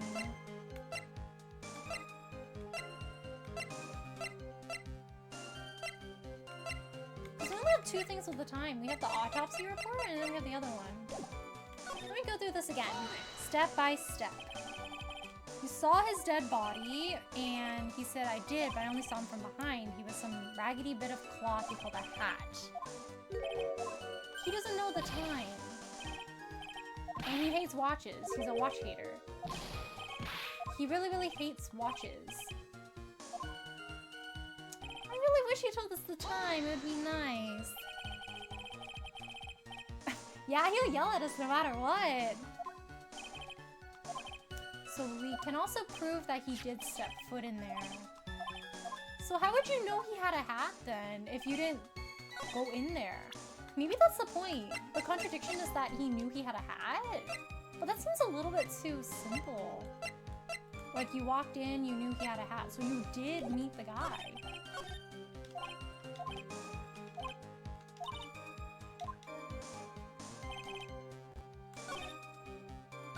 Because he's saying he was supposed to meet him, like, the first time.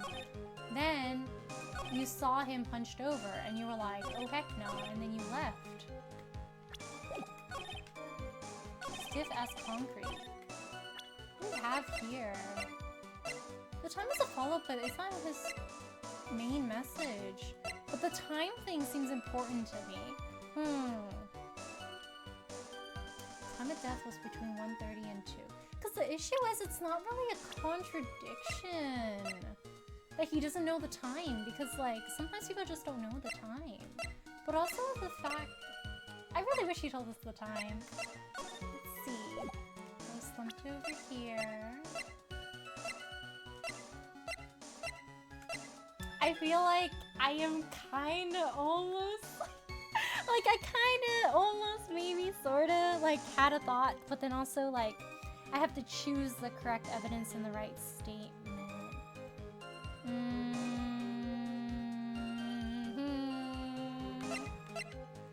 Seems the most thrilling 10 minutes of your life every Monday at 1:30. We already used that one. And we used the matches. What's to do with time? Time and why specifically he knew. What is one thing that proves he was there? Is it the hat? Like, how did you know he had a hat? But he's also telling about time. But can we really hold it against him? That, like, he doesn't know the time because he's a watch hater? It's not really a contradiction if he doesn't know the time. He's just a watch hater. Did he say something about the watch specifically that I should be focusing on? Did he say something about the time your dad set on? Yes, please! Can you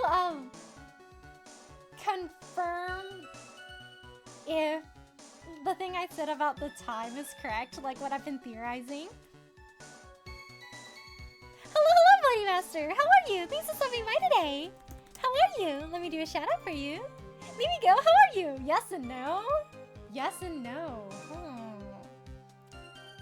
So the time is important, but I'm deriving the wrong conclusion from the time? I'm good, just woke up. How are you? I'm doing good! I'm glad you're doing good too. I hope you had a restful sleep. The time is important, but just not now. Oh, so maybe a future statement. Time is irrelevant to the final question. Don't be too sad on it. Ooh, okay. Thank you for letting me know, Kevin. Okay, that helps a lot. So don't focus on the time. We will be a clock time heater later. So, I think that means that we should focus on him actually seeing the guy. I think the thing that's the most, like, The most, like, glaring observation is the fact that he knew he was wearing a hat. Would you call that a hat, though? Objection. Wait! Wait, did I press on the wrong statement? Oh man, I pressed on the wrong statement by accident? Oh shoot! My bad. Okay, I must have pressed on the wrong statement. Yeah, I pressed on the wrong one. It's the third and the fourth one. Let's revisit this. He saw you a dead body. I only saw him from behind. He called a hat. So you did see him. It's a beanie. It's something about him being a clock hater, and then he goes... It might be this statement. Because he's saying he didn't actually... But then stand alone. The statement's not good. It's the fact that he knew. Like, he did see the guy, and he described the hat. So I think that's the point we're supposed to push. The fact that he had a hat. It's like, how did you know he had a hat if you weren't there for a long time? Something else wrong with this testimony that you hinted at earlier. Oh, is there? Can I say something else about your thought process? Mm-hmm. Is it the wall? Is it the wall? Brushed up against the correct hand several times. I have! Is it the wall? Is it the wall? I keep dismissing it. Is it the hat or the wall? Is it the hat or the wall? It's the wall. So I was actually cooking? For the wall?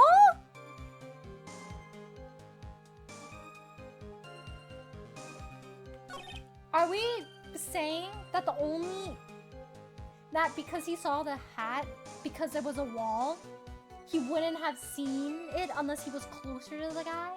And he couldn't have seen the back of his head because there was a wall. That's the point of reasoning, isn't it? He walked in and he shouldn't have seen the guy because there was a wall. So he wouldn't have been able to walk in and go, oh shoot, dead guy, and then like walk out. That makes a lot of sense. That makes a lot of sense. Thank you, Shane Cat. Thank you, Kevin. That helps a lot. Thank you.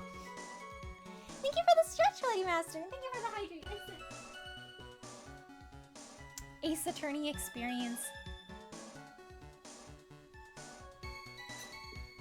How do I prove it? The things we have that prove he couldn't have seen it, we have to look at the... Whoa. Let's see. This picture shows a wall. This picture also shows a wall. But I feel like maybe the crime scene photo is a little bit more obvious. Because it shows that the view from the kitchen, there's like clearly a wall behind the guy. The door is not there, so it blocks anyone from being able to see it. I think it's gotta be this picture, right? On this statement. Is it? Maybe? I prove it, huh?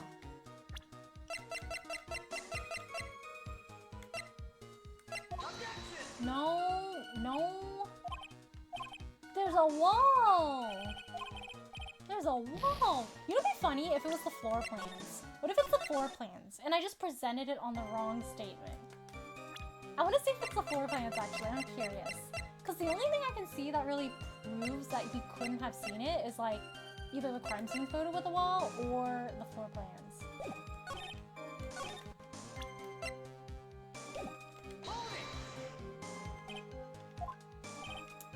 I saw him from behind.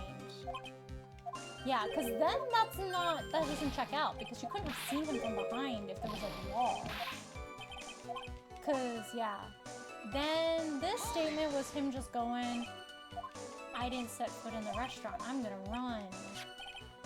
And I picked it up in the front door. So maybe it's the third statement. This one here. And then it's this. Because there are only two things that prove that there was a wall, right? It's the crime photo and then this. that is, you think it is the floor plans? Or is the correct statement? Because I presented the floor plans on the 4th statement before, and it didn't work out. So if the floor plans really is the one here, then it has to be here, right? Objection!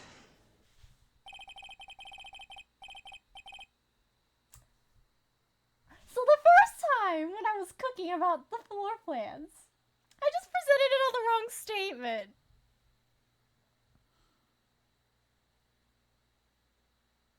We were so close. we were so close, and then we got so far. Screams. It also works in statement 2. Oh, right, because statement 2, he said he, like, saw quite the scene, but he couldn't have seen that scene. It's just that statement 2 you can't press, but you can present evidence on statement 2. He presents that evidence earlier on the wrong statement. You got them all 4 times, so you put on the wrong statement. Can we turn it? I was like, what if I'm, like, overreacting and it's not the wall? It's, like, something else. Remember that statement said he left. There was no way to prove he never left. That is true. That is true. Is it turning serious? When you present on the wrong statement, suddenly you're like, wait, maybe my argument doesn't work out. Maybe everything is wrong. Thank you guys for helping. I appreciate it. Thank you. You're something of a loan collecting pro, aren't you, Mr. Tiger? Yeah, one escapes the tiger's clutches. Well, I'm something of a lie detecting pro. I just know, you know. No one escapes the Phoenix clutches. I got my Magatama right here. I think it's time we got something straight. These are the floor plans of the crime scene. You say you were standing at the entrance. From there, your field of vision would have covered an area something like this. Indeed, the witness would have had a clear view. No, he would not. There is wall. Isn't that just what I said? I saw the back of the kid's head. Unfortunately for you, that is not possible. If the court would think back, you'll remember that between each of the tables is a tall partition. Why, that's true. Now look at the plans again. The truth is painfully obvious. From the entrance, the field of vision of any customer walking in ends here. Oh, he's sweating. We got him. So from the entrance of Chespion, you couldn't have seen the victim's seat. But you did see the victim that day because you met with him. Objection! That's why you knew he was wearing a funky hat. Wrong. Have you forgotten the old man's testimony yesterday? The victim was alone at his table. But we entertained the possibility that there was a fake scene setup. The victim witnessed by Mr. Kudo was not Glen Elg, but a fake. What? In order to have Mr. Kudo falsely testify, the real killer posed as the victim he had just killed and acted like a charade. So who is that guy they hired?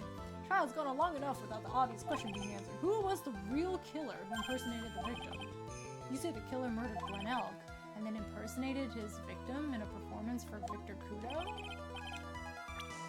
Oh man, we gotta figure out who it was.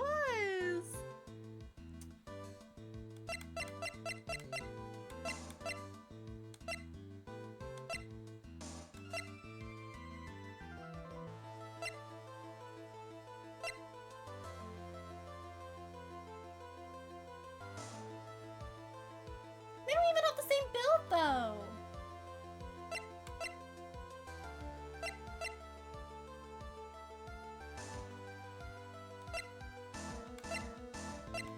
Wait, this is crazy. Viola's like 25 and this guy's like 42. Dang, he's like old. Oh my gosh. They're like 20 years.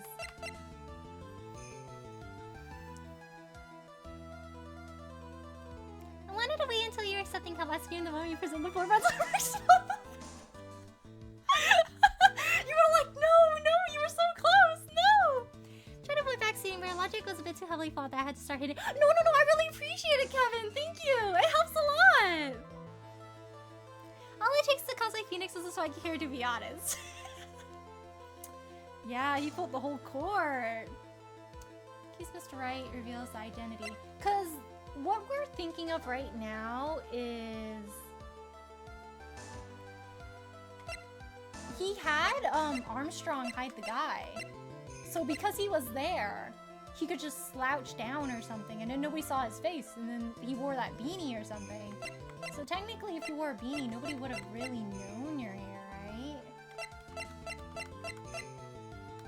I don't think it was Viola. I think it's Tigre. People thought he was Phoenix. He's just a master of disguise. What can I say? He's just so good at his job. The killer is Furo Tigre. No one else could have done it.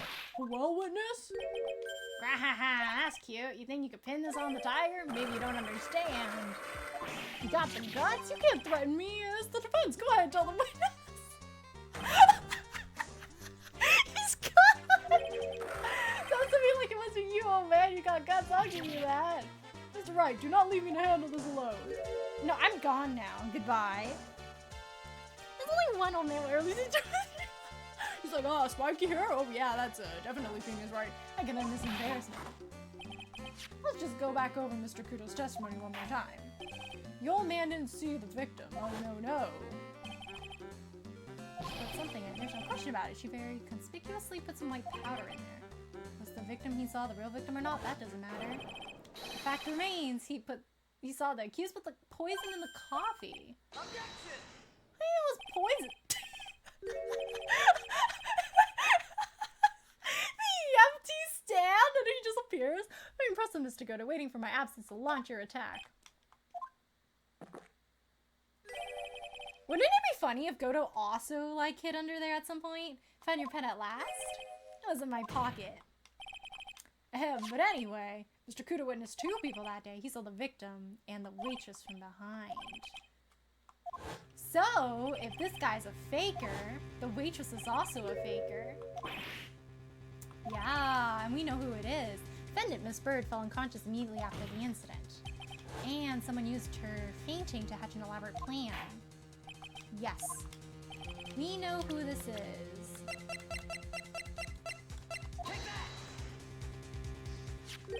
Who is this woman? Edward, come save your boy! He's hiding! Yes. Her name is Viola Cadavarini. She's an employee of Tender Lender. You're making a big mistake.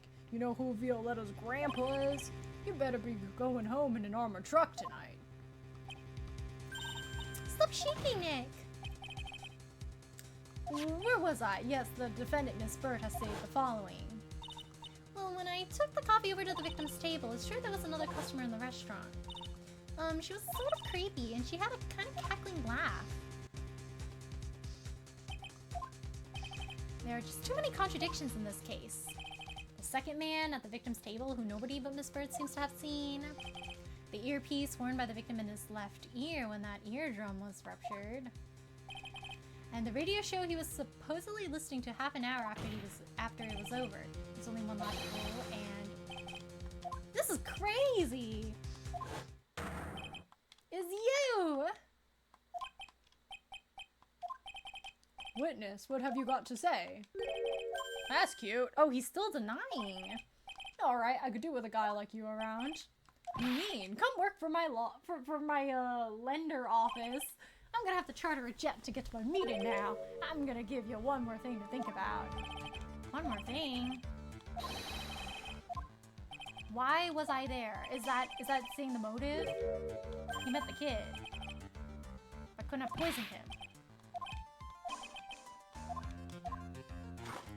Okay, what point are you trying to prove?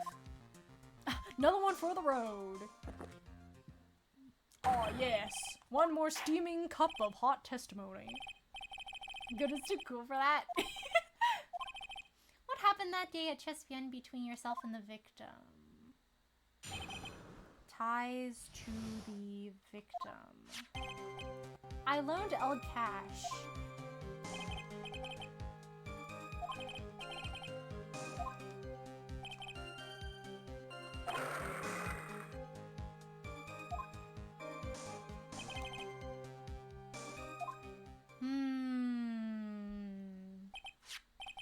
See that the principal amount you loaned to Mr. Albo is $50,000. Interest. $100,000 is twice his principal. That's a lot of money. Who's signing off on these things? Doesn't seem like a great idea.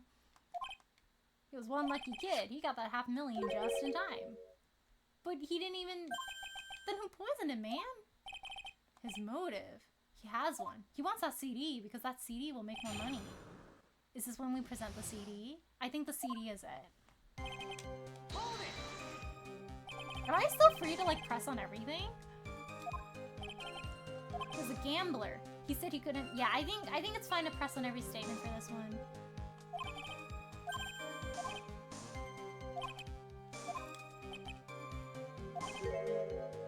What if he tells him to bet on the wrong horses, so he becomes more and more in debt, you know?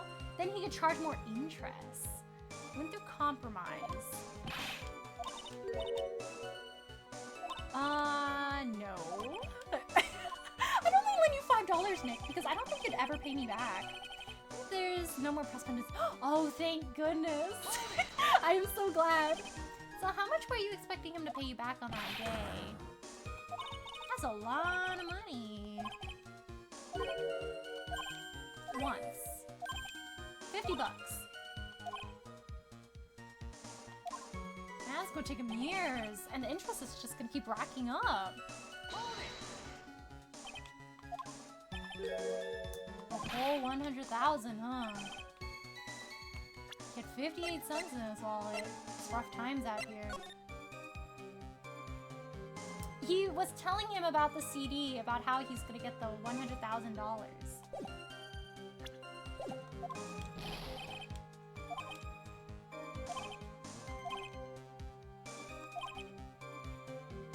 Calls me the tender tiger.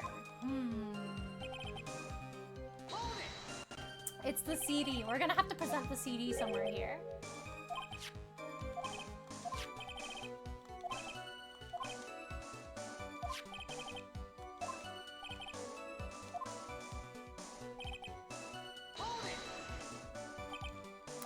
Yeah.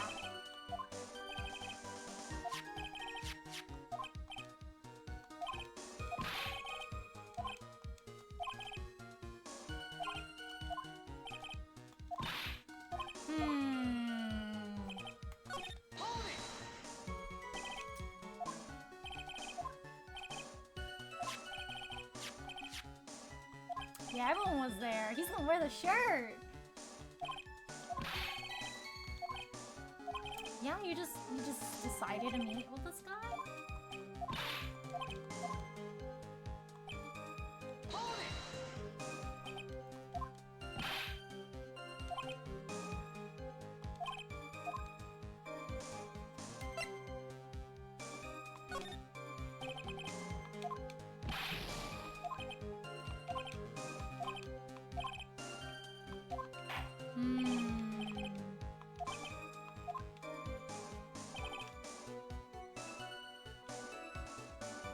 You did.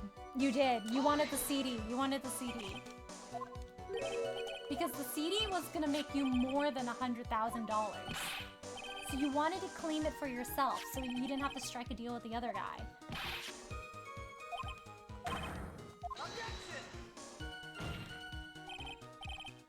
Objection!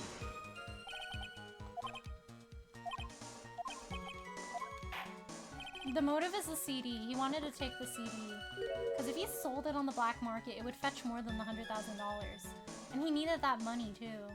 I bet after this he's gonna double down and he's gonna be like, why did I need that money then? And then that's when you present like the medical bills. And the medical bill should be the final nail in the coffin, I think.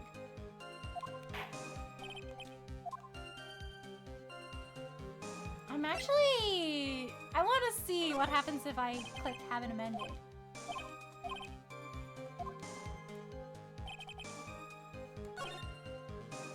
Oh.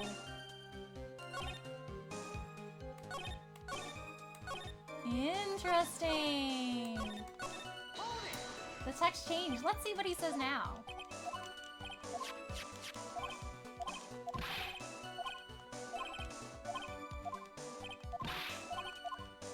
Okay, I need to change it back.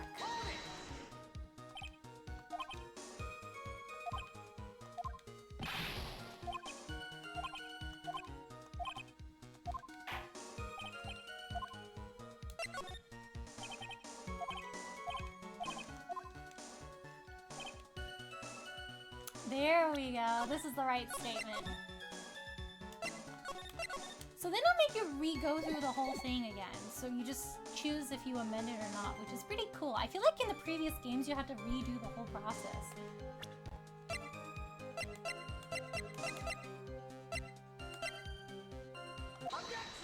There we go. So you just intended to get back the $100,000 Mr. Elgojude, correct? I loaned the guy the cash, so that's my right. Unfortunately for Mr. Elg, I don't believe the $100,000 is what you're really after. What are you getting at, Trite? What else would a moneylender be after? More money! Yeah, no other reason, eh? Is this a funny statement where you can talk back and forth forever? It's like, actually, I don't think this is a great idea. Actually, I don't think this is a good idea. Mr. Wright, you have been debating over these two statements for the past 2 hours. I'm sorry, Judge, just give me a moment.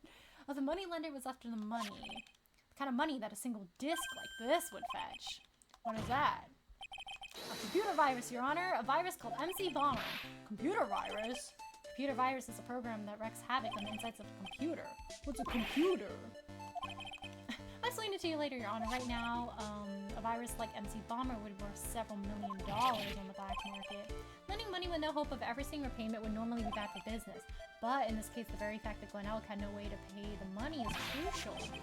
He was a programmer, a highly skilled programmer. That skill was the collateral Mr. Elk put up in order to borrow the money. Objection. You're trying to suggest the witness's motive was to get hold of that program? Exactly. Suddenly, everything makes a lot of sense. The witness may have poor fashion taste, but he has no means an idiot, right? A man like him could get his hands on $1 million.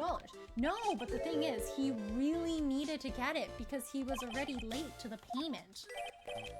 And that's when we present that one piece of evidence that Gumshoe threw hands for us for. When the pressure's on, the luxury of choice tends to disappear. Seems you have a logical conclusion. Yes, I will.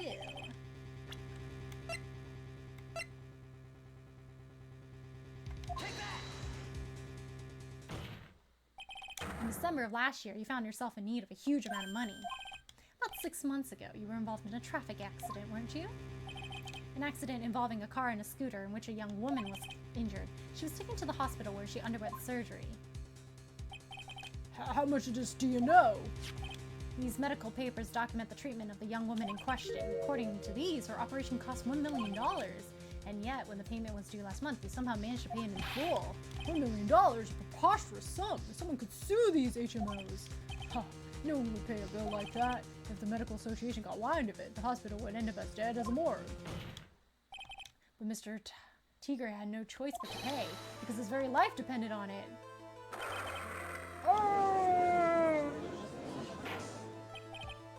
Order, order! You say his life depended on it. Yeah, old Grandpa here would be very mad.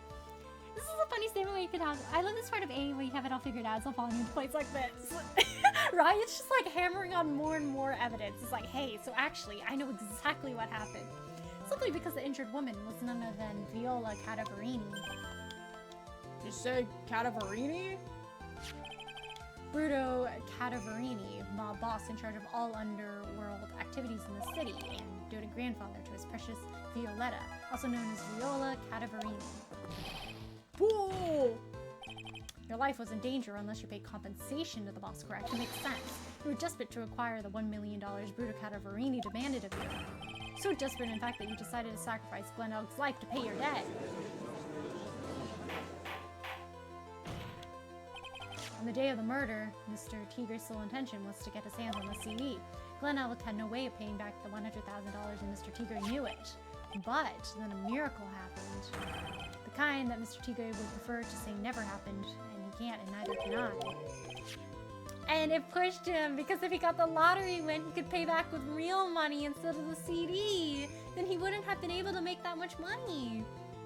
He won $500,000 in the lottery, which left Mr. Tigre with no way of getting his hands on the all-important CD. At least no legitimate way. No, he salt-baited his drink! So he resorted to illegitimate means. That's crazy. He murdered Glenn Elg and then made his next move, to frame Maggie Bird for the crime. Mr. Tigre posed as Glenn Elg, while Viola Cadaverini played the role of Miss Bird. And then they reenacted the whole thing in order to establish a witness. Bro got bamboozled! The witness being the one we all heard testify yesterday, Mr. Victor Pluto.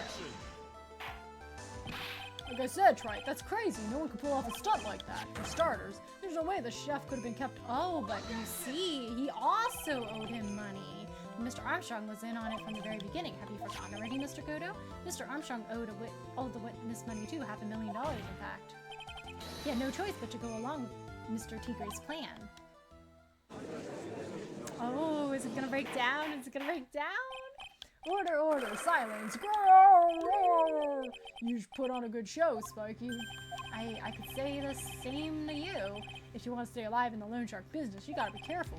Saying I dressed up like that kid? Oh, he's doubling down. It created a witness and framed someone. If I did something crazy like that, I'd leave a trail as bright as my shirt.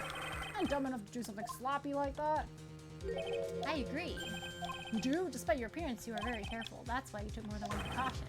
One more trick to make sure Miss Bird had no way out. What, another one? Interesting. Why don't you fill us all in? Ooh, that's a lot of HP bars. What is this trick you say Mr. Tigger performed to frame the accused?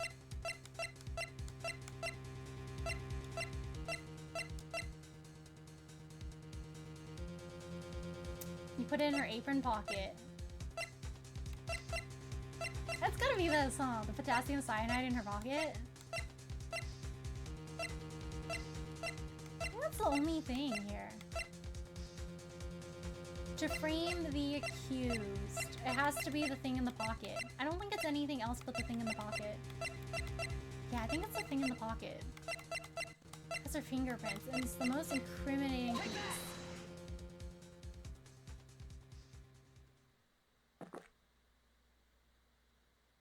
I don't like that head shake.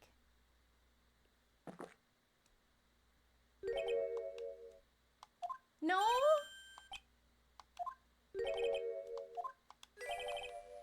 Oh! Too early on. A huge trick. Okay, okay. This is my cue to do a save. Okay, I need to think this thing through a little bit more. Something else he did to frame her. Whoa, the rest of my HP bars! To frame the accused. Let's see what else. What else did she have in her pocket? Look at this. Didn't she have the lottery ticket also? And it's also the coffee cup. She also has the prints on the coffee cup. And also the victim's lottery ticket.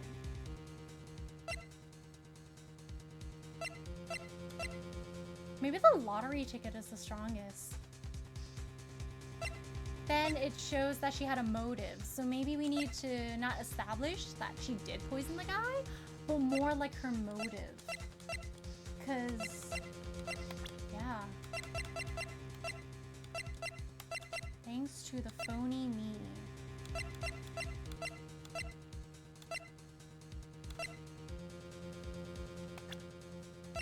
Is it the lottery ticket? Because fingerprints. When is that thing gonna come up? The thing that Gumshoe is supposedly supposed to give us. You already talked about it? You covered the planted poison leading up to this. There was something else after you did. After he planted the poison. What did he do after he planted the poison? Like this poison, the potassium cyanide? Let's see, what did he do after? I'm trying to remember what he did after. He slipped that, and then this one had her fingerprints, but she brought the cup to him. Is it the lottery ticket? Because the lottery ticket would establish a motive. It's like, yeah, she wanted the ticket, so after you killed the guy, you took the ticket that the guy was like, oh my gosh, I want $500,000, and then you like slipped it in her pocket.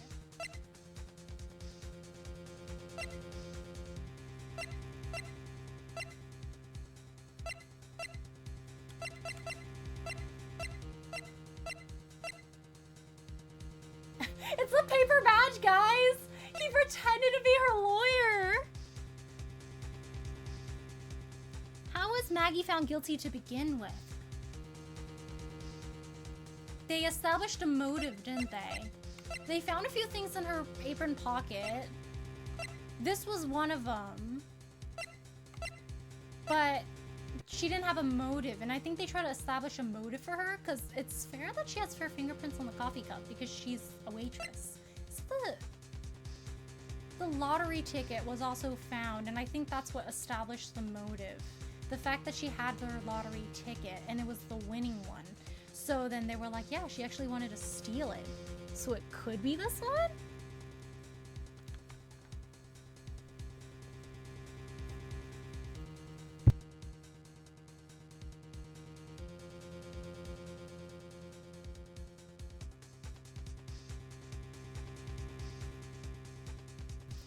Because to frame her, you would say what's in her pocket. To bamboozle, you could say he pretended to be me. Because it could be two things. You could say it was the lottery ticket he planted on her that basically created a motive for her. You could also say that he pretended to be me. And then he pretended to defend her, but then he actually started bringing up all this random stuff and made life hard for her. But she didn't do it. What gave her the guilty verdict to begin the case? What gave her the guilty verdict? But she didn't do it.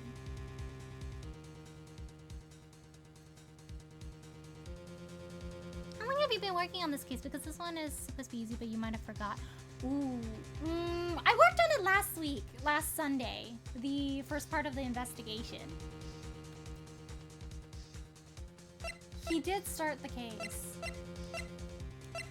So if it's not anything that's in her pocket, and they're talking about the very beginning, it has to be the badge then. Because that's what got her guilty in the first place. Because nobody else was really buying it before. Ah, there we go. There we go. Okay, that makes sense. The accused are poisoning, and then the lawyer botched their defense. This guy, he's doing a lot of work. He's pretending to be a lawyer. He's pretending to be a programmer. I think maybe instead of the lending money business, he should have gone into the acting business instead. Remember the thing I mentioned that stood out to my lawyer friend? Was she upset that somehow Your Honor here bought the fake badge? Because isn't the design on it like completely wrong? It's like upside down. It's like upside down. Did he just hang it upside down like that? And somehow the judge did not notice? Like he just went, oh yeah. The skills aren't even detailed at all. Not exactly keep going. Oh. Lawyer watch there. Hello, Westport. How are you? Thanks for stopping by today. How are you? What an insult to think.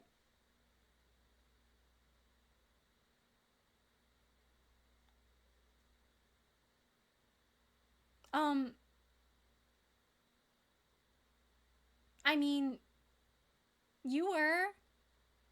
What an insult to think anyone could be fooled by such a childish invitation.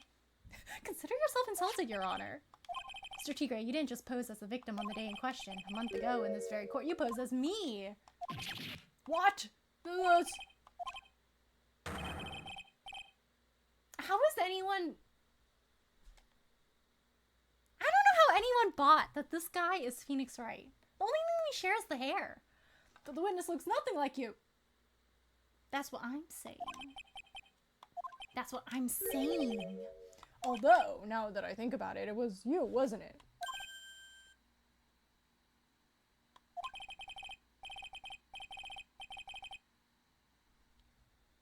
Seriously?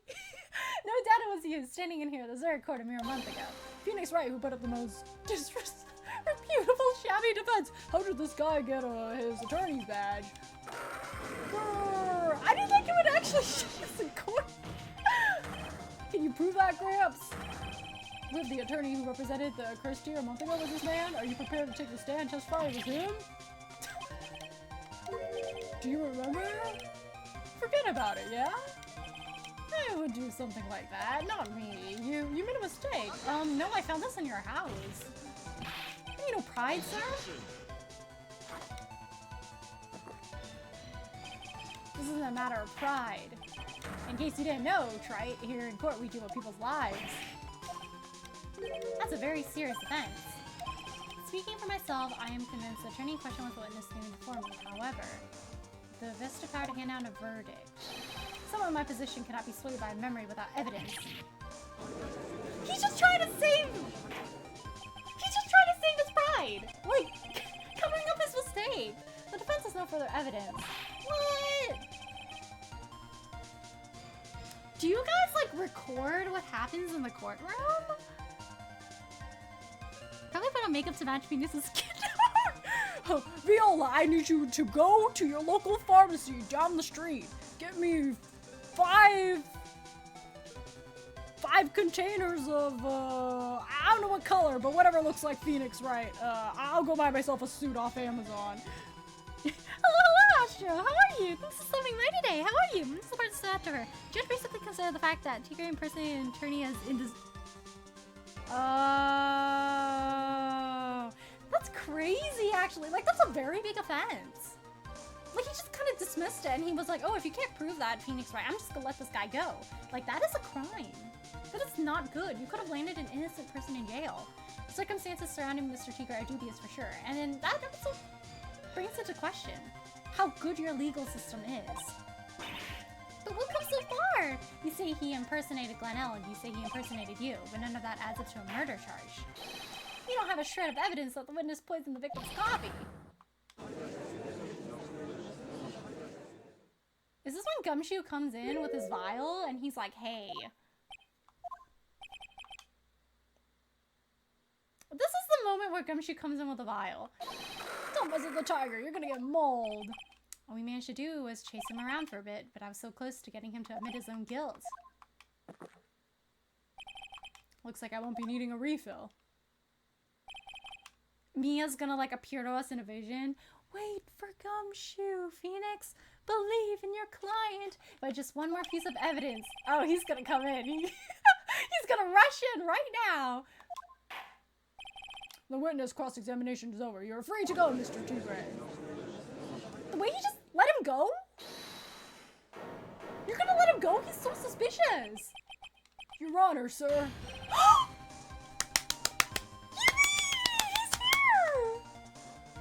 Wait! Detective Gumshoe, what are you doing here? Sorry it took so long, pal. I staked everything on this. My badge of the works. Here it is. My heart's counting on this too. Mr. Detective, isn't it obvious, pal? It's the final, decisive piece of evidence. What?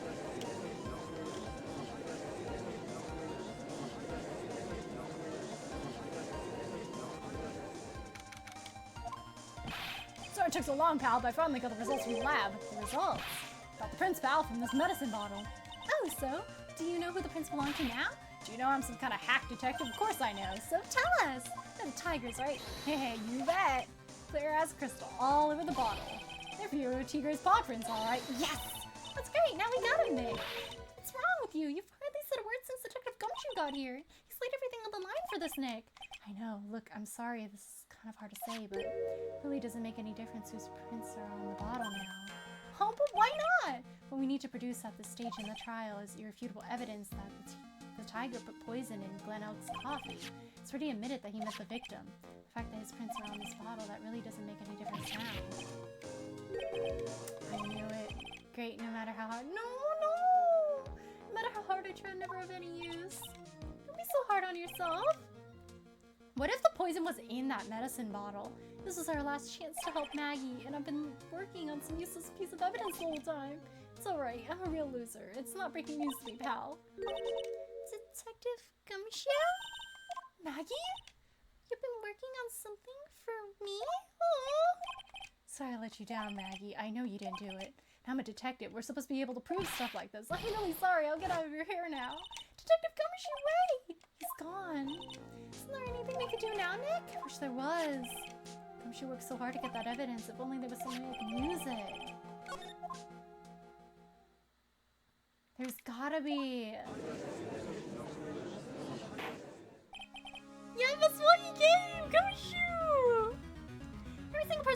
knows Tigra impersonated Phoenix, but it's inadmissible because reasons. Yeah, it's crazy.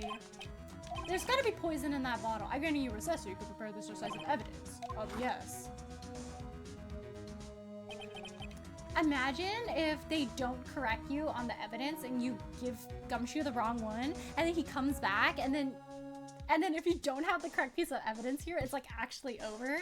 Like the game won't correct you. Like, imagine if I presented like, I don't know, like a ticket, and a Gumshoe's like, yeah, I'll look into it, and then they don't say, maybe this isn't the best piece of evidence. And then later on, once you get to this part, if you don't have the right one, it's just over. Like, you have to restart. Remember how Turnabout Big Top was written to replace his case? That'd be so weird.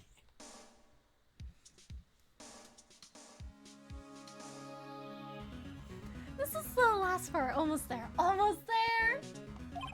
Naturally. There's gotta be poison in that vial.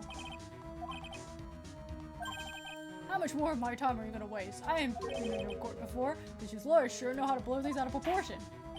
You know what's funny? There's a similarity between this case 3 and the last case 3. It's kind of like a what? Like there's like one element that kind of doesn't seem to make sense. Like for this one, it's the fact that all of a sudden they reenacted the scene and they recreated it like 20 minutes later, and then Turnabout Big Top. I hated how they said like everything just landed perfectly on the mannequin and it just rose up perfectly. Like I'm just like, what are the chances? It just landed so perfectly like that. No doubt, given the nature of the evidence, it'll speak for itself. Nevertheless, you will talk us through this, Mr. Wright. Can't prove anything new with this evidence. I'm really backed into a corner here, but maybe if he thinks he's got me beat, he'll let his guard down a bit. No, I can't save! Final piece of evidence. Yeah. We know what it is.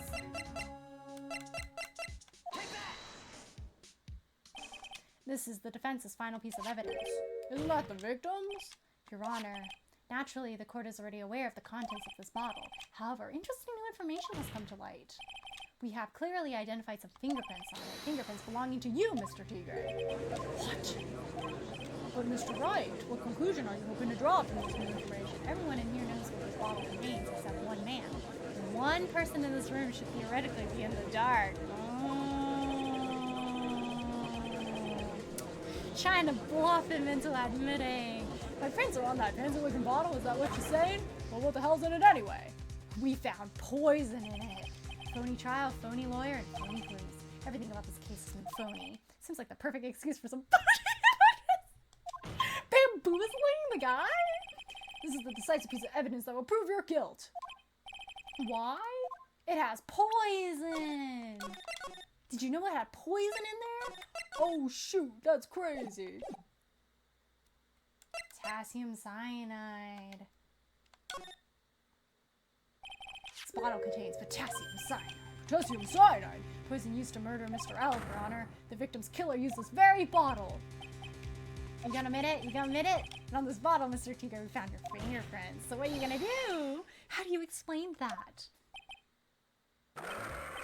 There we go. Are you gonna admit it now, or are you still denying? It's like the end of Turnabout Big Top. Phoenix was a mushroom tree. I hate how they were like, so where's the bus now? Oh shoot, it was in the guy's wheelchair. And I was like, in the what now? Mr. Armstrong's on Can you imagine him going like, ooh, kind of hot today. Here's some oils for you. You make a good clown, you know that? They're trying to remind us of Turnabout Big Top.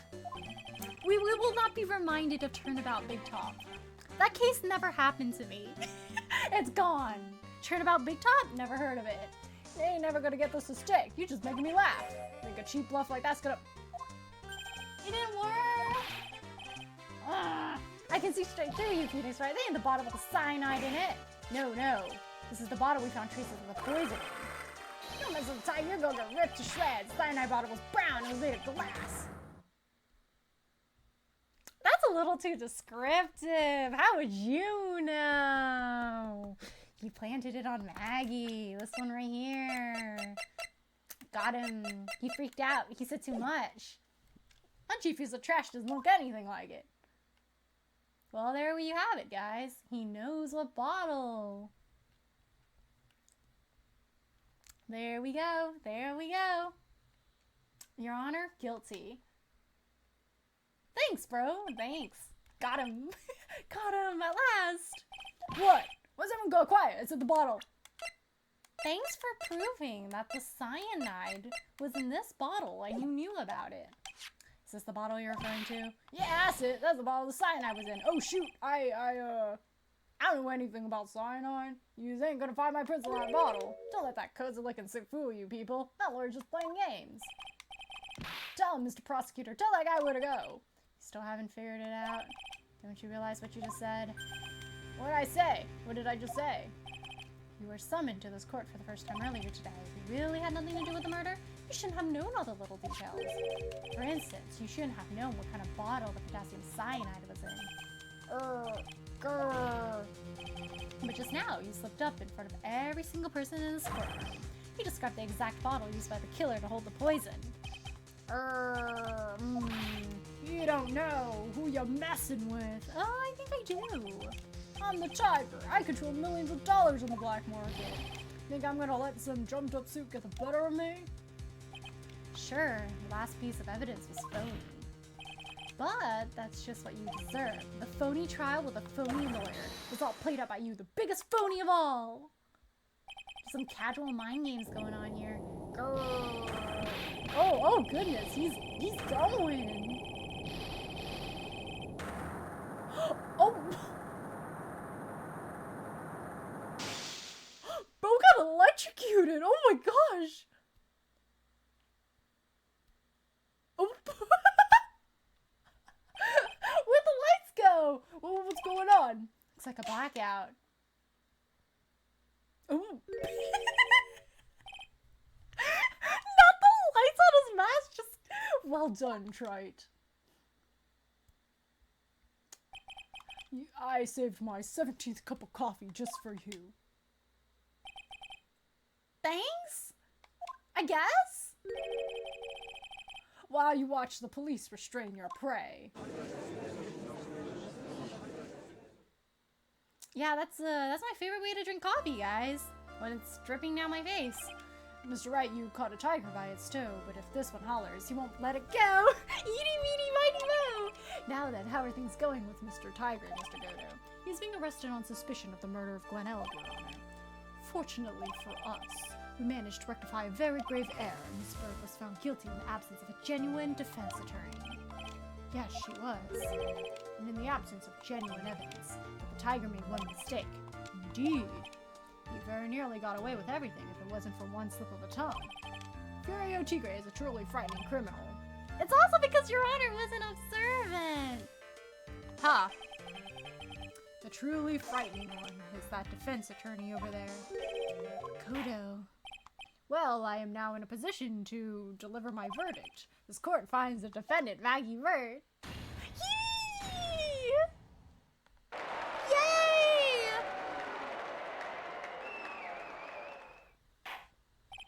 I think extra confetti was thrown this day. Gumshoe must be really happy. This is it. The court is adjourned. Let's go! Ooh, congrats! Thank you! January 8th. Wow, this is like an all-day court day. Mr. Wright, I know what we're gonna present to reassure her. It's gonna be that other meal we couldn't give her, and now she can eat it this time. I'm at a loss for words. Thank you, sir. Congratulations, Maggie. I'm so mad when Mr. Wright landed me in all the trouble a month ago. Now I feel I can forgive him. Hey, that wasn't me, Maggie. That was the tiger. Look, Nick, in the doorway. Aww. Detective Gumshoe. Oh, guess I'll be heading off then. See you around, pal. Wait. Detective Gumshoe. Yeah, congratulations, Maggie. Thanks. If it weren't for that piece of evidence Gumshoe brought, you know, things would be quite rough. I knew you were innocent all along. Why didn't you say that in your testimony then? Huh? Oh, well, guess I'll be seeing you around. No, come back! You just ran off. Maggie, why are you being so hard on him? Busted his butt for you. Thanks to him that we got the medication bottle. Wasn't even of any use, but it's only because Mr. Wright used this so cleverly. Detective Gumshoe was just running around in circles. Poor guy. Looks like she still isn't ready to forgive him. Can't you put in a good word for him, Nick? Yeah, Mai's right. I should help Gumshoe out. I'm clear he needs it. Oh, Maggie, you know, Detective Gumshoe's been really worried about you through all this. I wanted to believe that, sir, but on the first day of the trial, he practically gave the judge a free pass to lock me up. He didn't have any choice, Maggie. He's a detective. He has to report the facts. He doubted me, that's why. He thought I might have done it. I've got to prove to her that Gumshoe really cares about her. I know. I'll give her a little present. Celebrate her freedom. Here you go, a present to celebrate your freedom. That's a present from Detective Gumshoe, made with a ton of love. He said you lost weight and he was worried about you. Detective Gumshoe? I actually really like weenies, you know? She was just mad at him! She's so hungry. Did you guys hear that? I'm pretty hungry myself, you know? Yeah, the trial dragged on a bit today, didn't it? Is it okay if I eat this now? Oh, she's crying! So, how is it, Maggie? It's really good. Aww. So the case of phony, the false she finished the whole thing! Maybe a whole new chapter of her life is about to start. The next chapter, we find out that they're like dating now. Recipe for a Turnabout. The end.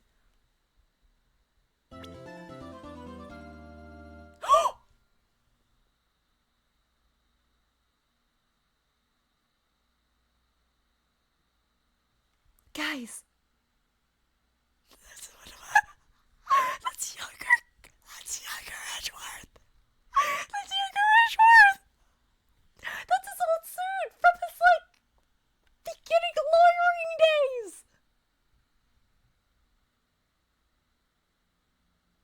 Case 4 is gonna be fire.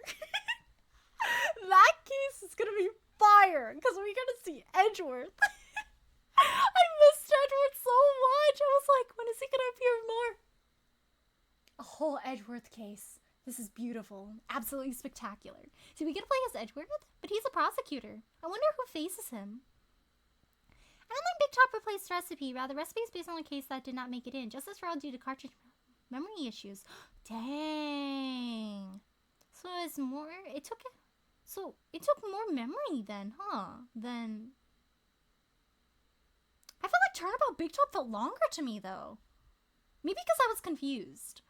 It's cute. I have to pick over the case, but there's a lot of evidence that Recipe is very close to that scrap case. Ooh.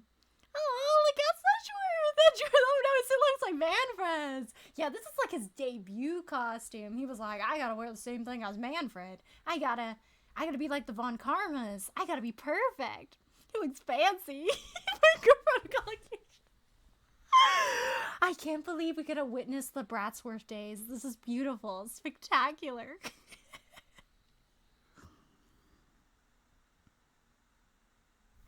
This is beautiful. To make it harder than when Nicholas Legrand was returning his time. A lot of the visual effects in Recipe couldn't fit on the old. Oh, the visual effects is really beautiful, right?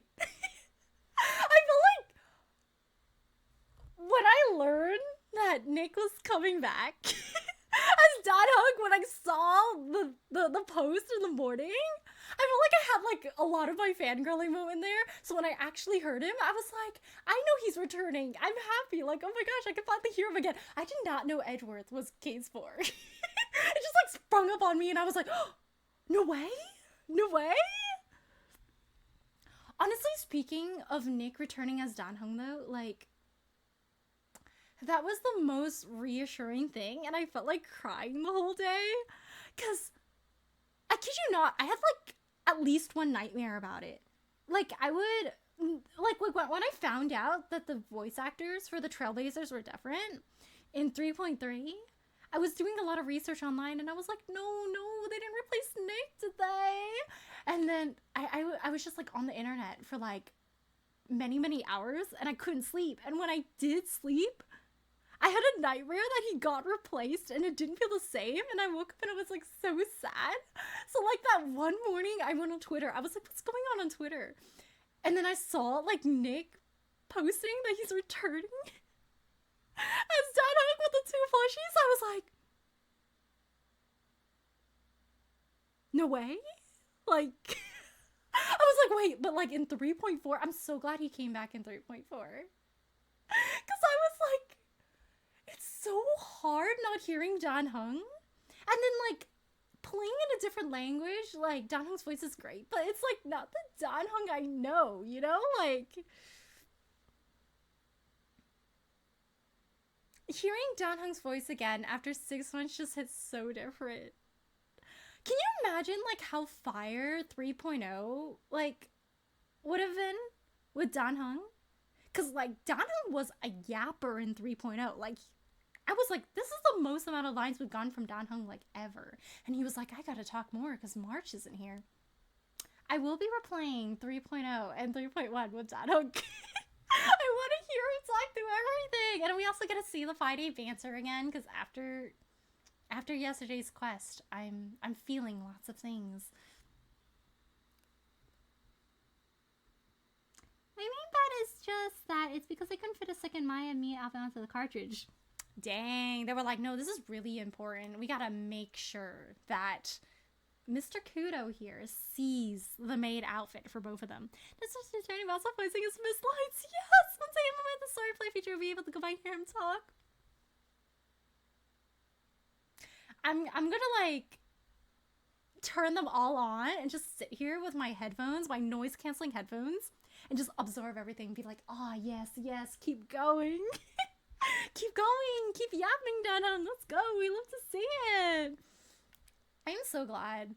Like it was literally like the biggest nightmare of mine that he would get replaced. Cause like I'm so fond of Dan Hung's English voice. Like it's so unique, but it's this character so well. Like I can't imagine Dan Hung with like another voice. Like I think if he got replaced, I would just be in shambles. Like it'd be really hard for me. I'm so glad he went back.